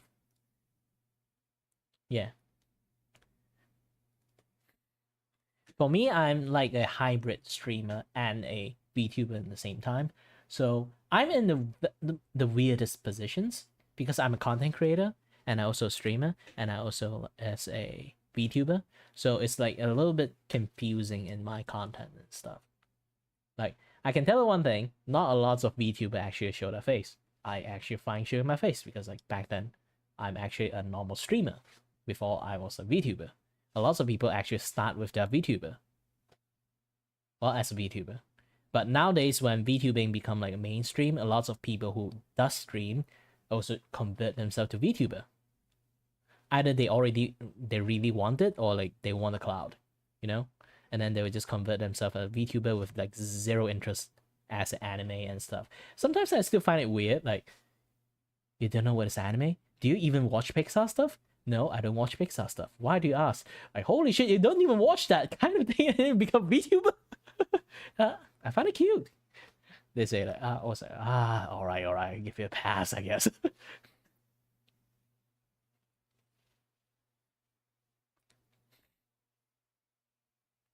Yeah, that is actually exist. Quite a lot of VTuber, they do not know anime. They don't even watch cartoon. Maybe they play some games. Just that. There's quite a lot of VTuber like that, actually. Well, of course, like later on, they did slowly get integrated in as a VTuber. Like they start to watch more anime, they start to watch more cartoon. But there's quite a lot of back then, like when VTuber become like very glow up like 3 to like 4 years ago. There's so many people turn themselves into a VTuber, but never really like know or understand anime stuff that much. Also, because of the lockdown, like the quarantine and stuff, a lot more people got like exposed to like anime and stuff. This is why like nowadays anime, gaming, these two industry have so many drama, because like there's so many people actually do not familiar with the cultures, just like being like a tourist due to circumstances. they went past by, they kind of like it, they stayed it, but they still at the end they don't really understand jack shit. And then they complain everything being there. It's like you go to Hawaiian and complain them why they are like fake friendliness, keep like giving you flower and stuff, like do a weird ass dance.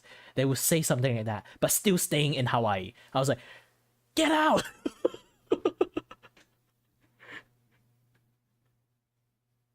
Sorry for my intense emotions, but I've been seeing so many shit. I got so tired of them. You know?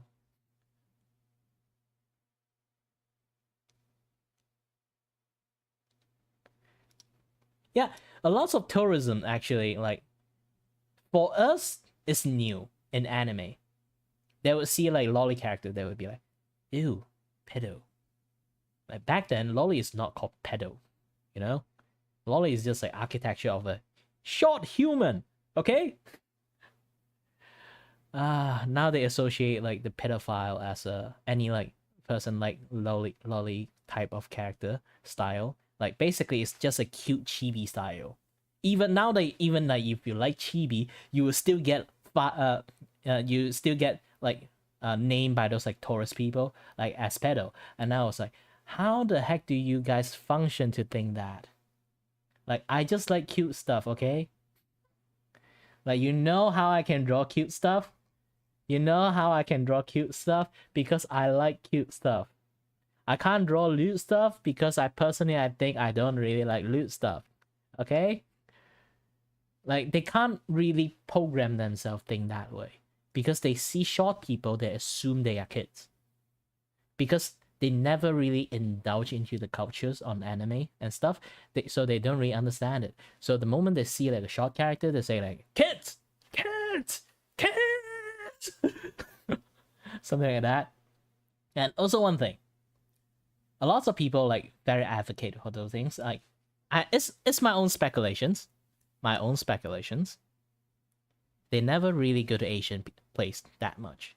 Like, short people does exist. Like, a lot of people in Western side, I feel like they don't really see anyone that is like 155 height, 155 centimeters. Like, for me, it's a normal Tuesday. You know? There's a lot of people like 155 just like around this height. Like, really legit around my shoulder height if I just like sit straight. So every single time I see people like see short people, they will say like lolly like stuff thingy, and then they'll be like, they'll be like, you know, feel weird. Like if they keep advocating this way, you know, people already like people who is short, they are already slightly insecure, you know?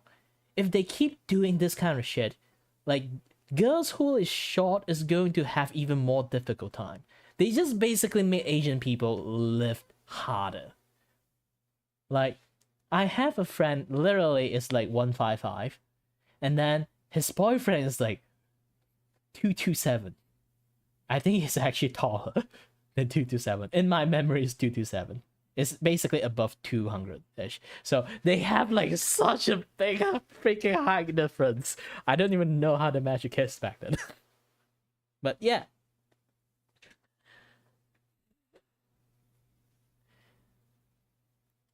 Yeah, it's like, the thing is like, because they always associate small people or short people as like kid size, you know? And then they keep telling people like, if you like this kind of people with this height, you are a pedo. Like, bro, you say what? Like, I have another one. It's basically 1/6-ish, but because like her appearance is very childlike, you know, like those kind of baby face. Like even now, she's actually older than me. Like she have this very big issues that people treat her like a kid. So she actually in real life is quite perpetually pissed at people, especially people that treat her like a kid. And then in real life, you know, like I do like a lot of a character drawing. Actually, one of my characters is basically referencing her. Like my my character lore is like I work in a studio and then with a bunch of actual sentient like anime character. One of them is a twin sibling, and then the girl's actually is very short, basically a lolly size, and then like she is her I and everyone have an anime character trope. She is basically short and angry. Actually, it's really mimicking that friend.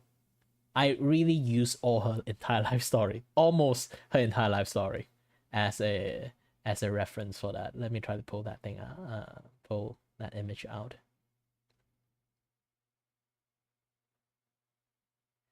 Where is it? Let's try to put S.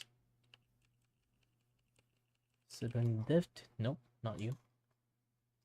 Not a tsundere. She just pissed. She just perpetually pissed because like how people always treat her. Like in real life, that my that friend in real life, she is actually perpetually pissed, especially people treat her like a kid, because like she is legitly old and very mature person, but every single time people use that, hi there, like you know, like those kind of kid talk. So like, she still sometimes people do kid talk to her, and then she actually have a few like love relationship issues back then because like either people are actually weird that become her boyfriend, or a normal person become a boyfriend, but kind of like have this like shame that people like look him in the wrong way, you know. So it become like a very big issues for her life. Of course, like she now have like a very like stable boyfriend. It's like pretty nice, but you know, like I'm happy for her. But still, like it's a big issues, you know. Especially when nowadays they make like lolly anyone who associate with like lolly height as kid make their life even harder. I think those people who advocate like think they are in the morally right thingy, and then like people who you know like hate like people like anime like lolly character as a pedophile, it makes their situation, like short people situation, even worse, because short people does exist. They treat like short people doesn't exist. I kind of like, because I have a friend like that, I'm actually a bit legit pissed every single time I see people like in Twitter like virtue signaling those like people like on like short characters. They become like, they think like, oh, this is flat out pedophile, or some short people do some cosplay and then they say like, this is a kid, we do not let them wear sexy clothes. And then I was like, they are full grown adult, you're ruining their life, you know. I was like, I was so pissed off, but I can't actually like express it out, because like if I'm going to express it out like on Twitter, I'm going to get a ban hammer from lots of like weird ass people coming at me.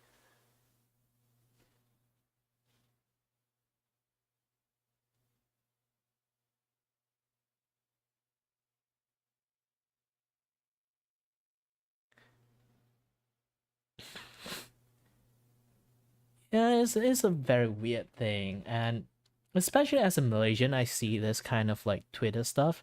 Like you know, like Twitter always like have so many weird drama, and as a Malaysian, I always felt really weird the way like how like some of like a very weird controversy like become like a controversy. Basically, it's because a lot of things is like a normal Tuesday for us. Yeah, I don't mind getting cancelled in this part. It's basically that's one thing. The cancel culture is like is a very weird thing, and try to think this. Let me give you an example.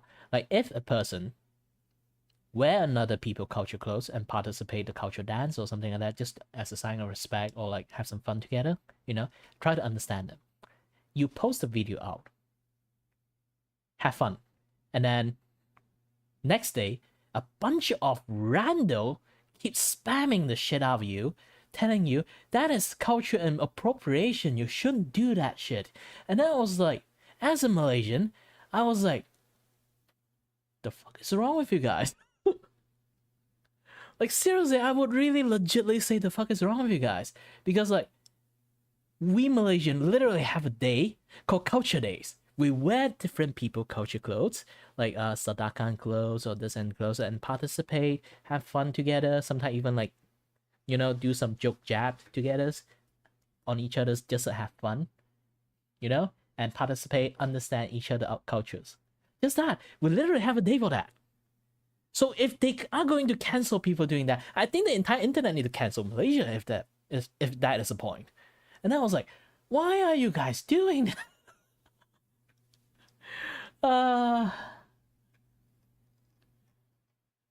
Like that is literally a Malaysian thing. So are you guys trying to cancel the entire Malaysian then?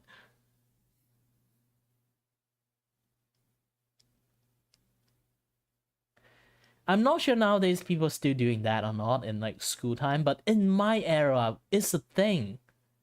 We have a lot of fun. You can choose to participate by just wearing your own culture thing, just to share your culture to other group, or you can participate, wear the culture things, and then have fun with them, and then they exchange by wearing yours one. It's a very fun thing to do.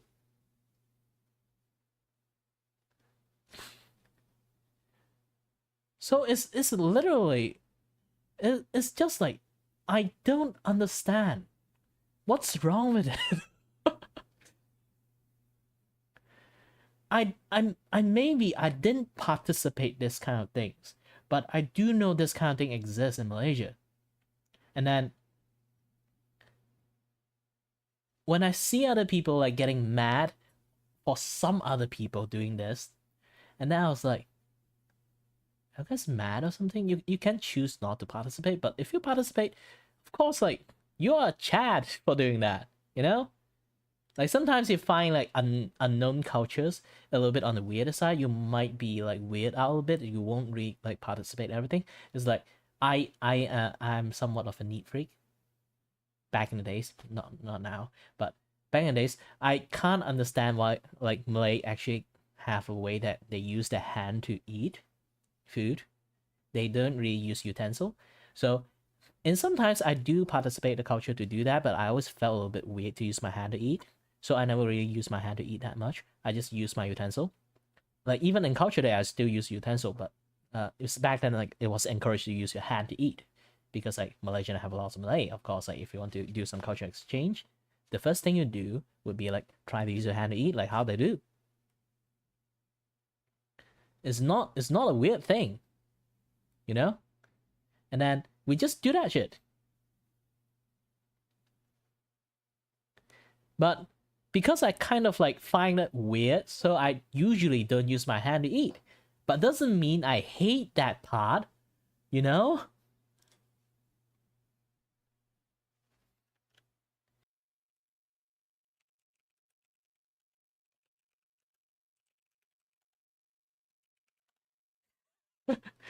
Okay, I'm back. I hope like the stream is now fine again.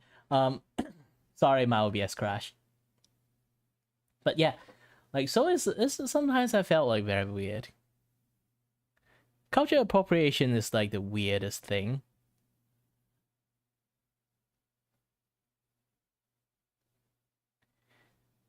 Yeah, like I pressed the wrong button. I'm trying to move a little bit of this, a little bit of that, you know.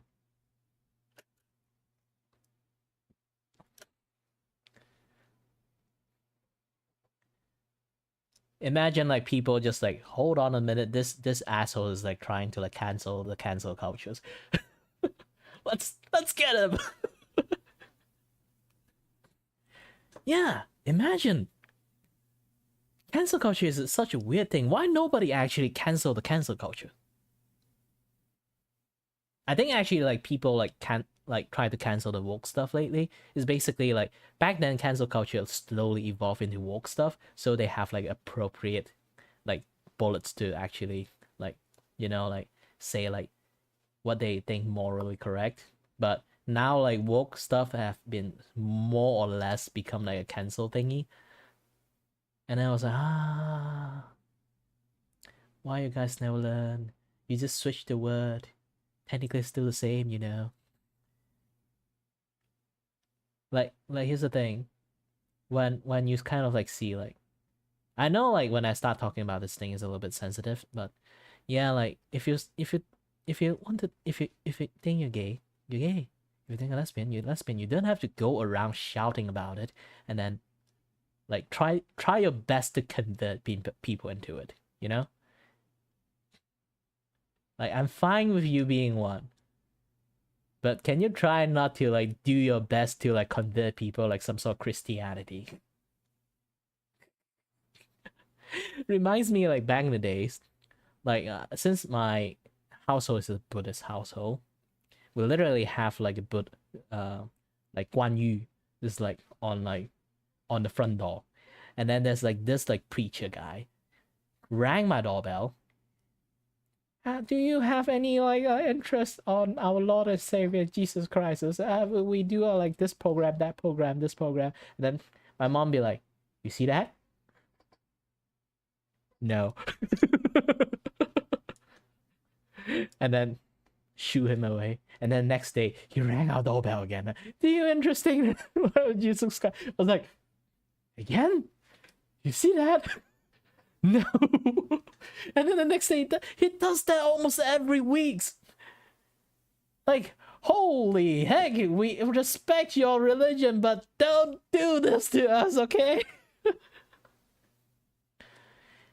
Like, yes, it's like a stupid salesman. Like, it's so like hardcore salesman that just like keep ringing your doorbell every single week. They would not stop until like we literally complain it to like the district, like government district, and then they'd be like, all right, we'll deal with them, we give them warning, and then they stop coming here. Like they literally just keep ringing everyone doorbell. The entire neighborhood hate that guy.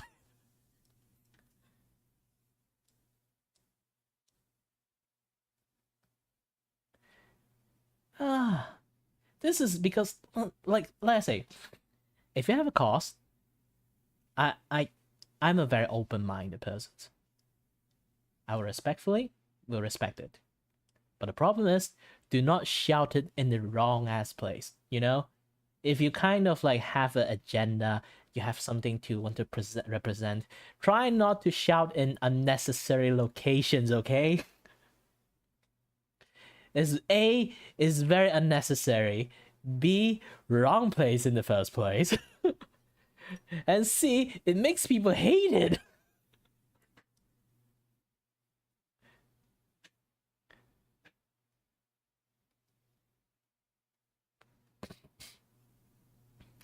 Like it's a very weird thing. I don't know why. Like, if you actually have a movement, I'm fine with it. Just don't shout it in here, or don't shout it in other people places. You don't go to kindergarten and then shout LGBT is a good thing. Wrong place, dude. Wrong place. If you should shout it, you shout it in like some sort of like bar or something, or like let people like in the adult area that knows how to make decisions, not in kindergarten, okay?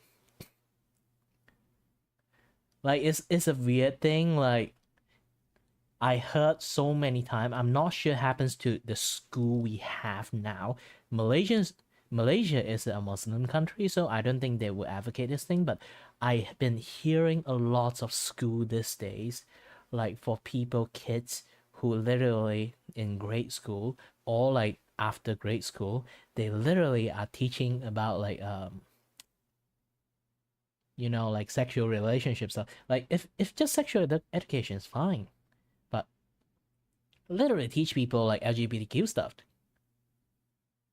And I was like, those are kids. They don't have the brain cell to know everything yet. Now you just confuse them even more.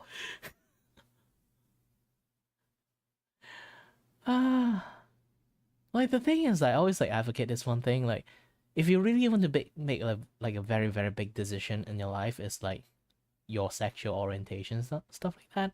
It's like, I let you do it, but can you decide that around the time that you are 25, you actually have enough experience to actually say what you want to do, you know?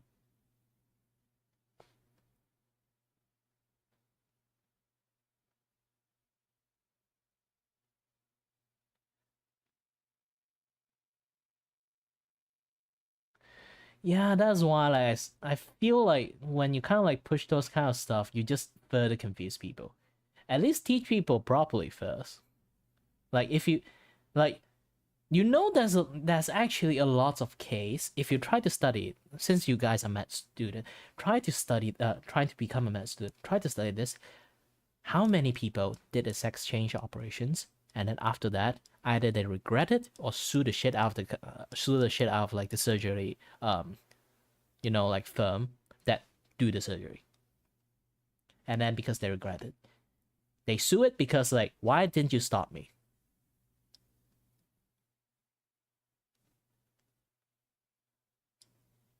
No, no, no, no, no, no. So yeah, there's so many situations of that happening. You try to go search that. It's a thing. And then those people who regret it, generally, I can tell you generally, they are from the 20 to 22. The one that regretted. Because here's the thing. Because I have like one gay friend, technically just one, sadly. I mean, like in real life, I know him as a very close friend back then when I studied uni, and then I didn't know that he's a gay until like later on I met his boyfriend, and I was like, oh, you're gay? You're the most normal person I ever seen.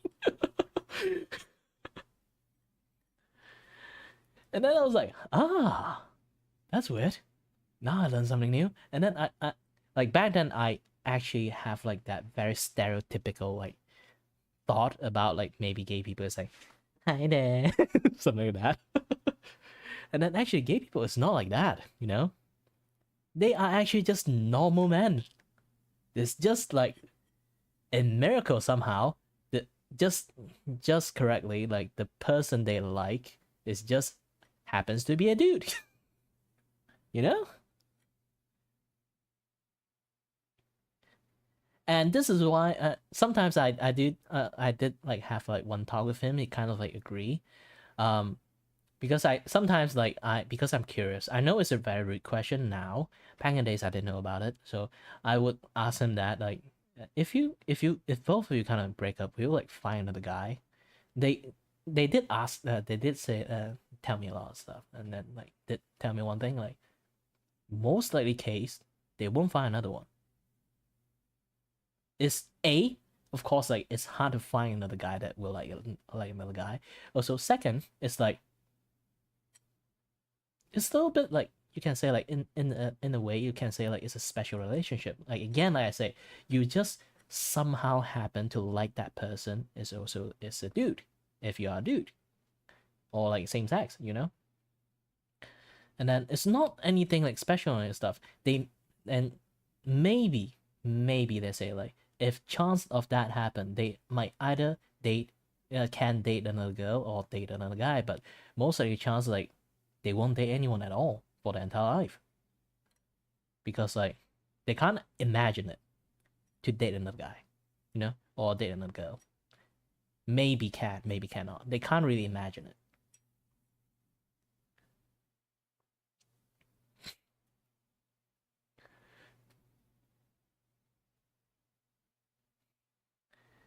So it's a very difficult subject to talk about. It's just like this actually like love stuff is like very complex stuff. So I don't really think like you can teach kids about this kind of thing, because when it comes to like LGBT stuff, it really not depends on feeling. It really depends on like that pure random chance that you somehow like someone with the same sex, and then you confuse yourself.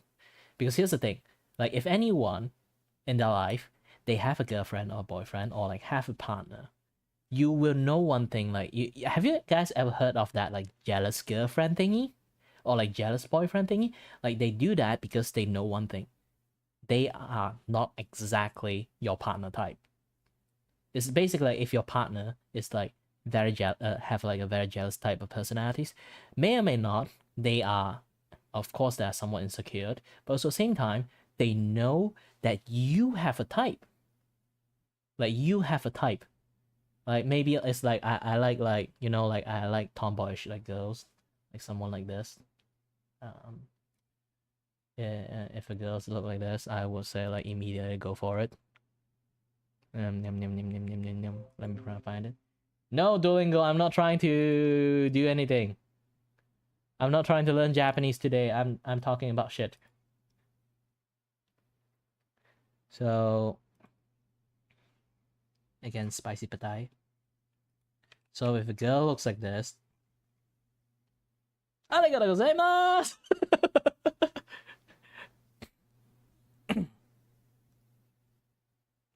Like everyone have a preference, but if I somehow get a girlfriend that doesn't look like this, I will still be fine. But the problem is they know that you have a type. Like everyone have a type. This one is my type. You know? Not the eyes, I mean like the general vibe of that person's. You know? So if you kind of like have a partner and then you know they're jealous, or you personally jealous because you know one thing, they have a type but they're still with you, and then you do not know how to process that thing, and then depends on how well you understand that your partner, to be honest. Like if they are the scum of the earth, you know they will cheat on you, why are you still with them? Like in the sense, but it's a, again, like love is a very complex thing, but either way, like it's because of that you have like some sort of jealousy in there, because you know that your partner have a type, and then you become a little bit jealous when like when you see someone that is completely your partner's type, like walk past it and then your partner just like stare at that person's, and then you'll be like, ah, I'm not sure how to deal with that feeling. Like, something like that will happen, but again, like how I told people like that, you know, like gay friends that told me about it, like it's just that it's a very normal thing. It's just that somehow, some way, you choose your partner and then you just like that partner. You know, like he or she, like your partner is more or less is already your exceptions. You know, like it's an exception. Even though you have a type, you can have an exception and become together with another person, because love is so like complicated stuff. So this is why like sometimes like some things is like so hard, difficult to like explain, you know. Even I can't really explain that well. I'm just a person who stand on the third wheel. I become third wheel of a lot of friends, to the point that I kind of like low key understand as the person who's standing from the sideline.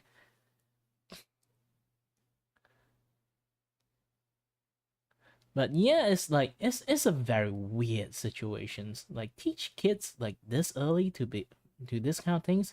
It's like even adult can't process this information, and then you teach kids about it. I was like, ah shit, why?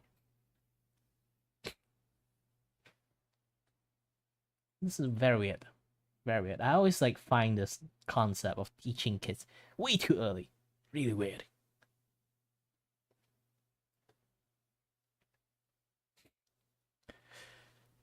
Sadly, I cannot read Vietnamese. Sorry, I talk a little bit too much. My voice is slowly changing back to my old voice. My old voice is actually much more deeper, with less, you know, sharper pitch. Don't worry, my English, you got 10 over 10, do you? Technically. It's not 10 over 10, it's like 100% mark. Well, not actually 100%, it's just like 98%.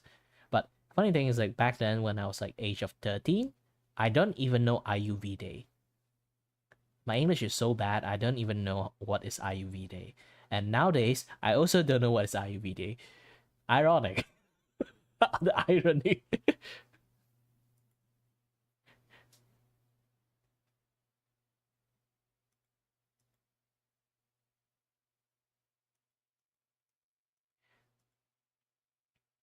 But again, like I hate talk sensitive topic because like here's the thing. I'm a very sensible person. I can see I can see shit happens miles away, and I know why it happened, how it happened, and how should it not happen in the first place. But humans are dumb. Humans are dumb in natures. Like even I can just say, guys, guys, guys, guys, and then nobody still can hear me. You know, I have like a very invisible.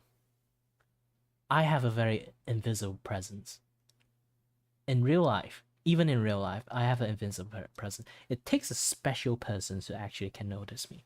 If I don't being there actively shouting as loud as my lung, people will forget me and people would not see me at all. I am a natural born ninja. I think it's because of my medical issues. I have a very light-footed, so it becomes like a thing that not a lot of people would understand or manage to like how invisible I am, because like I can literally stand beside my friend and they do not notice me.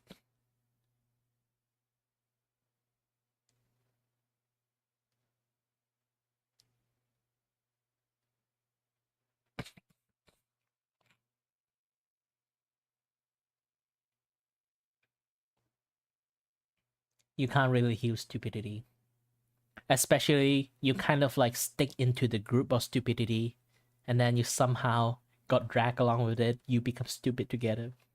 Even though I'm a sensible person, I actually did some stupid thing in the past.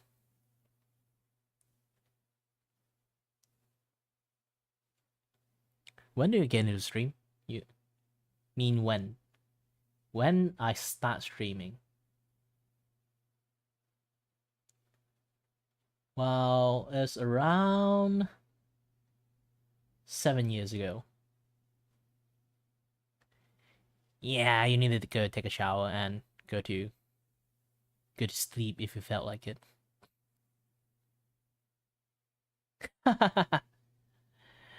Ah, good one, good one.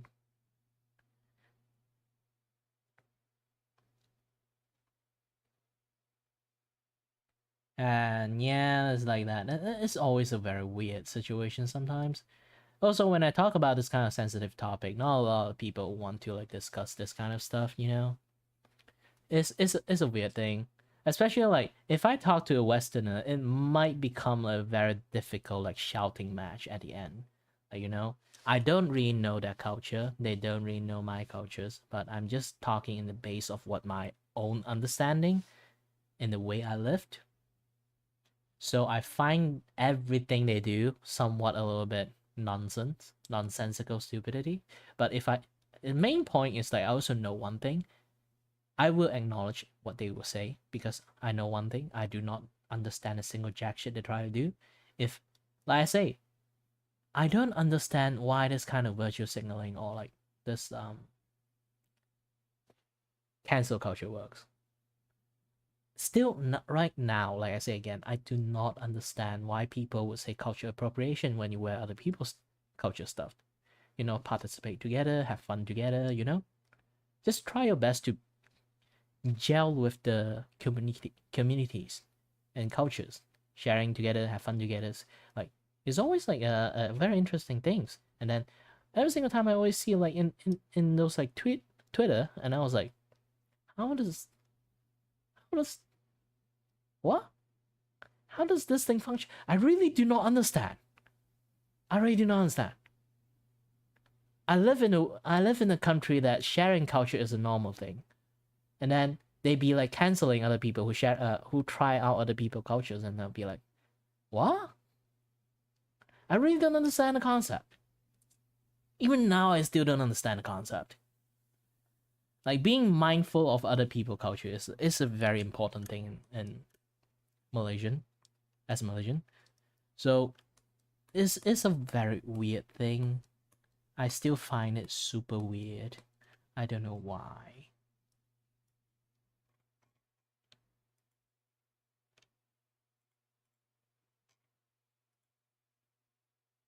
maybe someday I keep talking about this thing. Like one people that is very like sensible like me, and they are from the Western side, and then they can kind of like explain it to me in a very humane, normal manner. Because I know sometimes if this kind of things happens, it will evolve into a shouting match. And I hate shouting match because I don't really have any voice anymore. I talk way too long. How long have I been streaming? My trait is keep talking. And I talk a little bit too much. I should have finished this a long ass time ago if I didn't talk. But I didn't mind. I still have times.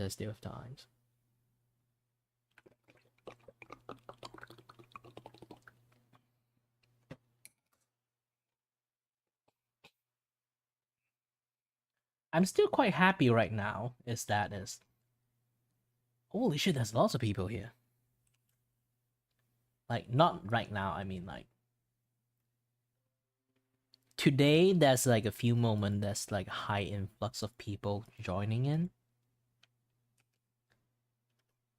Now it's 81. Yeah.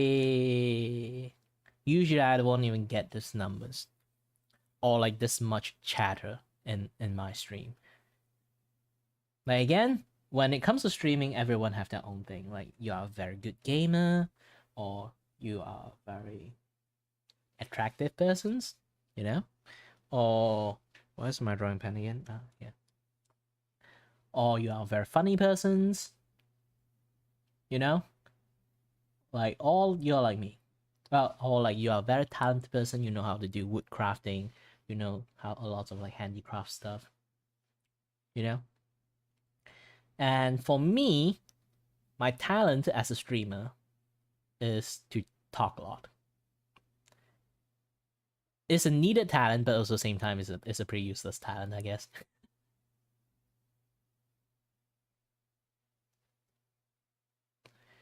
So yeah, it's like I talk way too much, but also at the same time, if I don't talk, who am I?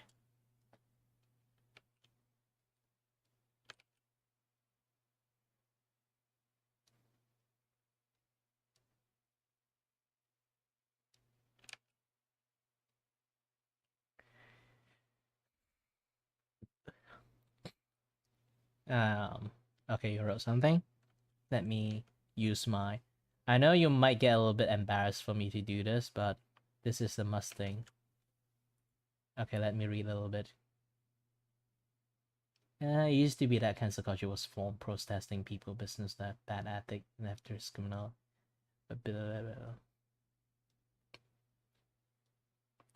Yeah, I think like halfway you're writing like some guy, some Karen actually noticed it, sensed it, and then shot a bullet at you from miles away.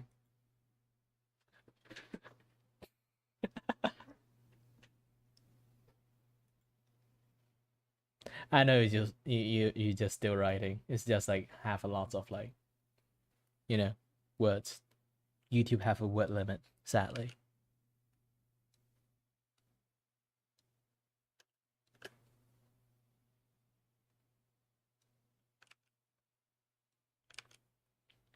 Imagine a Karen, like a Karen from distant.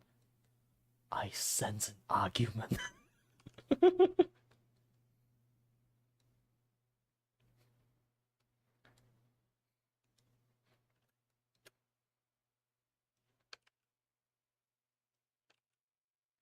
Because it's in Texas, so it's much more worse. The Karen have a gun.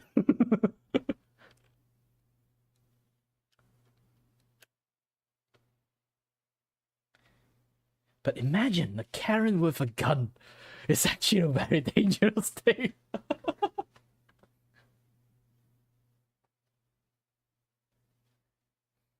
Like you always like hear like a lot of like weird or like some very like ridiculous stuff like happening in Florida. It's because Florida have like this very strict like trespassing rule. The moment you step into their property line, they can literally pull out a gun and immediately keep shooting at you nonstop. Double tap, triple tap, quadruple tap, just keep on banging. This is why, like, if a Karen in their territory is they are the most dangerous human being in the world. It's because like the moment you step into their line, they can legally open fire at you.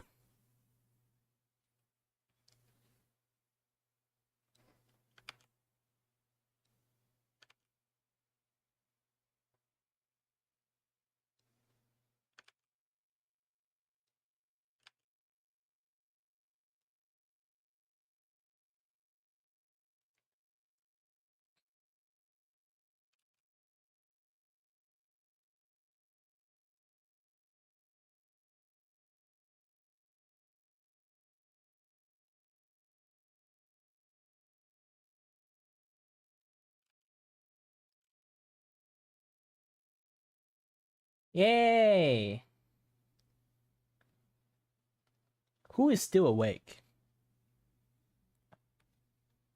Yeah, it's only 10 p.m. for Donnie. For me, it's 11.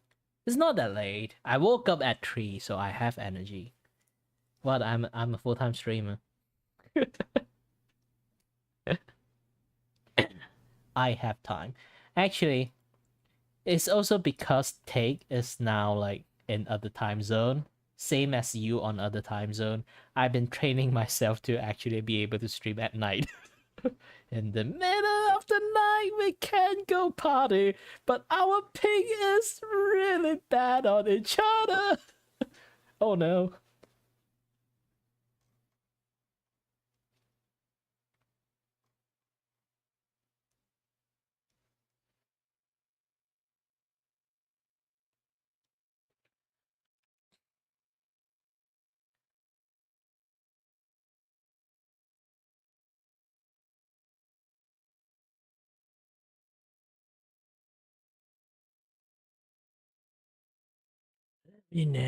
Let me let you know one thing.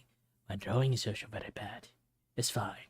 Everyone are bad at drawing at first. Of course, there's no human in the world that born with the immediate ability to draw Mona Lisa.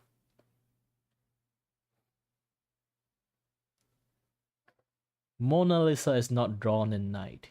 Rome is not built under the day.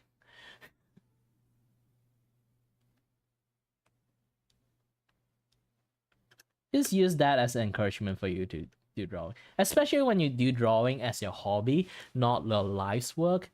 You can take your time. Be bad at drawing.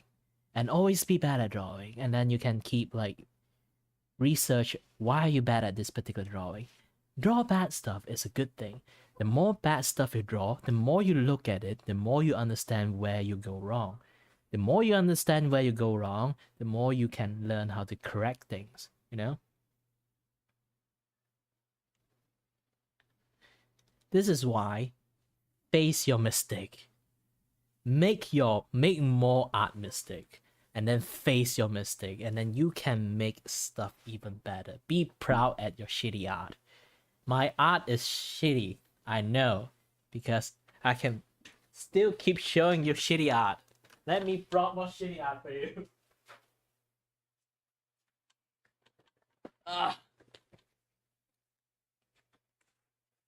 Which is the oldest one?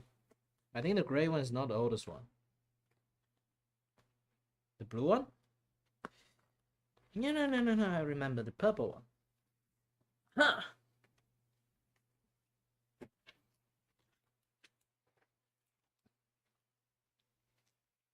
Oh wait, this is not a shitty one. Is it? No. Blue one? Yeah, the blue one is a shitty one.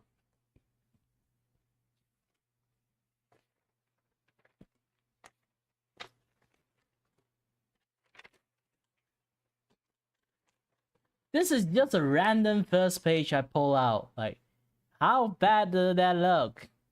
They don't really have a jawline. See? The neck doesn't connect. The eyes is so big it can like throw a shot at people. Like the nose bridge is messed up. The hair is weird. The clothing is weird. The body shape is weird. Everything is weird. Everyone are shitty at drawing at some point. Let me bring more shitty art out.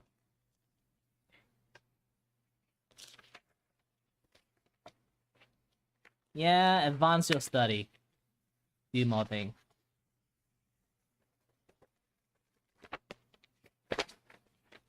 But again, I draw so much shitty stuff. I still keep drawing. And I learn from those drawings. I learn which side I draw is better. I try that. Keep doing it, doing it.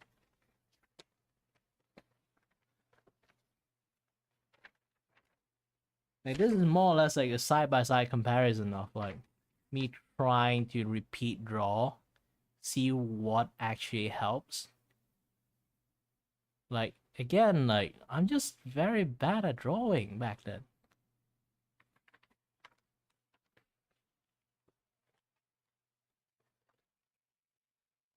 Everyone always bad at drawing at some point. And all this thing is not even my first batch, but when I'm in uni, I draw even more.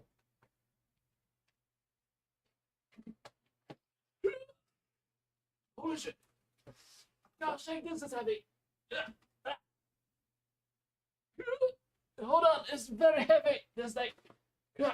Oh, almost tripped.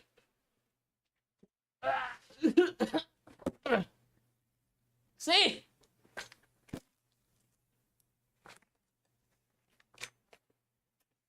Men have to keep drawing, especially you draw as a hobby. And even you shit at drawing, just keep on drawing.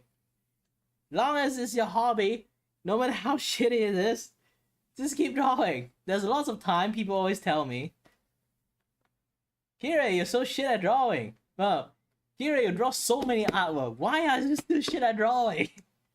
That's what my father said. And then I was like, I'm just trying stuff, you know? And then he immediately grabbed a pen. He haven't drawn for ages, and he just draw the most beautiful butterfly I ever see. I was like, holy shit.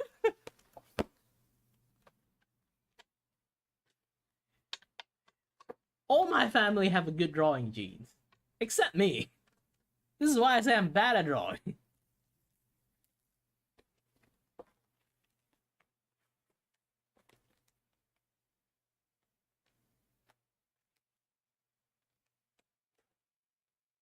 Ooh, such a good memory. This is me starting to learn how to draw human face properly. I can't really show everything because this book is a little bit too big for me to show everything.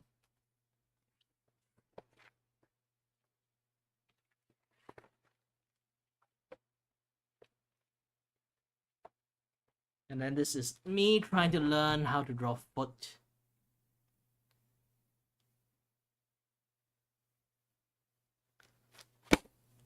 Appropriate learning is a very important thing.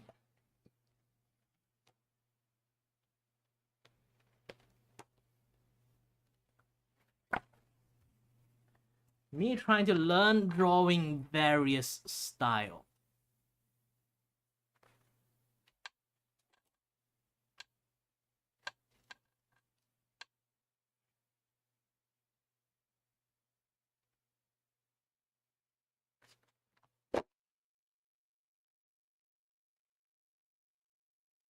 Like every single time you draw, you can have an attempt of something. And that attempt can fail really badly. Or like success, pretty nice, but the next thing you draw might be really shitty.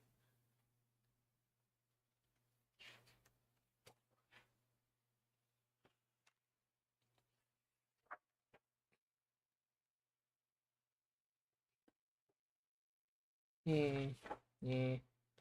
Ah.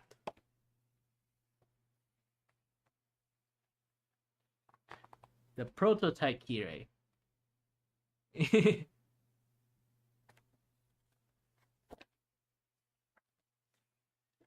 But again, also same time, if you really want to, let me see. Okay, should work. I hope. Yes, it still works. Let me put this back into my freaking cupboard. I still have more actually. I just grabbed half of them. It's so heavy.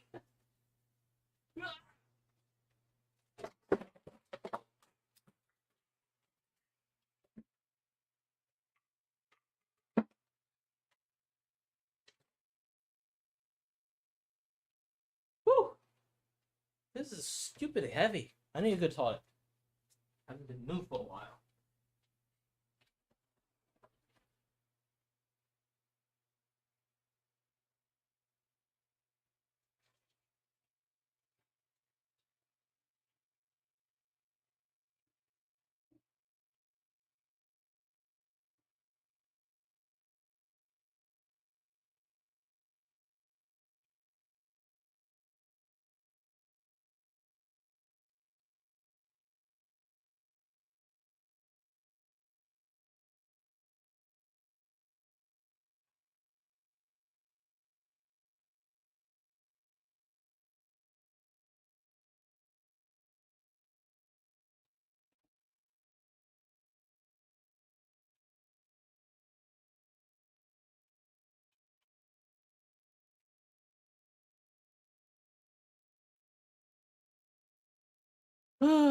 I'm back.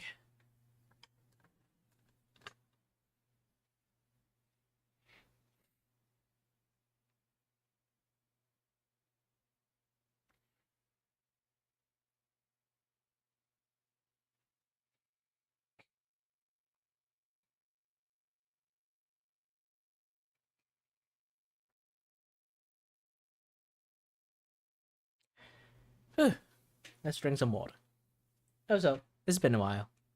Let's play a little bit this thing. Again, due to my balancing issues. Wah, wah, wah.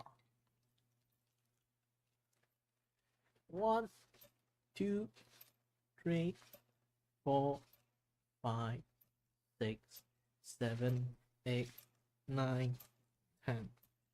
Okay, again. 1, 2, 3, 4, 5, 6, 7, 8, 9, 10. Laggy on your end or like on my end? Not really sure.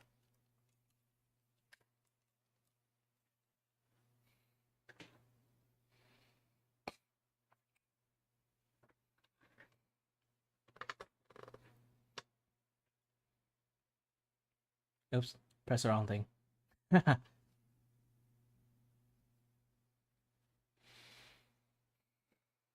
Yeah, around. It happens to me too. I'm not really sure because I usually read a lot of like webtoon manga around this time.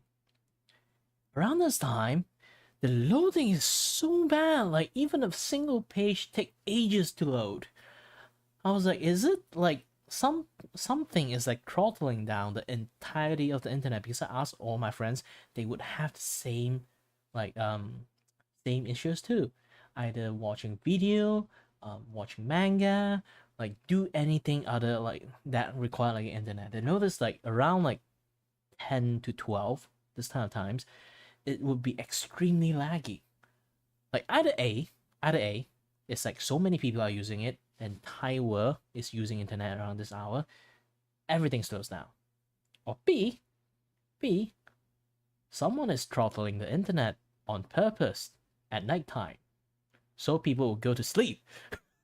It's the government thing. Where's my tinfoil hat? I don't have tinfoil hat, but this morning I drank a Hunger Plus, so. Technically, it's a tin. It's a tin.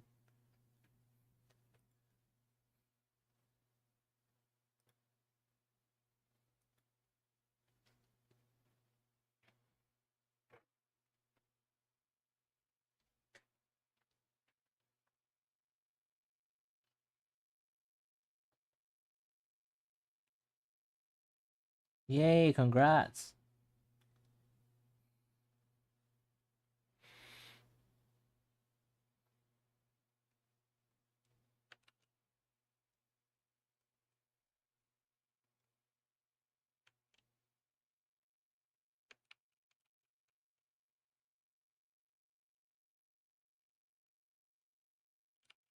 Don't worry. Generally, I only have kids in my stream.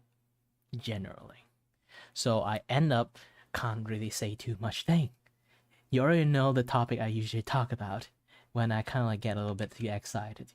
And then I always think like, oh shit, my channel usually is just kids in me. So even though there's a lot of people like come into my Discord server, it's generally people who can't really draw and then want to learn drawing from me. So don't worry, everyone can get shit together. Technically, my art is also shit, so we all are shit. Don't worry, I won't talk too much. No, I won't call people artwork shit, of course. But for me, I will always call my own artwork shit.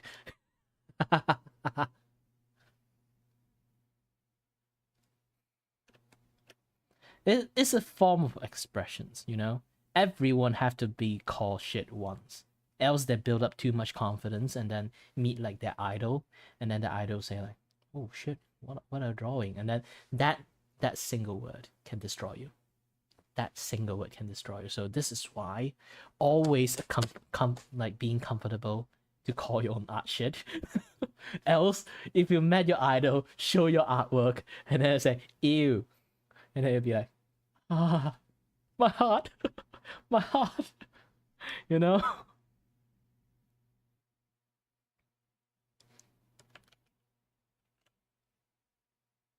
Also, hello, Emmy Lost. Hello there. Oh yeah, I totally forgot. My opening. I didn't even start my opening until now. So, hello there everyone. Good anytime zone, whenever you are, wherever you are. My name is Kiray Vacuo, and I am your host and your void for the voice. And I may or may not teach you how to draw or do drawing in front of your face or go off tangent, talk about something else. That is basically me. So buckle up.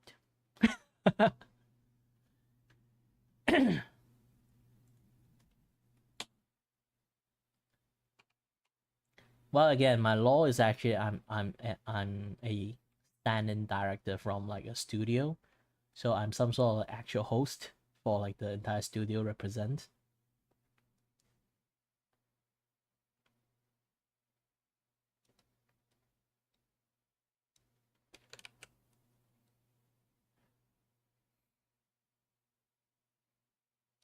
Your big problem is you finally realized this thing have a delay.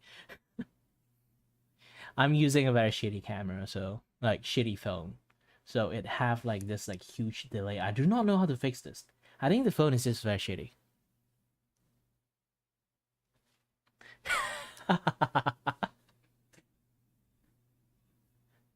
Don't worry. Don't worry. Oh, yeah, speaking about this kind of things. I actually back in the days when I still training how to do line art. Yes, I train how to make a line art and stuff. I actually made this. Let me try to put it out.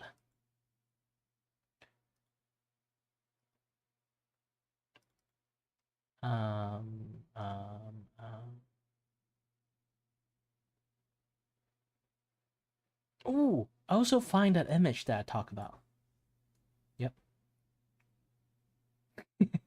Sibling gift. Anyone want this as a stickers?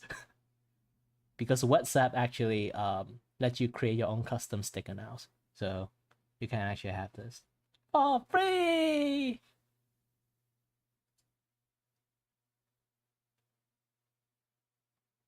What I was doing again? Ah, yes, trying to find the image.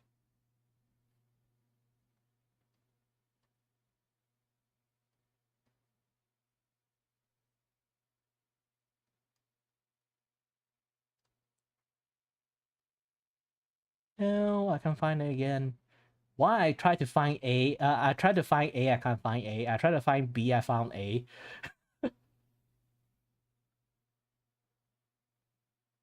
I need some organization skill, I guess.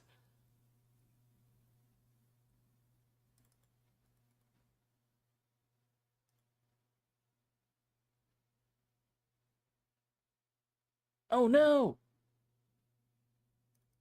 More crime!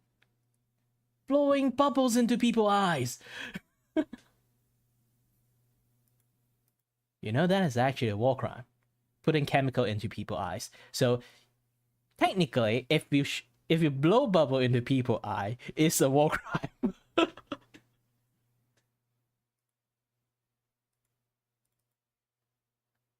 Ironically, that is a war crime. It sounds stupid, but yes, it is a war crime. Found it. Like, this is back then I tried to train myself how to do, like, line art.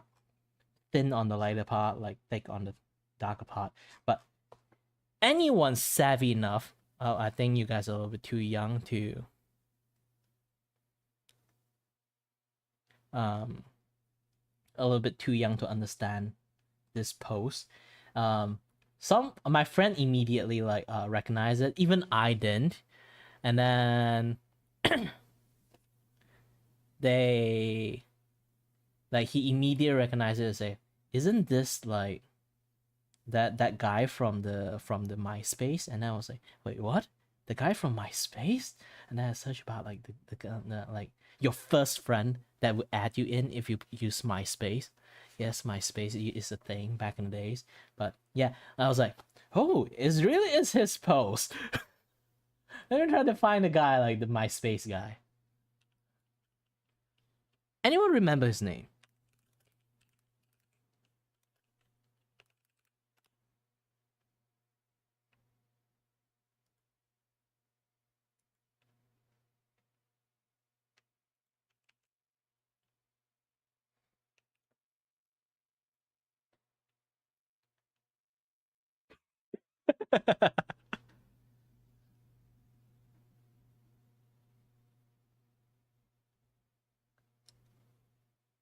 Yeah, Friendster and MySpace back in the days. Like this guy, if you create a MySpace account, like this guy would immediately add you. His programming is because like this guy is the creator of MySpace back then. If I remember, this guy would immediately add you. He is friends with everyone that made a MySpace account.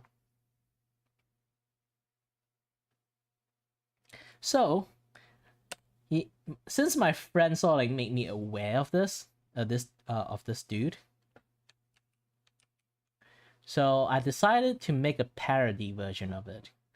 I look into like MySpace and completely replicate the MySpace the MySpace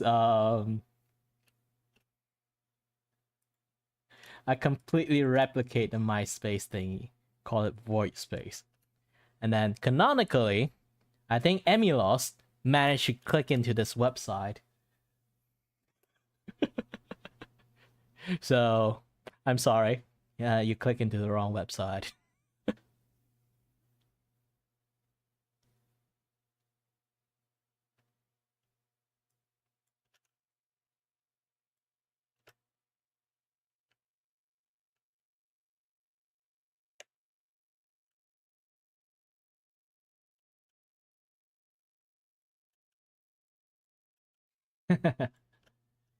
But again, like, if anyone read this, like, I actually post this in my Twitter. And then if anyone actually, like, go and read it properly, they thought this might be just a MySpace clone. Actually, it's not. I customize almost everything. And then you can kind of look into it. Void, unknown age, 2D realm, anime regions. And then, like, last moment, a moment ago. And then the contacting the void, I completely changed everything in here. Contacting the void, send hi message, too late, you are my friends now. Instant contact. And now this is like join in the membership and stuff, and then like spread my influence, like share my site, and then must favorite. This is just a normal favorite file, and I change it to must favorite. And then this is like leave friends group, leave the like friends, and then I instead of say I just say try.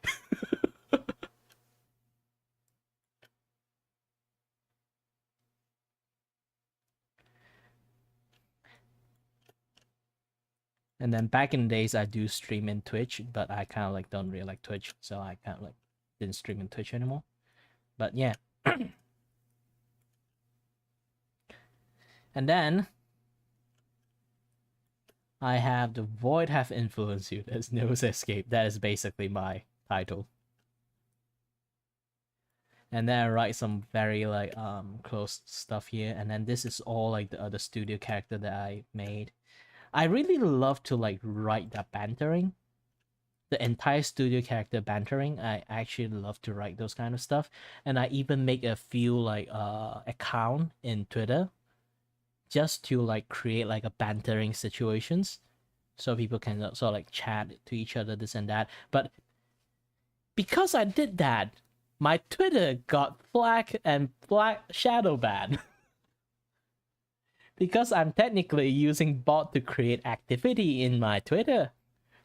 But I just want to make content like this for fun, you know? But Twitter doesn't really are not like really nice to do this kind of things, you know? This is like a New Year drawing I made back then.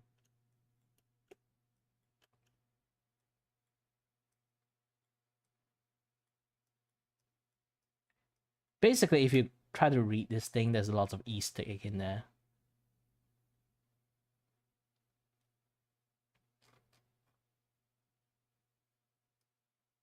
Ah, that guy, I remember his name. Tom.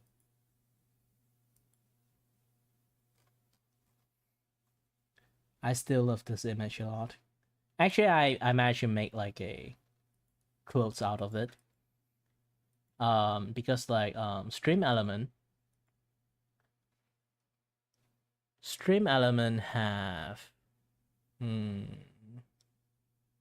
have this service to let you make merch. So I randomly put an image. This image is actually in there. So I actually have merch. It's in this for have this like image in there.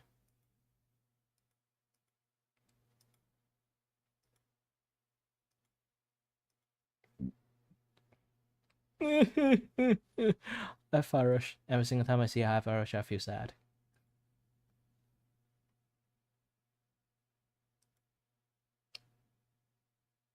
Emilos, I will tell her one thing. I will not change your mind. Target Xbox. No, don't actually do it. Just have some fun. Like putting some fart bomb into it. It's technically a chemical attack.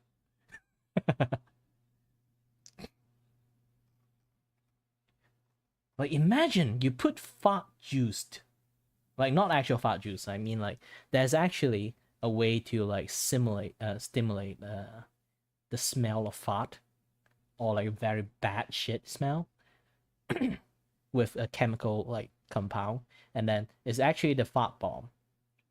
You can actually buy those kind of things like in the internet, and then it's not actually against the rule, but in a way, in reality, so it's technically what you can call it war crime.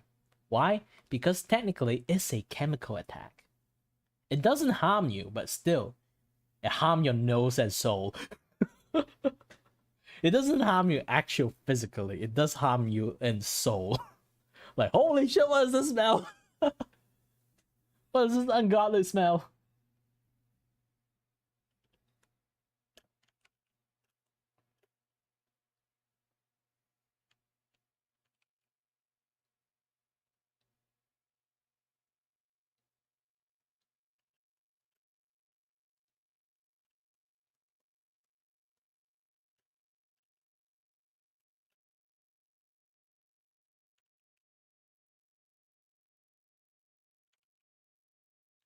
No. You should say topic of the year war crime, but not.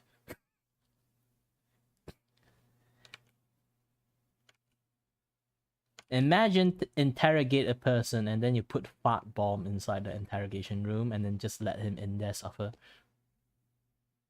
And then, or just use some feather tickle the shit out of him to interrogate him.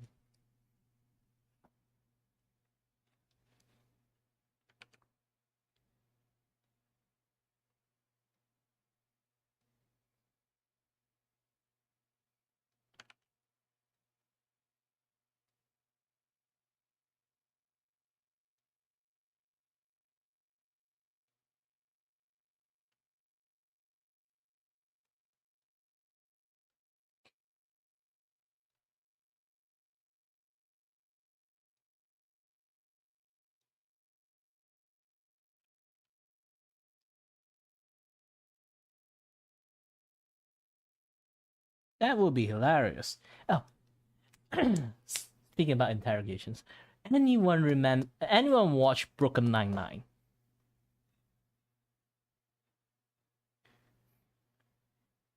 Every like Brooklyn Nine-Nine is just so fun to watch, you know?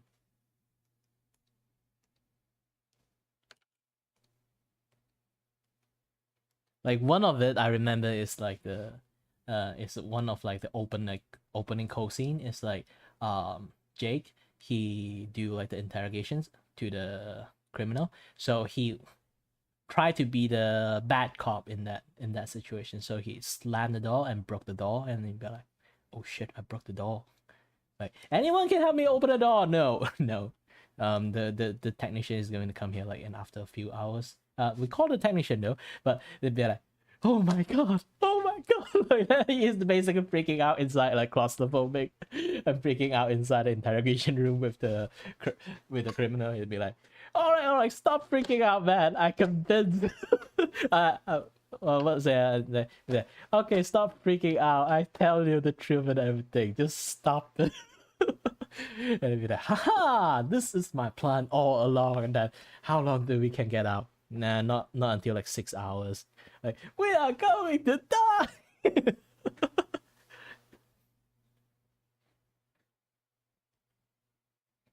Ah, man, I love Broken Nine-Nine.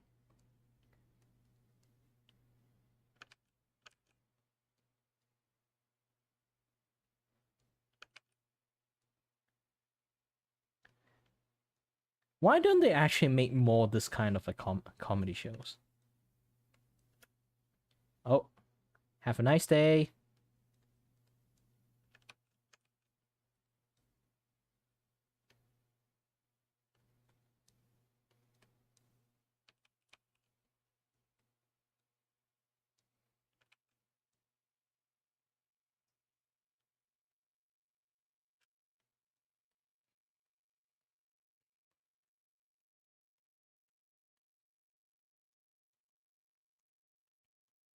I got shadow banned for quite a while, so if you can't get a notifications, it's actually quite normal.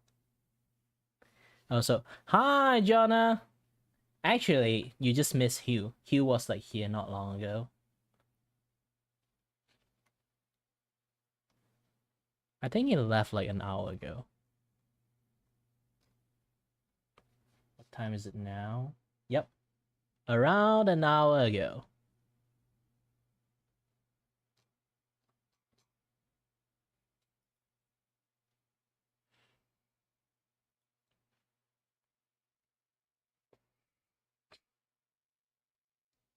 Who knows? Are you Hugh? Are you Hugh in disguise? Are you pretending to be Jonah? For so long.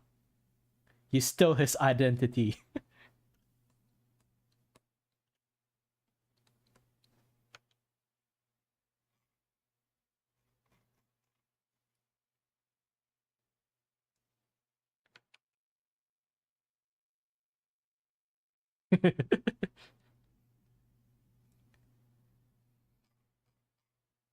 Take off the mask. Oh no, this is my actual face. Shit. How to glue it back?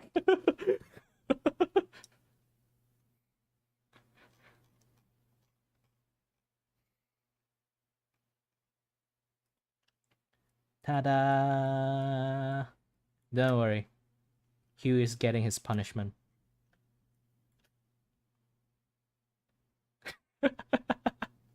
Oh, my body's blocking it. Hold on. Yes, Hugh is getting his punishment.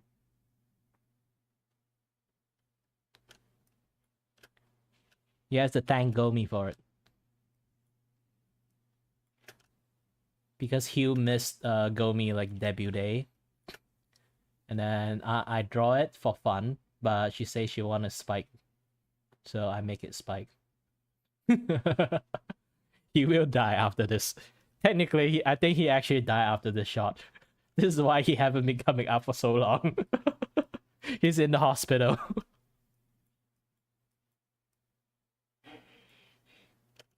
Yeah, I actually stopped streaming in Twitch and then like, came back here. Actually, I originally is streaming in YouTube only. I went to Twitch because like back in the days I got affiliated and then earned my first subscriber buck like 4 years ago. And then I was like, nah, it's a shame that I put my the first subscriber buck that I earned is like staying in Twitch. I hate that money is in there, locking out forever and ever. So I grind in Twitch for like maybe 4 months, and then I managed to get like the first payout, and then I dipped.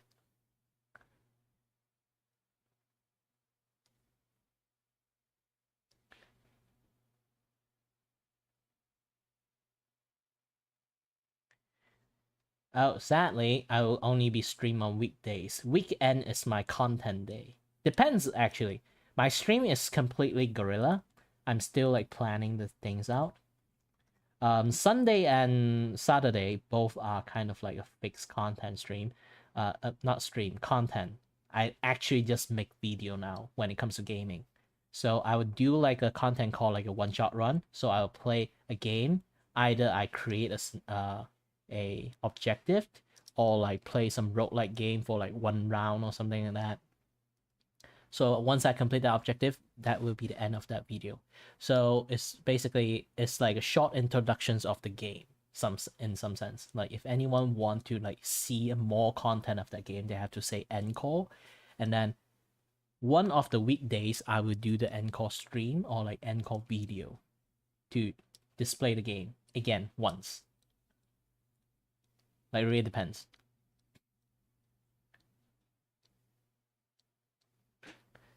So I'm actually trying to plan out like lots of like different content to do.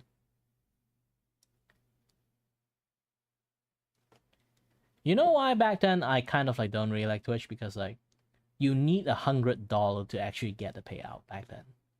Like before lockdown.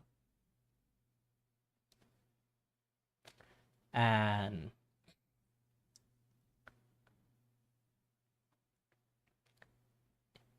once you reach $100, you get a payout, you only get 60. Because they deduct all the tax and everything. So I kind of like see the tax have been deducted to like not like $40 anymore. It's basically $50. So they will only like give you $50. It's because like they already deducted for you. It's a very stupid thing, I guess. Yeah. Again, like Twitch is very predatory for not viewer, creator.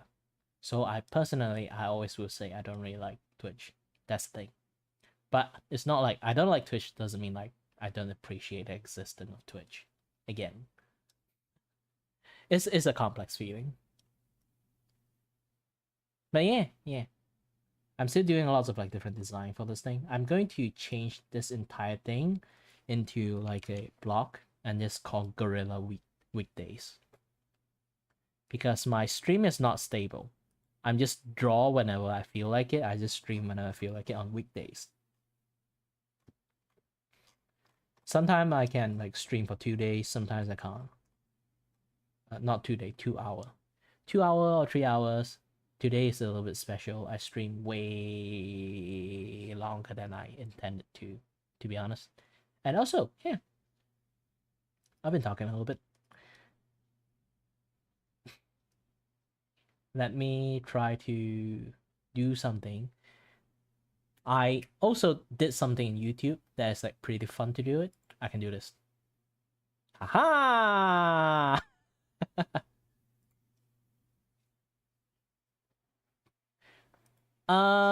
This would be my last commission. I actually changing up how I'm doing commission in the futures.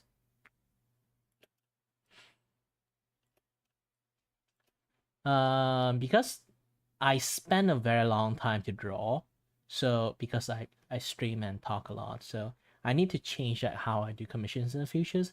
I will only accept commission on a certain stream.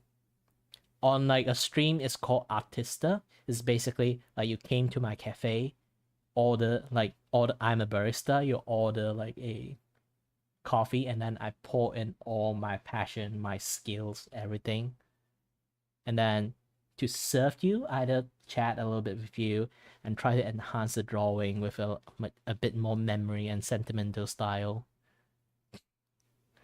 So not now. It's like when I actually do it. I'm not sure to call it cafe or a studio stream or like something like that. You guys have a good name for it. It's something function like a cafe, and I am like a barista, but for art. Artista, I call it.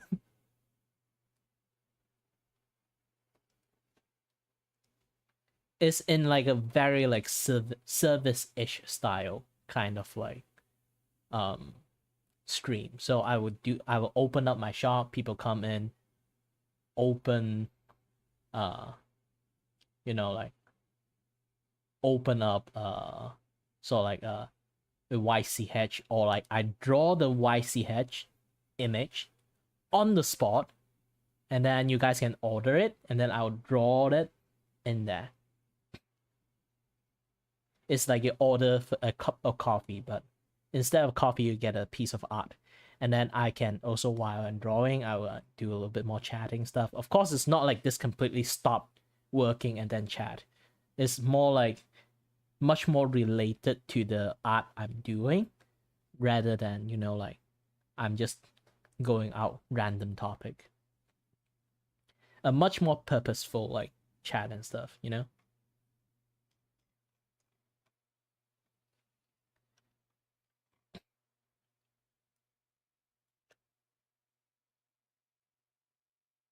Jonah, you make a very, very, very convincing name, but the first word usually will get bolted, so it's going to be a little bit hard if I play with that. Oh, wait, I can use this A, even though I can capitalize the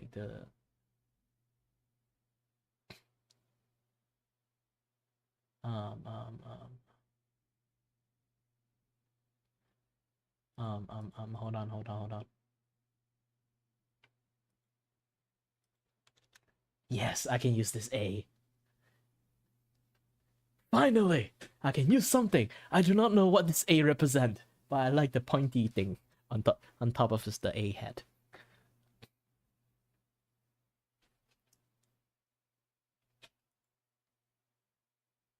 Ah.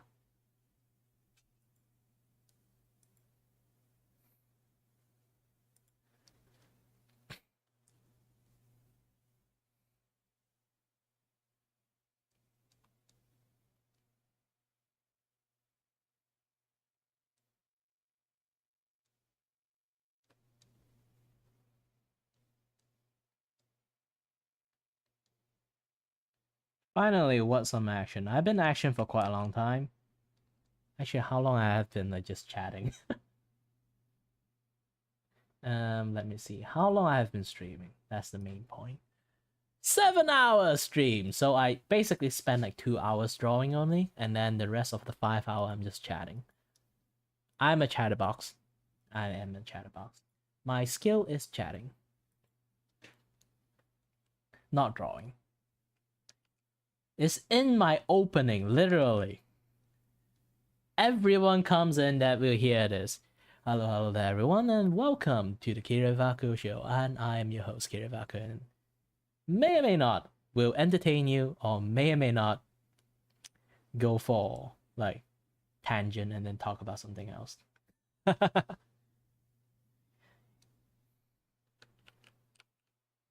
Yeah, you missed the part when I was like together with you and someone else. A lot of people actually. Um I think Dolly missed part of it, is it? No, Dolly's here. And then who again? My memory is actually very short. I have to see to remember it. Yeah, hold on a bit. Yeah, no. No, I hit the limit. I can't see anyone again. I need to use my memory. Yes, Chloe. Yes, Chloe. My memory. Really good. Definitely not because I have some PTSD and now my memory have some issues.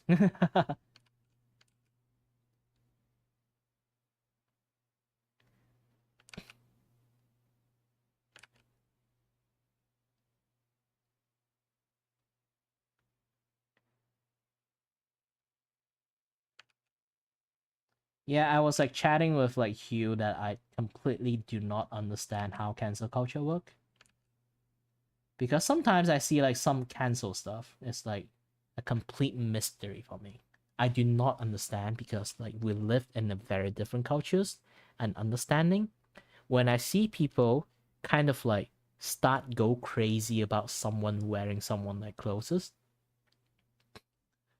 like some other culture like participate other people culture only. Like made a video about it and then sort of like explain like how they do this, do that. Like almost like some sort of like very short amateurish documentary. And then people in Twitter would like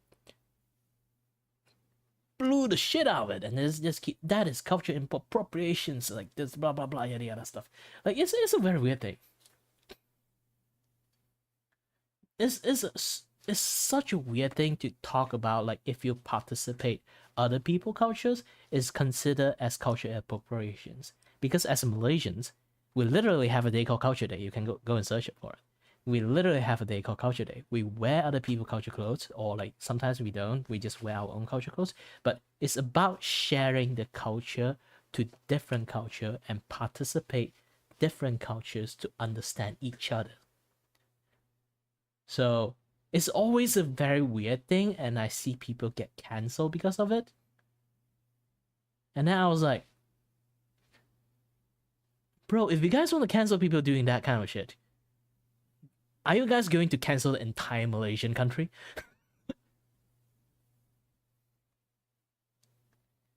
And if I talk about this kind of things, and people going to say, "Oh, you're fine, you're from your culture is like that," and then why do I get a green flag for that? Like, if I never mention I'm a Malaysian, will I get cancelled? It's a very weird thing. So if I mention I'm Malaysian, I get a green pass. Then no, it's a very weird situation. If it actually happens to me, it will become a very weird situation.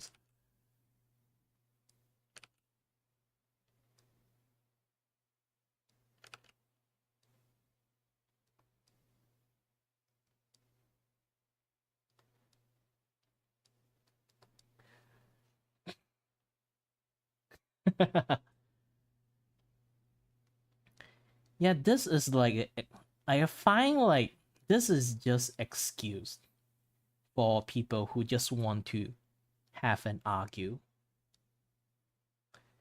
I seen that shit so many times. I kind of like slowly understand this is when people like trying to cancel something. It's just like mainly for a very selfish reasons. Like the Helldiver thing, I am mad, and I did participate it. But here's the thing, Sony say, okay, you don't have to connect it. But again, also the same, and a lot of people reverse their like cancel stuff, you know? Reverse that cancel stuff. But for me, the first thing I immediately notice is, remember they stopped selling to all the country that they can't like pay for PSN? They are still doing that, you know. Why you guys reverse your sentimental because of one tweet? Because they're doing it for the benefit. Once the benefit is gone, they don't care other people that still can't buy it. Of course, there are still people care about it, but the majority of people don't. So the negative review bomb is just completely reversed by just one tweet that Sony say, "Oh, we backtracked." They didn't fully backtrack. They didn't even backtrack in a sense. Worse, they cancel all the pre-order for like the country that doesn't have PSN for Ghost of Tsushima.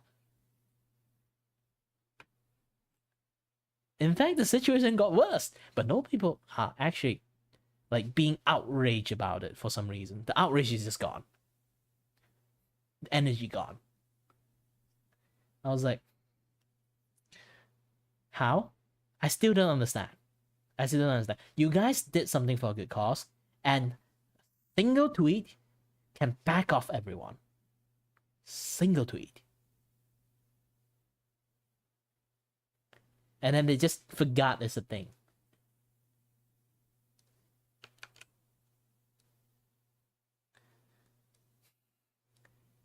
You can go check. It's still not available from any country.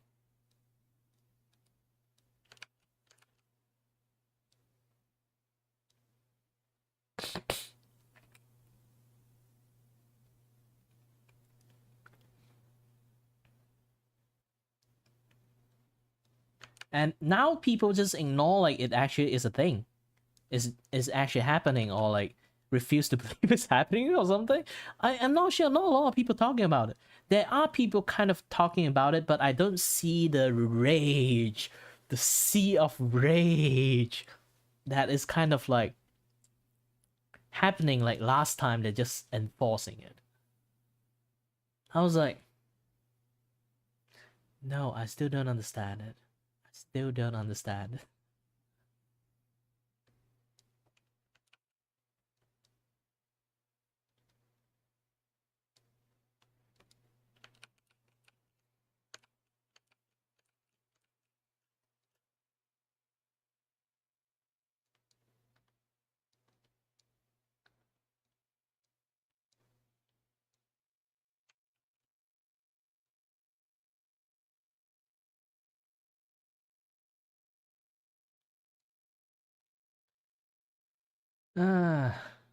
It's a weird thing.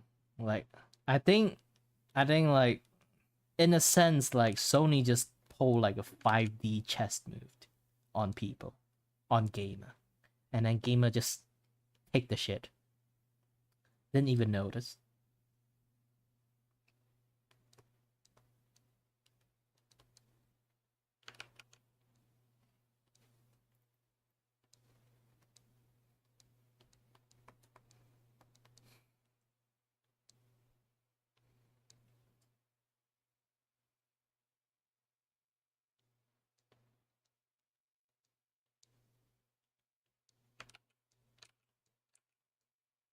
It's a weird thing though, people still notice it. I can't talk to my friend about this. They are actually shocked about it. Wait, they're doing that? Like, because Malaysian actually does have PSN, so we don't feel the blunt force of it. I told them that, yeah. So what? Yeah, generally, that's the normal human reaction, I guess. So what? It doesn't affect me. It used to affect a shit tons of people when it enforcing like the PSN. So a lot of people would say like, nah, something like that. And then like after they say reversed it, oh, now they're fine. But not the new people who would interesting in the game want to buy the game. They can't buy the game now. Never ever will be able to buy the game. Because Sony refused to reverse the thing. Nobody say a word. Now, technically, some people say the word, but nobody cares because it doesn't affect them anymore.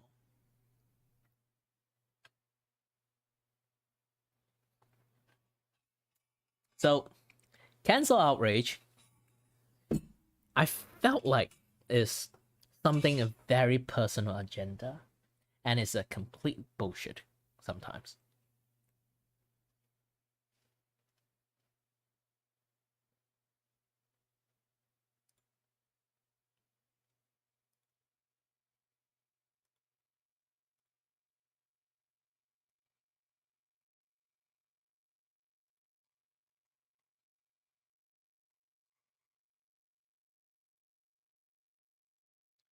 What I'm drinking If I need to say it in a very Western way, I would say it's a milk tea with cream. Or if I need to say it in a very Malaysian way, desi ice. The ice is gone, but it's still a desi ice, you know?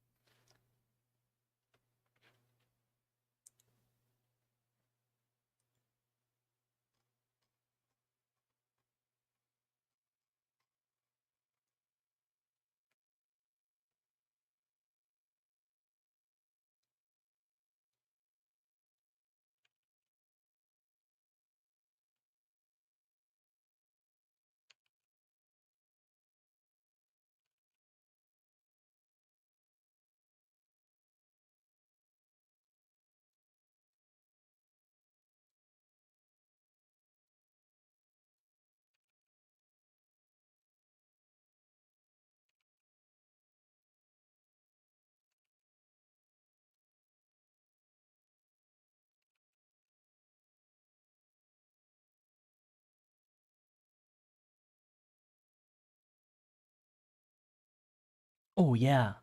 This one thing I really want to talk about is actually I'm going to make a topic about like how male VTuber design become like a very funny way. Like it actually affected the entire anime industry. Not VTuber design affected the entire anime industry. The entire anime industry itself affected the male VTuber design. It's a little bit on the funny side. Like if you ever see like any male VTuber that have like a very like high sex appeal, you know they have a certain guarantee pattern.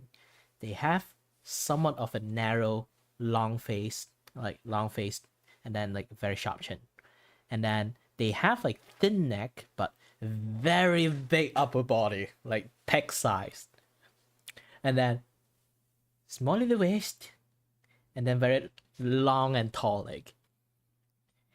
Generally, a lot of male VTuber that stand on like the sexy side that always like have that very generic style of like pattern. Actually I did may a little bit talk about it. And then that kind of design, you know, like you can see this like long sharp face, big pec. Long sharp face, big pec. It didn't show much, but again, long sharp face, very big burly body shape. It's generally it reminds me of something because I'm old again. I read a lot of like old, very old manga, like from the 80s, 90s mangas and anime, and then I realized all this design is same with like manga from like the 80s and anime from the 90s. I'm not kidding. If you try to look closer to it, those are like the design of almost 1-to-1 how they used to design look like. Like for anime style. Like you can see, they have like the element of it. Like almost all like old ass anime. Old ass male high masculinity style. They would have like a very like you can see it in here, like they would have like a very sharp chin, long chin, and then very big ass like upper body. Like this one too. See? Like not even talk about like Saint Seiya, the entire golden order is just that design itself. And then just look at like Vampire D. When you want to make a character sexy, stretch your face out, make upper body wide as heck. Done.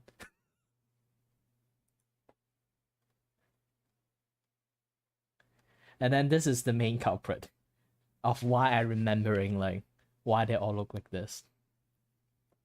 See this dude? This is the poster child of that style. if you want a very masculine like uh uh male, like manly male characters, that this is it.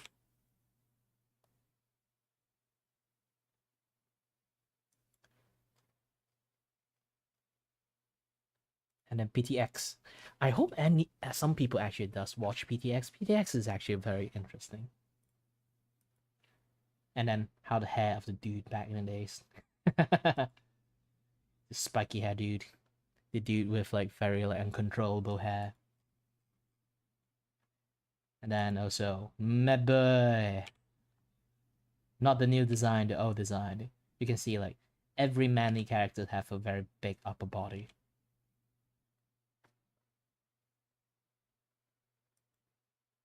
This is why I say like when it comes to like male model, it really lack a difference, because either you look like this is the A if you want to go for the sexy route, or B, go for the very manly route, you add a beard with like that kind of architect.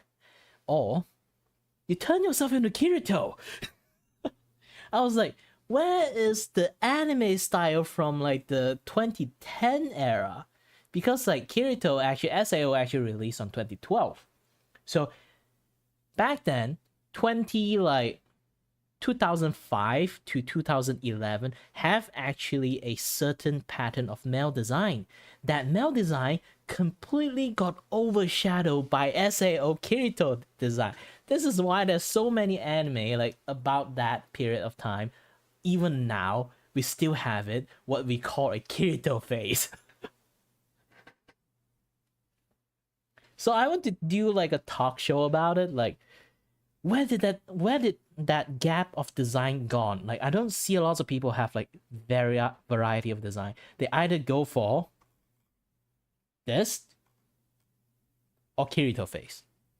Of course, people are slowly get that idea, and then they kind of like do different, like you have like some variation, and the people who start their VTubing as a Kirito face character, they slowly just have some design change once they kind of get famous a bit, or like that 2.0 model have like some difference change, like starting distant away from Kirito face. But it is back in the days, almost everyone have a Kirito face. They don't have a unique design. If they have go for the sexy design, you already can see like there's a pattern with the sexy design. They're not changing the sex design.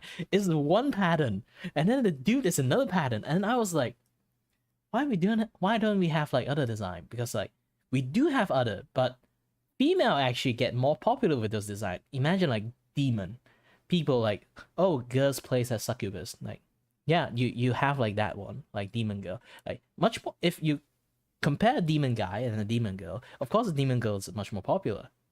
And then there's a lot of like different like species design too that we can kind of like compare to. But if you compare like male and female actually dominated on those kind of like, even we can have the design, female actually much more dominant on that kind of like design features.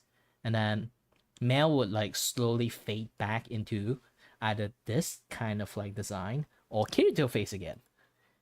So I was thinking like, is there any other way we can appeal the male audience and still being like a VTuber?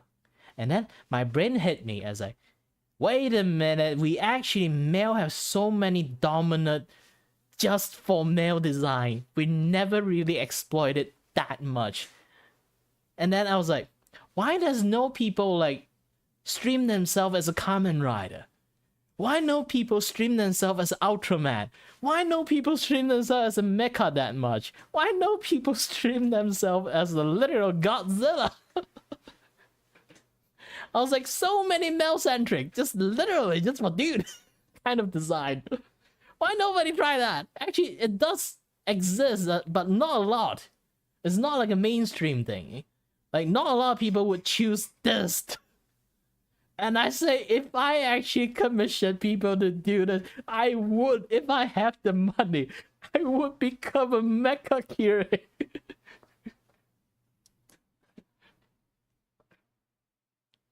Or Kamen Rider Kiray, you know? Like we can use this design, but I don't see like any like very famous VTuber, male VTuber, in fact, have like a very prominent design like this kind of design. I was like, how am I?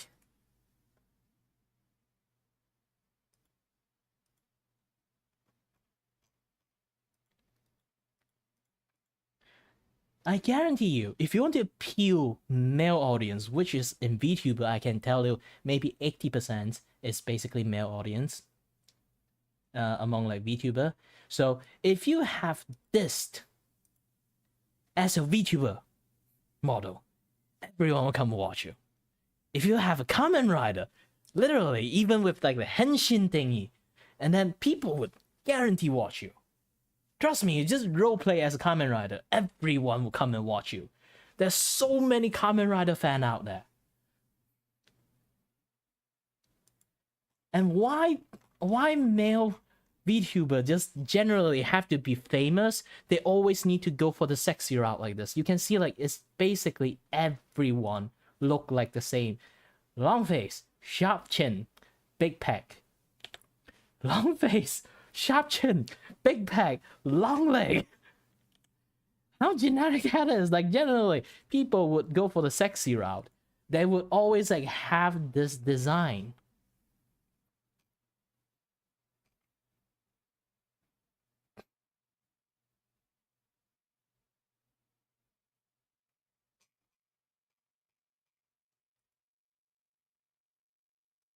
Yeah, if someone actually know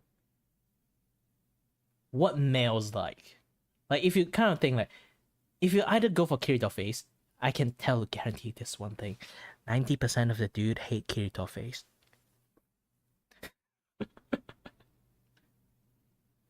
So if you put Kirito face, people would not think you as appealing to watch, generally.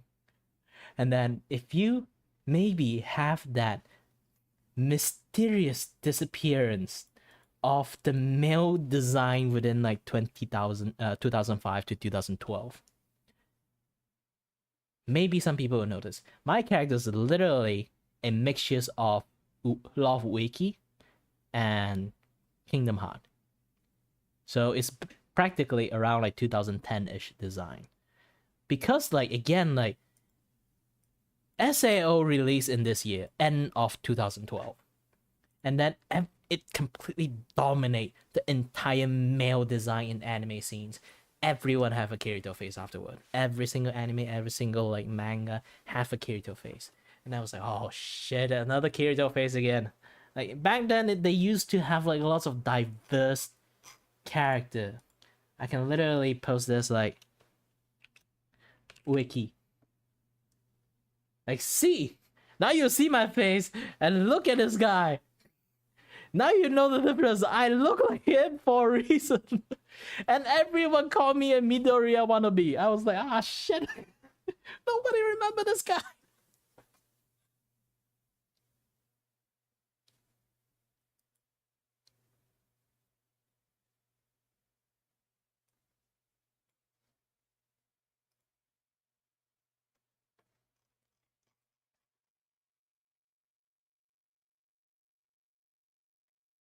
I would be very happy, like for so long. Either people say my design look like gorilla designs, or look like hey, are you trying to copy that the My Hero Academia? I was like, no, no.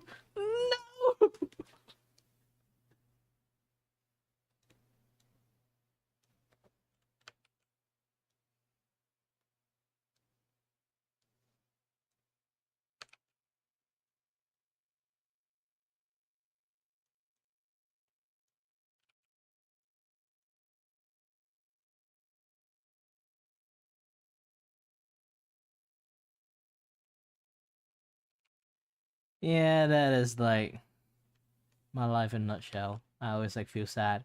Nobody can actually pinpoint like what kind of anime inspired my design. Like because like nobody actually remembers anything before SAO. Tell me what anime released before SAO. Nobody remembers. Do you know there used to be like a anime? Like not I mean like around close to this age, like 2005, around like 2005 to 2010, all this anime gap, everyone completely forgot almost every of that anime. SAO have completely erased the history of the entire 2005 to 2011. I'm not kidding. Law of Ueki, some people when I talk about it, they still remembers it. But generally, when I say what kind of anime was like that is the the most rememberable, like in 2010-ish, like just close to that gap, everyone would just say SAO.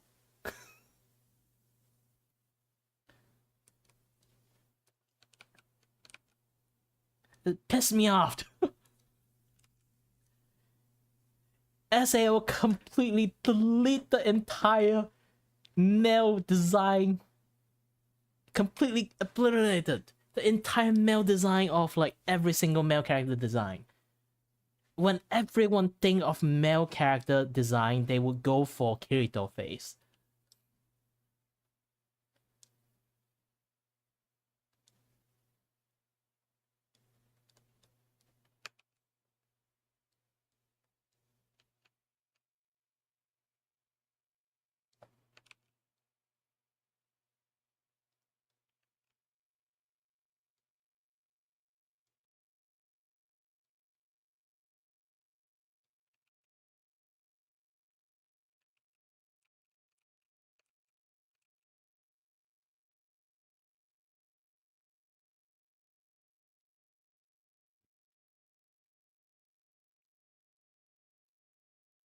Like it's a very weird thing. Like it's completely if nobody would actually know this until I point that out, and then they will be like, "Oh yeah, I don't remember a single anime before that era." Like they are in the same era, but it completely dominate. I think like SAO have some like brainwashing. I think SAO itself have some brainwashing properties, and just brainwash shit out of people. Do you know there's like a very anime version of the Journey to the West? You don't know, right? That anime version of Journey of the West that the Kang Sana, that guy like the monk, is actually holding a freaking revolver to shoot the shit out of people.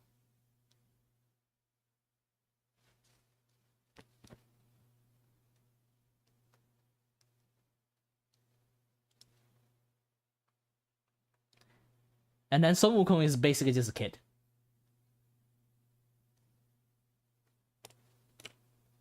Let me try to find it. I might get flagged, but it's worth it.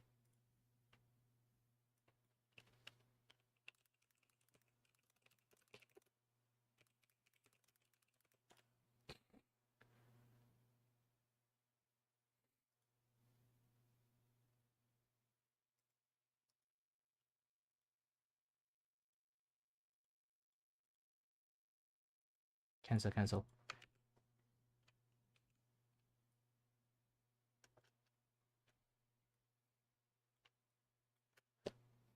Sayuki Reloaded.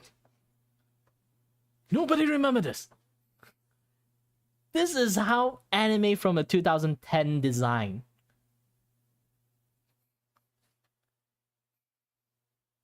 Well, it's not exactly 2010, but like before like 2010, before SAO face become a thing.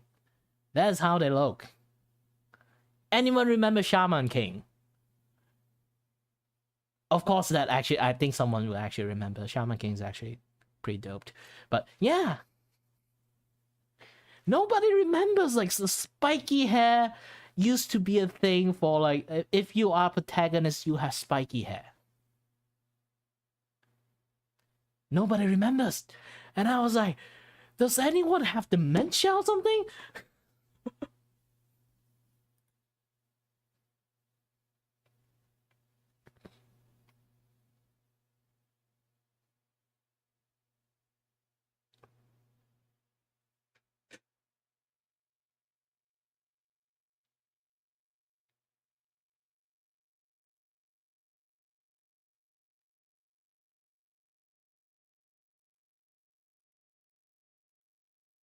I wasn't even born when Yu Yu Hakusho is a thing. I still watch them. Like, I mean, like, here's the thing. Like, there's so many good anime, like, back in the days. Everyone forget.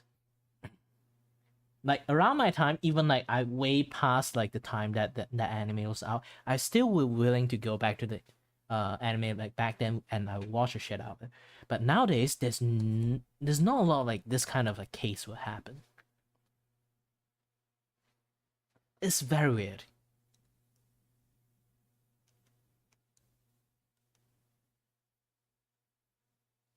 I didn't watch anime nowadays. Yes, D Gray Man. Yu Yu Hakusho. Yeah. Actually, D Gray Man have a season, have like D Gray Man 2 now. For one chapter. For one chapter. I don't think they will continue it. They just put it out for fun, either for April Fool or something. Like, they did have like a glow up arc. After everything. After every of the story. This is like after story. They have like one chapter. Technically, I think it was supposed to be like a one shot for them to keep continuing the story afterward. They didn't actually, like, you know, made it.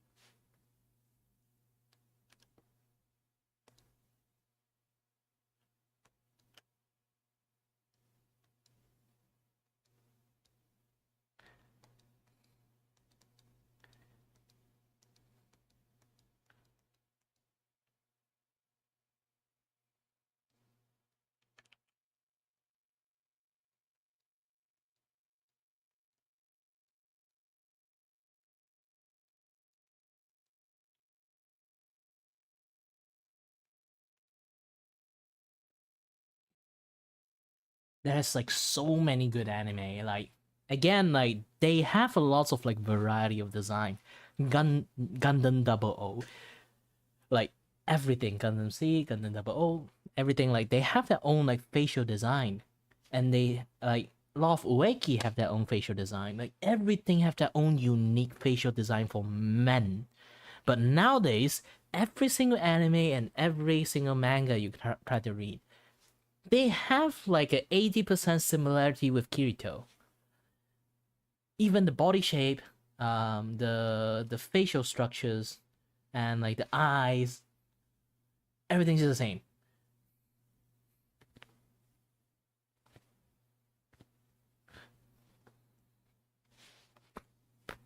Sorry, my neck.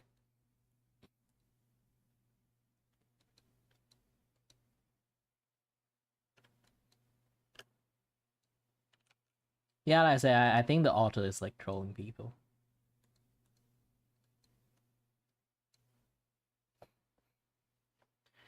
Now everyone, like, I actually didn't really aware of this thing. I've been complaining about like male design for so long, and then I realized that the what again? Like, there's lots of design fade in the anime industry. Everything just look very rounded and pointy. Like, here's the thing, like, I have like, if anyone want to become like a male VTuber and then they want like an interesting design, that's a manga have like a lots of like very interesting male design. Let me try to bring this out.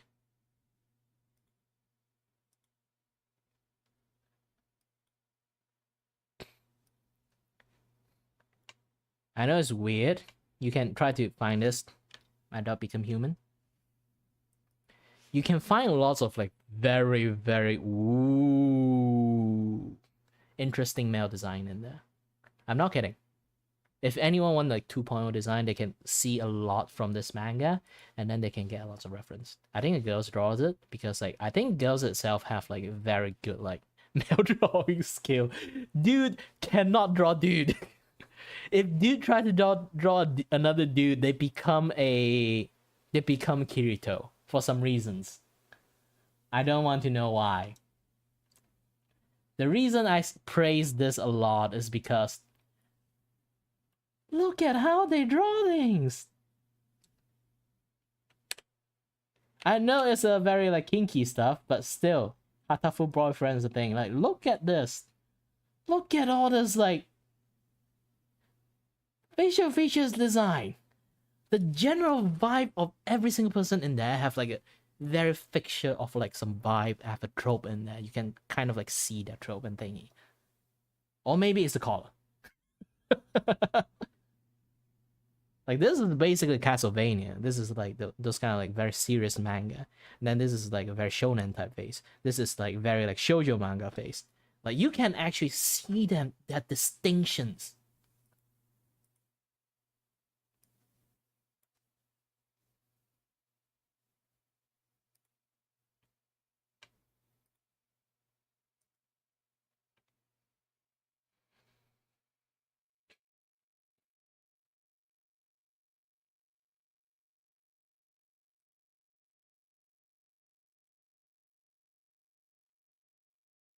This is why if you want to create your own OC, you can kind of like take that art as a reference.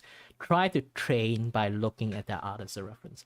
That manga really slaps. And male character design is the best I've seen so far. And funny thing is, I only discovered this like not long ago.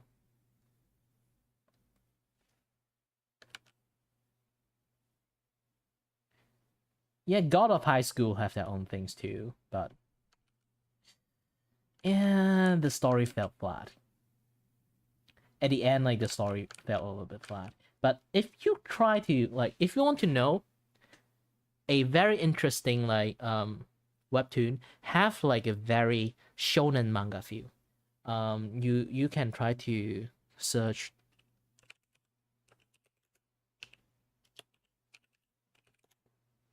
Jungle Juice.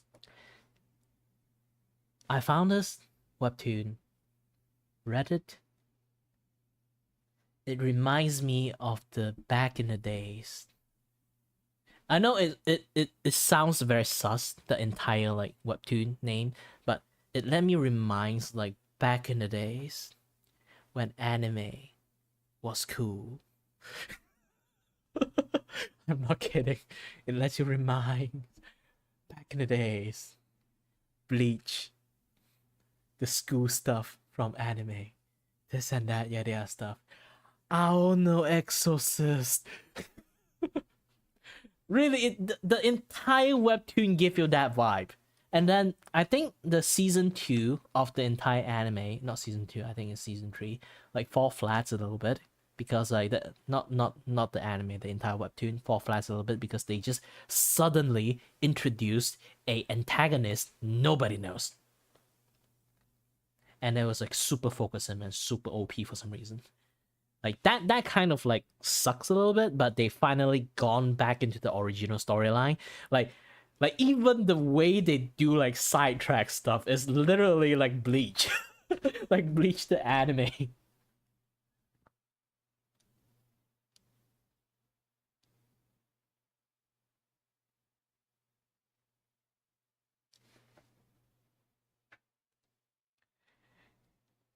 Yeah, suddenly have a very sidetracked story like in the full brain arc. Like the entire there's like one arc that the protagonist got framed as a murderer, and then he need to like run away from like the place that he was in. And then he got another complete other separate arc to get his, he get like a weird power that he goes berserk and he will eat other people. So this group grab him, teach him how to control that power, not to eat people at the same time. So it's basically the Hollow Mass arc. Suddenly brought out a Hollow Mass arc out of nowhere. And then they completely forgot like the original, like the murder case that happened in the characters like original like school places. And then they completely forget about it. And then at the later story, finally they wrap up the story, and then they remember like, oh yes, there's like a murdering arc in there. We forgot about it. Let's do like an investigation and thing. After like the character like in that story like past 2 months, they didn't do jack shit in that to help the character to help the main protagonist, and then I was like, dude, what the fuck?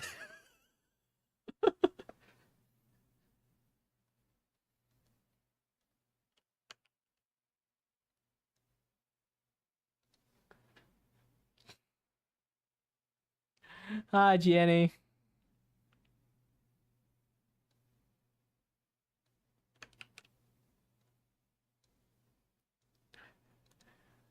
Like that art itself is like come out complete left field. You do not expect it.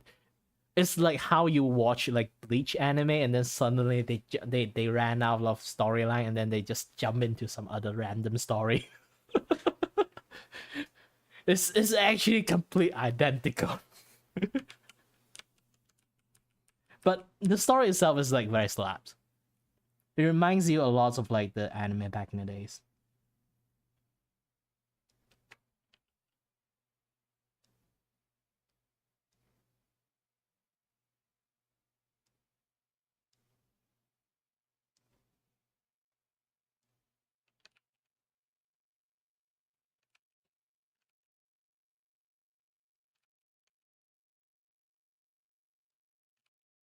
Oh, no wonders. I need this to be 45.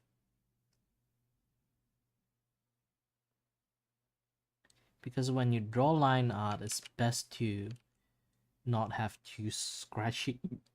Sorry, gassed. Too scratchy or like too wobbly in your drawing, so you need to introduce some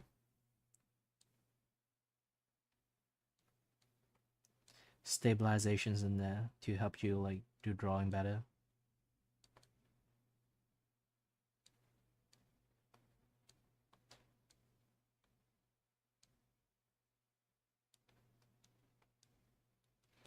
I hate Vtuber with a lot of accessory.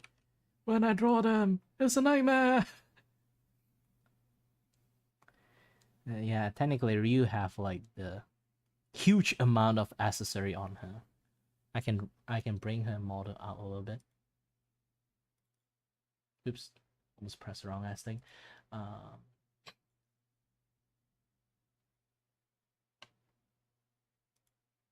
Reference.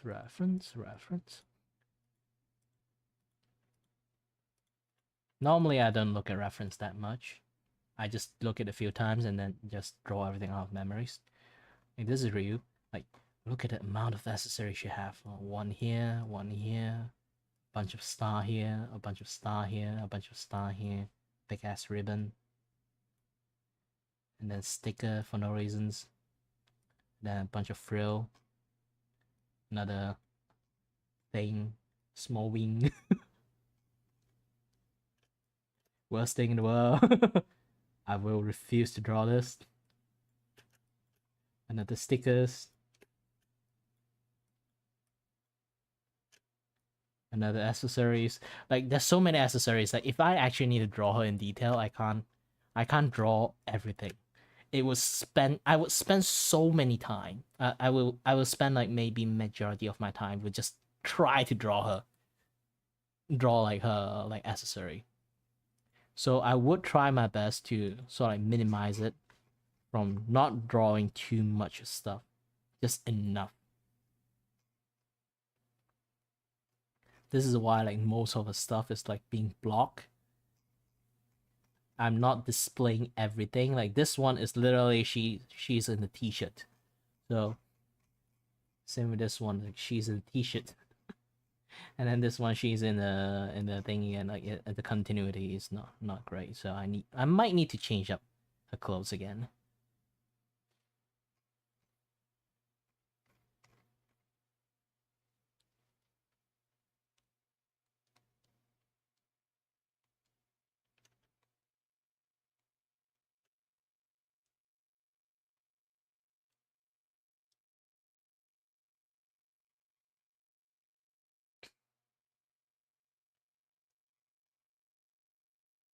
You can say at a glance it looks like her, but if you look closely, it doesn't really look like her. What time to join? What you want to join? Hi, Ryu.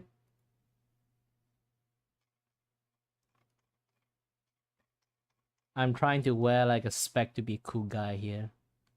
And then you mock me. Look at this guy. Look at this guy. Try to act cool. And then you with your clown face.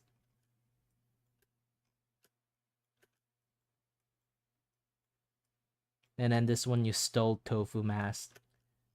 Generally, I want to be like low key, letting people know like tofu is actually the cameraman.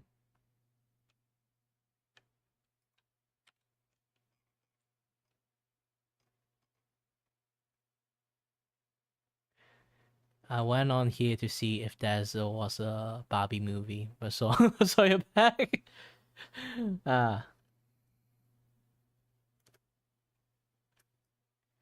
Why do you see my back?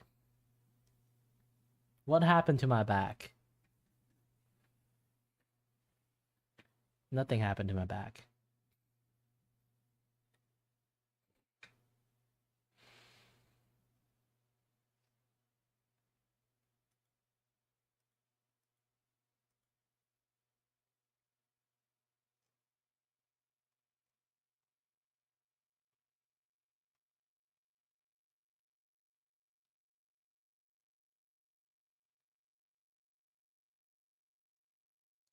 I'm not back on streaming. I'm always streaming.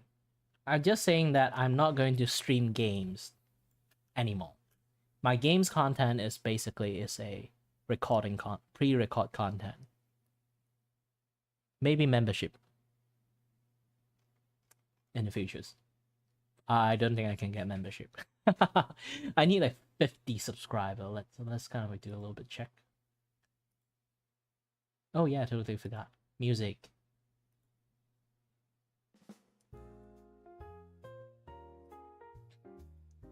Hold on.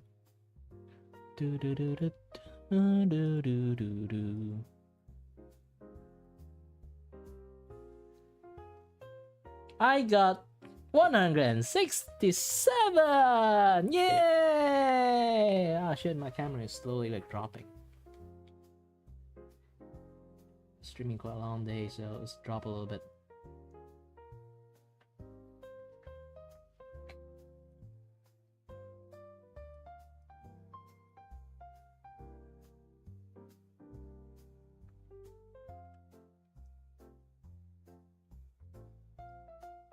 And then how long I've been streaming on this thing? Let me check another thing. Like how long I've been streaming.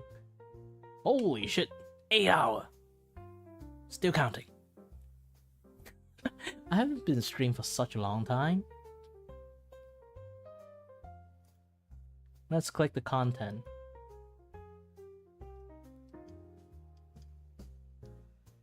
Live viewer 3, comment 0.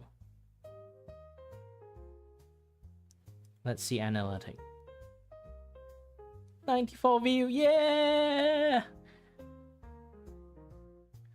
This is the highest impression I ever get. Highest impression I ever get. Usually, when I stream, I would just get, because I only stream for 2 hours, so let's see, like 2 hour marks. Even 2 hour mark! There's lots of people watching, huh? But there's lots of like stream like getting spread around. Like usually I don't get that much. Let me try to look at analytic on this one. So you know, this kind of thing like spiked with like 1K, but if you try to look closely, 2 hours, it's not that much. Like generally if I just stream for 1 hour, it's just like 578.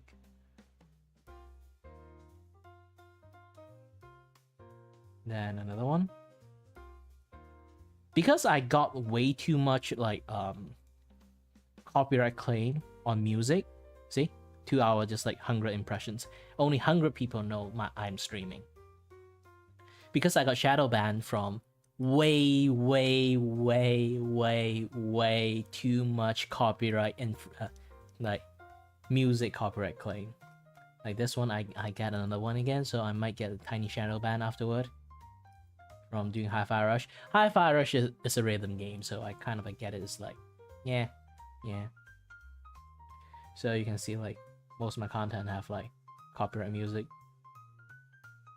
This one doesn't really care about copyright music that much.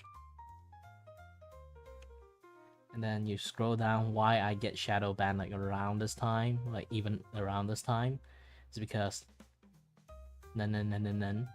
and then copyrighted, and then copyrighted. I have so many copyright like things started, copyrighted, and like within a week I get like maybe like 5 to 6 copyright because I stream a lot. And then the copyright list is not short. If you click into it, there's a lot. Even like I'm not trying to play like copyright free music. I play like copyright free music, I will still get copyright. There's so many copyrighted, I get shadow banned in my YouTube for quite a while. Finally, I think I finally got lifted. Like today I have a blast streaming because I can keep chatting nonstop. It's mainly, I think it's like, I just showed it to you guys, like the impression, like the reach have become like ridiculously high for some reasons. Maybe it's like around like the 5-hour marks. Yeah, actually it already start climbing on the 3-hour marks. Like usually it doesn't climb that much. And then finally got this much. I'm actually quite shocked. I never have a live stream this much impressions. And then the engagement is actually pretty high too. Thank you for everyone staying, to be honest. Oops. Wrong stuff. Ooh. But again, if anyone kind of like wonder like what kind of music, how do I manage to like not get music copyright strike again? I'm using Suno, AI music maker, and AI song maker. Technically, every song you listen now is actually made by AI. So if you guys don't want to get like copyright claim, even like using copyright free music, just use AI. Why I keep promoting this thing? Because like they made me do it. Not Suno made me do it. Like the copyright troll made me do it. Okay, like this is the best solution to do it for not getting copyright claim. Because if I just keep getting copyright claim nonstop, I'm just going to get shadow banned again. So this is my best solutions.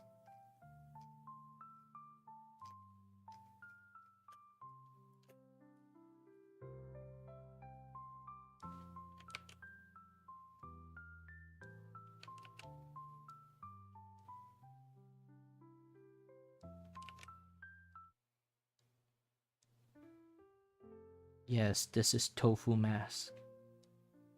We took it.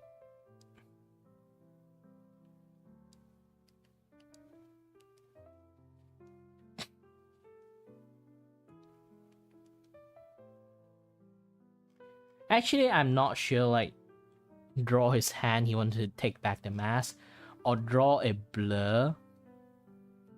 Because, like, the moment you want to, like, expose him, and then he almost take the shot, and then he'd be like, I'm out!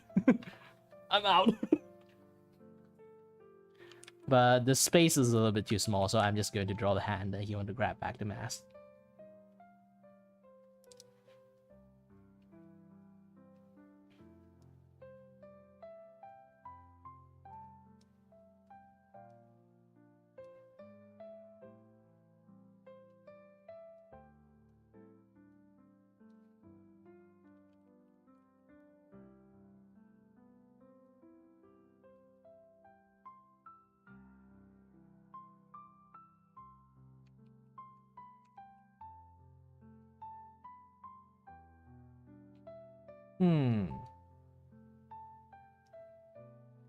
I think I somehow ran out of stuff to talk.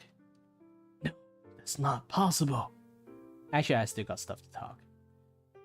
Do you know, Fallout 4 has become like a very Fallout, the series itself, become like a very famous thing because like because of a TV show. and then they created a new update for the Fallout 4, and then broke every single mod. And then they can't actually play a mod called Fallout London that I actually waited for so long to play. Starfield become a thing, and then like, you know, like Starfield become a thing, and then like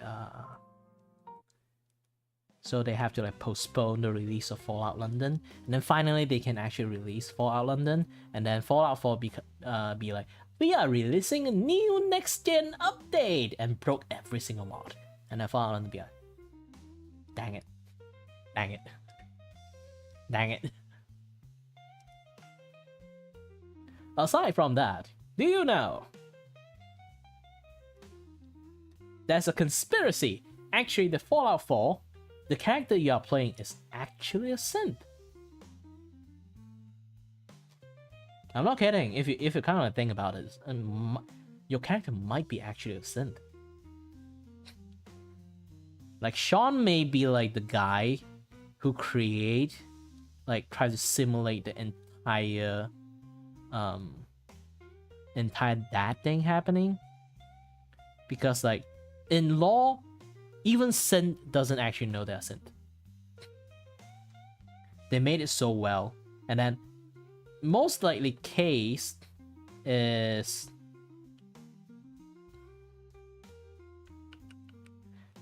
again, like the most likely case is like Sean actually create a synth daddy. That sounds weird, but yeah, he create a synth daddy to simulate for him to like walk around the wasteland as like the last final demonstration at how real a synth they can create to think they are persons.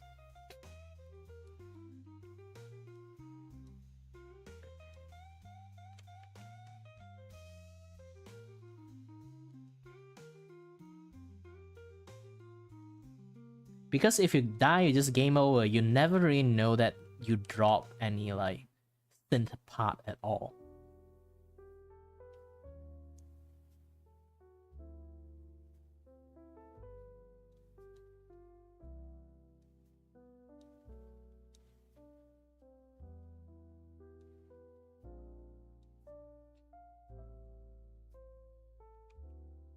Do-do-do-do.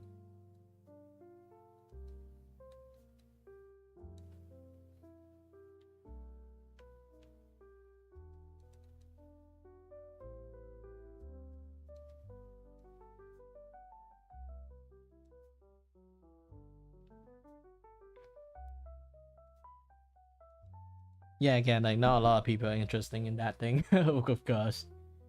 I'm an anime. I'm a walking, living anime talking about games. But again, I did talk a little bit too much already. I should focusing on the drawing, actually. This thing should be finished ages ago if I didn't talk. But it's an experience. The moment you join in, welcome to the Kiray Vacuo experience.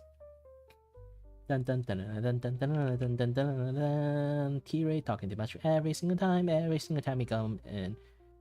Come here, say hi, and he start to do his opening. Hello everyone, I may help you, I may entertain you, but also go off tangent.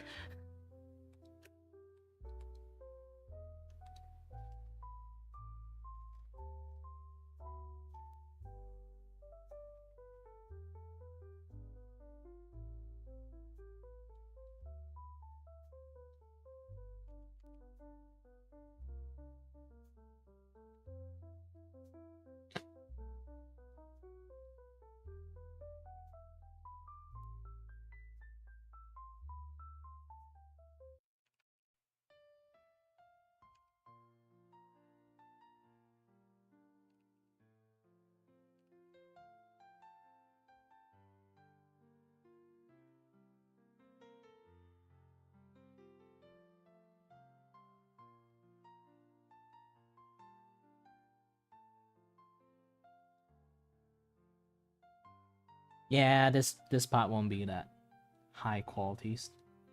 The detail is getting like weaker and weaker because like not I'm losing interest, it's like I realize that if I draw it too detailed, nobody's gonna see it anyway in this particular image because it's way too small.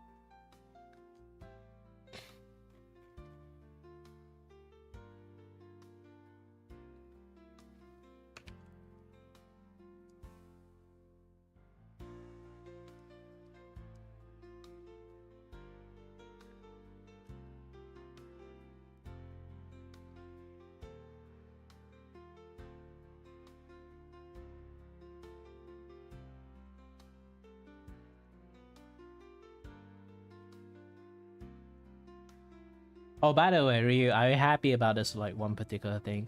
This commissions will be my last commissions.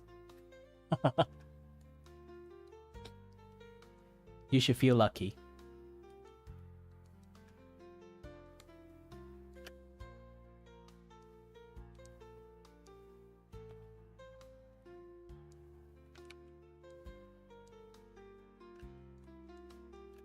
I'm trying something else.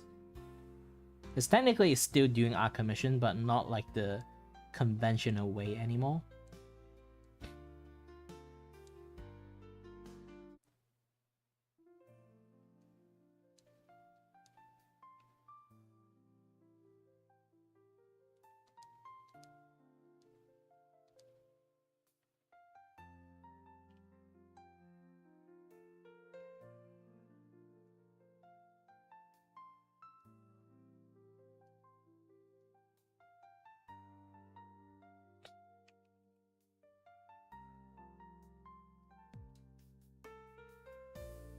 Yeah, I'm trying to think about this. Like, if you ever see my Twitter, you kind of like see me write that something. My friend did tell me like this, like, my art may not be like, if really compared to like the high-end people, my art might not compare to them, but I do have a certain trait when it comes to drawing. He said that my artwork is very sentimental. Have like this kind of like sentimental point. It's like a matter of perspective for people. It's because the way I draw my artwork is, and the constant communication with people, is almost as if like this is like some service. So he say like I can actually turn this into a business if I really wanted to. Like he comparing like how normal people commission artwork is like a vending machine. So if you will contact that person, give him the descriptions, and then they give you a draft. You say okay, and then wait for maybe a few days or maybe weeks, and then he will give you the artwork done. But for me, he noticed like the way I like to show off. Yes, a one-to-one word. He say I love to show off. I think it is. It's basically he knows me a long time ago. He described it as like a kid that will show everyone the special pebble that he grabbed randomly from the ground. And yes, that's how he described me. But yeah, because of my personalities being like that, he told me because of that way, my kind of like art itself become a very different thing. It's like people actually can see the work built from ground up and felt the work built from ground up. So that way it felt like a, you know, instead of like a vending machine that you click what kind of coffee do you want and what kind of custom coffee that you want, and then click it, and then they will dish out that, and then they will just make a coffee for you. And then for me, my approach, he say, is more akin to like how a barista work. You know, he might not be the best coffee maker, but you can see him doing all the process, and then like try his best, like pour in his passions and everything, and maybe like sometimes while in the process having a chat with people, like serving them, you know. Like I have like a serving tendency when it comes to like do drawing. I will contact people and then have like, hey, I got this idea, do you want to have this? Like, oh I'm doing this, like, do you like it? Or this kind of things. Like have like a conversation of like a back and forth conversation with people. So let's say like my is much more akin to like a barista. Like of course there's a lot of like artists have similar vibe to it too, but they never really realize that, because my friend here, he doesn't know how a he studied a lot of business stuff, but he does not know how a art commissioning stuff, like the community itself functions, or like how it works. But he gave me this kind of input, and then I realized that one thing, like, yeah, it's kind of like that, but not a lot of artists, like I can say like no artist so far try to do a service like mainly cater for like their client. They usually just like a vending machine, even like the people who is very good at drawing. You commission the art, wait for the art, take the art. Okay, you have artwork. You will appreciate the coffee from the vending machine, but still, you have a sentimental value when a barista like brew that coffee to you. It's like you still can get coffee from a vending machine, but you still can get a coffee. You can go walk and get a coffee from a barista, and then when you drink that coffee, maybe it have a title, it have a name, it have meaning to it, and then it become like the artwork itself have a sentimental value, and then become like much more personal itself. Like that is like how he explained it to me. So yeah, so it becomes like the way I do stuff is much more akin to the service. So when I say this will be the last commission I made, I mean like this is the last vending machine commission I made. I'm going to change up a little bit, that in my futures I would try to create something like a YCH stuff on stream, on the spot, and anyone who comes in is like a customer comes into like a cafe, and if they like it, they can order it on the spot. I can chat with them and create the artwork on the spot, let them see it, let them felt it.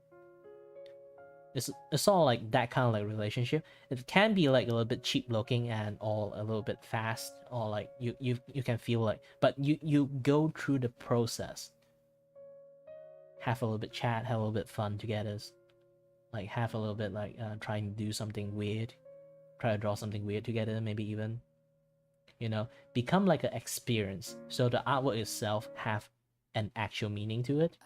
But technically all artwork have a meaning to it. It's more like, you know, like have a much more, even more personal meaning now. It's like I made people more involved into the artwork, like how I asked you to like, hey, how should I add mid-scene to it, and how should I do this, how should I do that. Like generally you can see everything building from the bottoms up to top. Like you can see like generally everything is done. Just the mid-scene part. Actually, I want to change a little bit. I remember when I say in the closet one, but I kind of like remember like this one odd artwork that I made.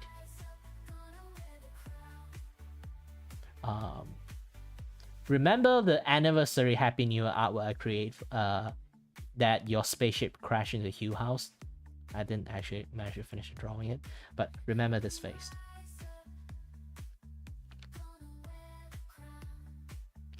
Hi there, Abadu. Yeah, I'm going to draw you this face pointing at the ghost, and then Mitzi is holding the cross running out the door.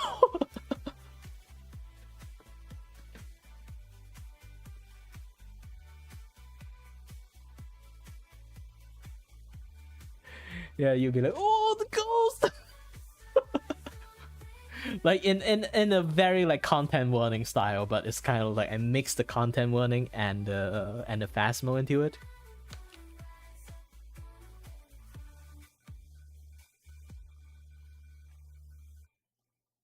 Oh yeah, Ryu, you know, like speaking about this dude actually appeared in my stream not long ago.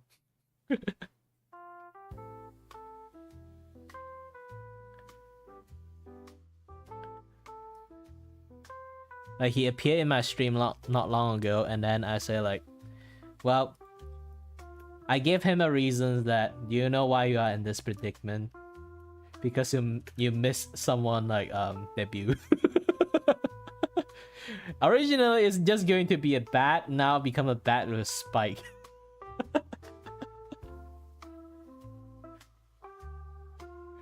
So become No Mercy. Someone is going to die here. Technically, I think it's already happened because this is a photo. It's happened in the past.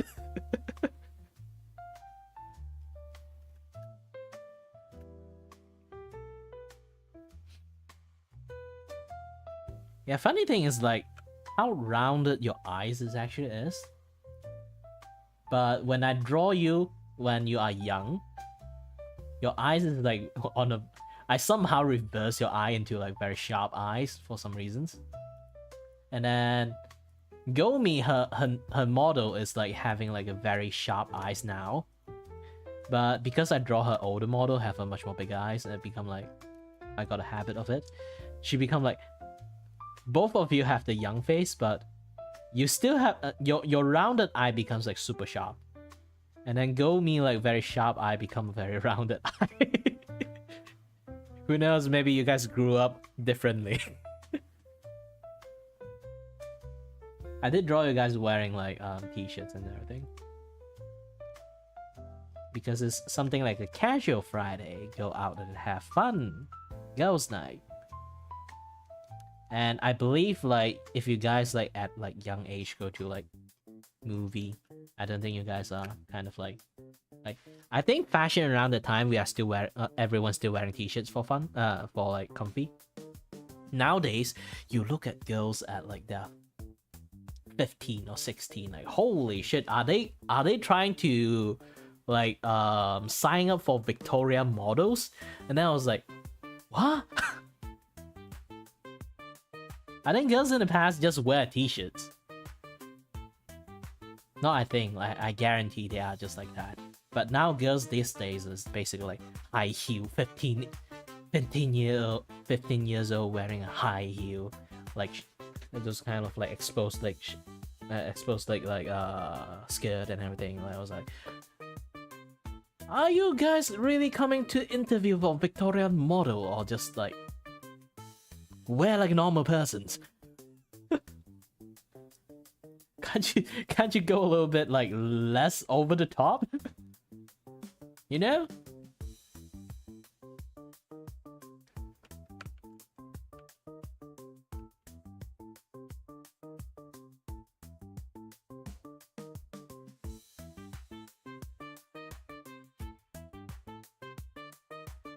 Nah, you're fine. I wear high heel before, it's like super difficult to wear. Technically it's not high heel, it's a wheelie. But still at the end it's high heel. I love boots.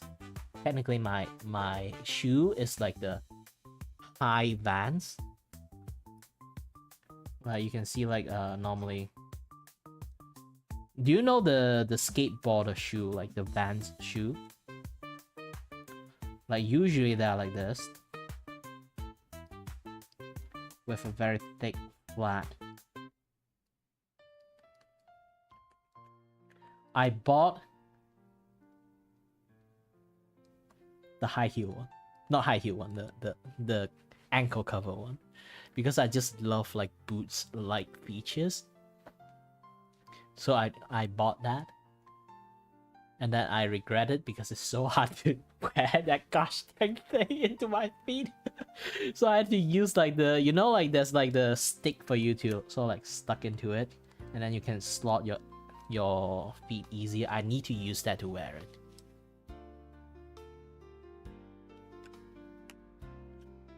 Yeah, it's like around 300 ringgit. I bought it for like Chinese New Year. And my brother bought it for me, technically. I choose the shoe, and then my brother bought it for me. Because I don't have money. I'm a jobless, unemployed person, technically.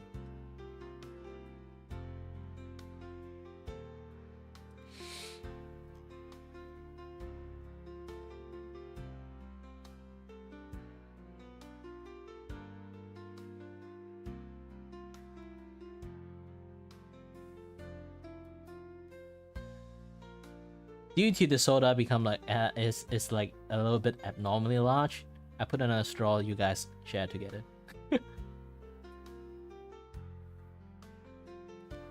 Oops.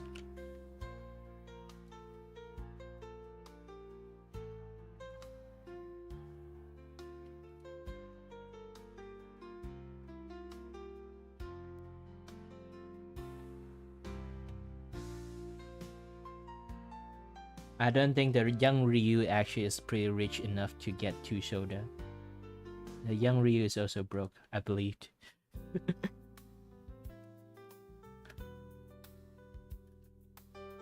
And then here's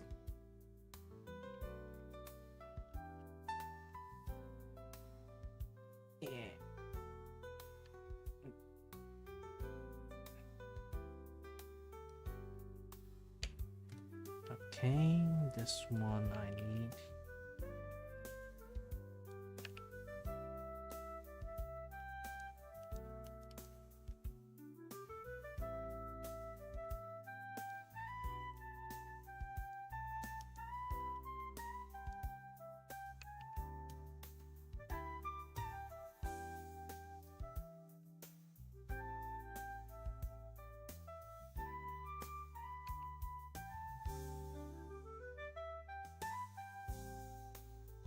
Oh yeah, the Risk of Rain one is like Thursday, right?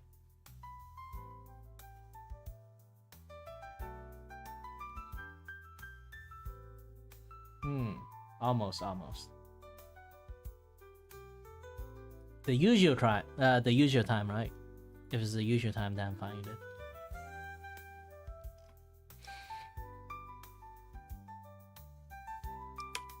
Oh yeah, really, like sometimes if you want to like organize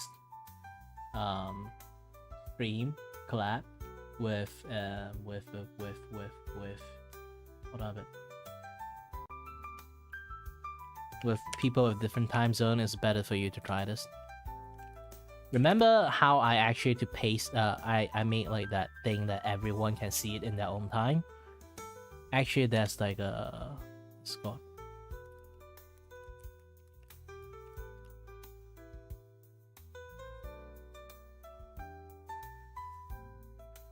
I did that using this one.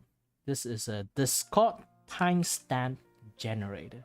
So you can just set up time, set up this and that. You can set like how it displays. So I set long time, you just display the time. Short time, just display the hour and minute, not seconds. And then long date, what day is it? Day and time, day and long time. Yeah. Something like this. You can do anything with it and then it would generate a code.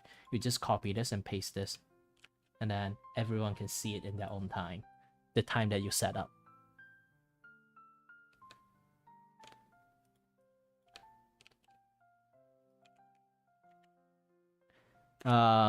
This is way easier to you to do a lot of like different collab way to like teach like stuff.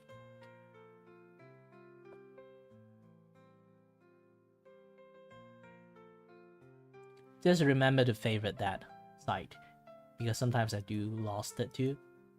I lost it for quite a while, and then they finally popped back up in like the Google search, and I was like, yeah!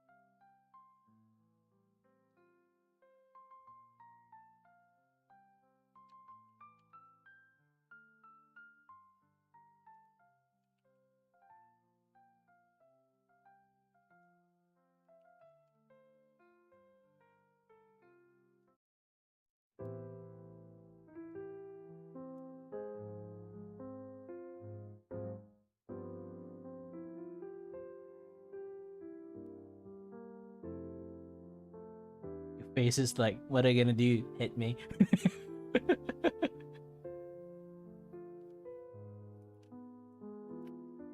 I'm not sure. I feel like Tofu is a gentleman that won't hit girls, and in fact, he get bullied by girls.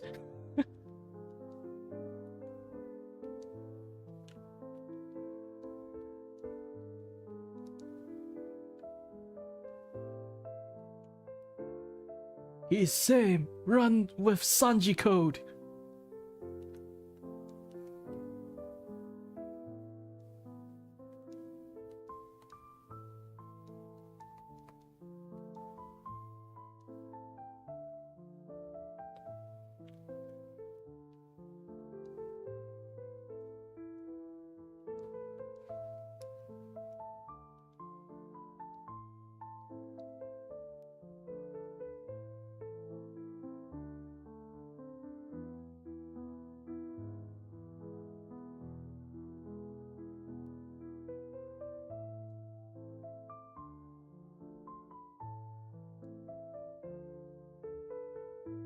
Okay, one last boss to tackle. Ah! Ah! So tired. How long have I been streaming? 10 hours? Take a look. Take a looky. Nope, it's just 8 hour 40-ish minutes.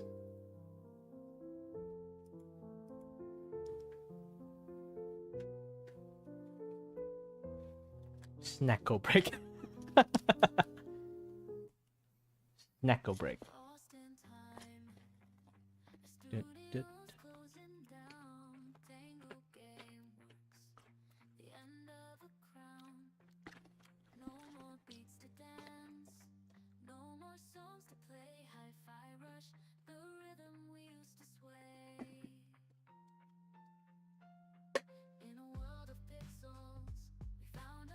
Now my energy has been replenished.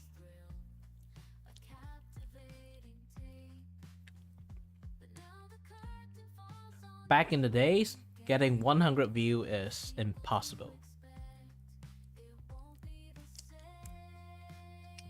On live, I mean. Today, I managed to get 100 view. Woo!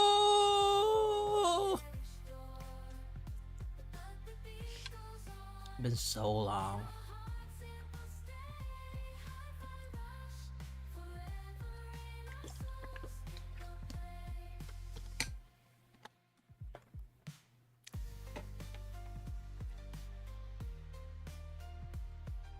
Yeah, I think the stream only gets reward. A streamer only gets reward when they actually stream a very long time. I kind of hate that fact. Because usually I stream until like 2 hours and then I'm KO. But I'm doing a tiny experiment. That is, I stream maybe like for 3 hours and then I take my medications. And then see, can I not feel dizzy for the entire rest of the stream? So I can stream longer. And then, what do you know? Actually, it does work. But I'm going to have headache tonight when I sleep and wake up. That's the thing. That's a side effect if I take my vertigo medications. Also, this nasal spray have amplified my headache because now I can breathe more, means like more oxygen to my brain. Technically, my oxygen efficiency is already at 100%, and if I get a much more cleaner nose, means like I get above 100% oxygen in my bloodstream. So yeah, ooh-wee, more headache.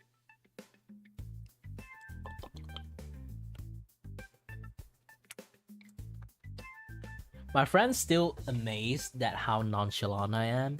Sometimes he comes to my stream and hear me talk about this kind of things, and then he'd be like, "How do you even manage to function if you kind of like actively suffering from pain?" But yes, I am actually having like headache. I just didn't talk a lot about it. I get distracted. Like here's the thing: why I love talking. I am a person who is very easily distracted. Long as I keep talking, I would forget that I ate. I would forget that I need to go to the toilet. I would forget I actually have issues, or I would forget that I had headache. I would forget a lot of things. Like I'm a person who is super easily distracted. And then after the stream, I'll be like, why I suddenly lost all my energy? And oh yeah, I have this like everything running around me. And then like everything just collapsed into me. So currently, it's not that I want to stop the streaming. I'm afraid to stop the stream. I know if I stop the stream, everything will come crashing to me.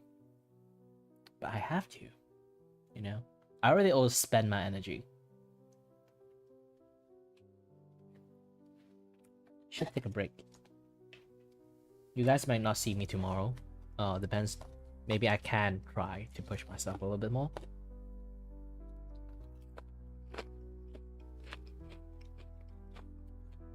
I'm supposed to start doing a lot of drawing stuff on Sunday, but I don't know what happened to me. Maybe it's I'm still like adapting to the new medication. I slept like a baby. I literally woke up like, usually I woke up like around like 8 a.m. ish because I can't sleep very well. I sleep around like 4 a.m. and then wake up around like 8 or 7 a.m. But I'm starting to sleep like a baby on Sunday. Woke up at 5 p.m. I haven't slept for so long. I think it's because I always like have difficulty breathing. So I become like very easily wake up or like not really sleep that very comfortable. So now my nose is starting to clear up. I have like a much more better sleep. And I think this past few days, I can do this now, like this long stream, for one main reasons. I actually can breathe better. I can talk more, and then without, you know, like talk more without like getting out of breath, and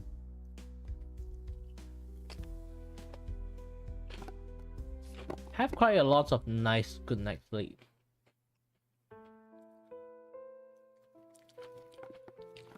Unable to sleep is the bane of my entire existence so far. So I found out the main culprit, maybe I found out the main culprit why I cannot sleep well for so long. It's basically just my breathing issues. I'm so happy about it.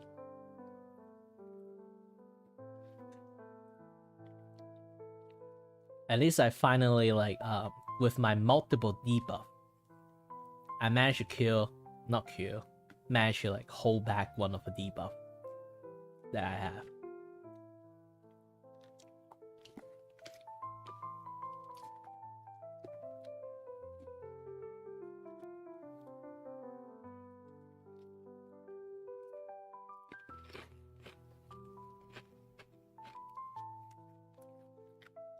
Yum yum yum. I'm gonna become fatter. I need to do some exercise.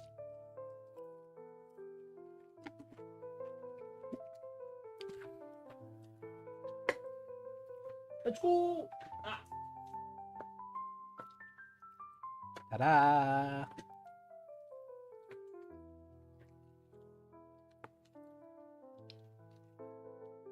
Let's do some pull-up. First, step on this. Do this. Normally you can do this. Curl up. Or you can do this. Keep your hands straight.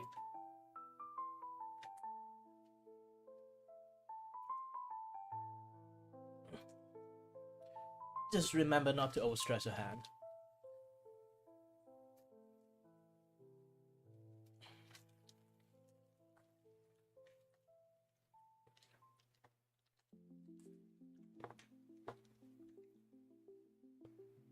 Oops. Yeah, this thing's blocking me. 1, 2, 3, 4, 5. Yeah, I'm a weak past that, so don't question my low rep.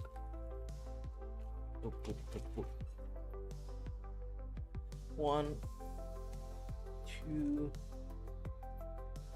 3, 4, 5, 6, 7, 8, 9, 10. Ooh, I have a noodle arm. 1, 2, 3, 4, 5, 6, 7, 8, 9, 10. Whew. There's like some sort of sharp pain happening in here. I haven't really exercised that much. I don't really want to overstress my body. I need to grow. It's my job. If I get muscle sore, what will happen tomorrow? You know. Either way, it's already like 9 hours of stream, so I'm going to take a break. I haven't been streaming for so long. Have a blast chatting a lot with people. Thanks for Dolly. Thanks for Jonna. Thanks for Chloe. Thanks for Rio dropping by. Thanks for Hugh. The rat. I told you guys like Take is a rare Pokemon that dropped into my stream. Hugh is even more rare. He basically is like for me he is practically what will you call a legendary Pokemon, but also shiny. To drop into my stream, so I appreciate it. He spent his time, and then finally I see him. I also can add him as a moderator. All my friends get a moderator role. Don't really have to do stuff for it, but yeah.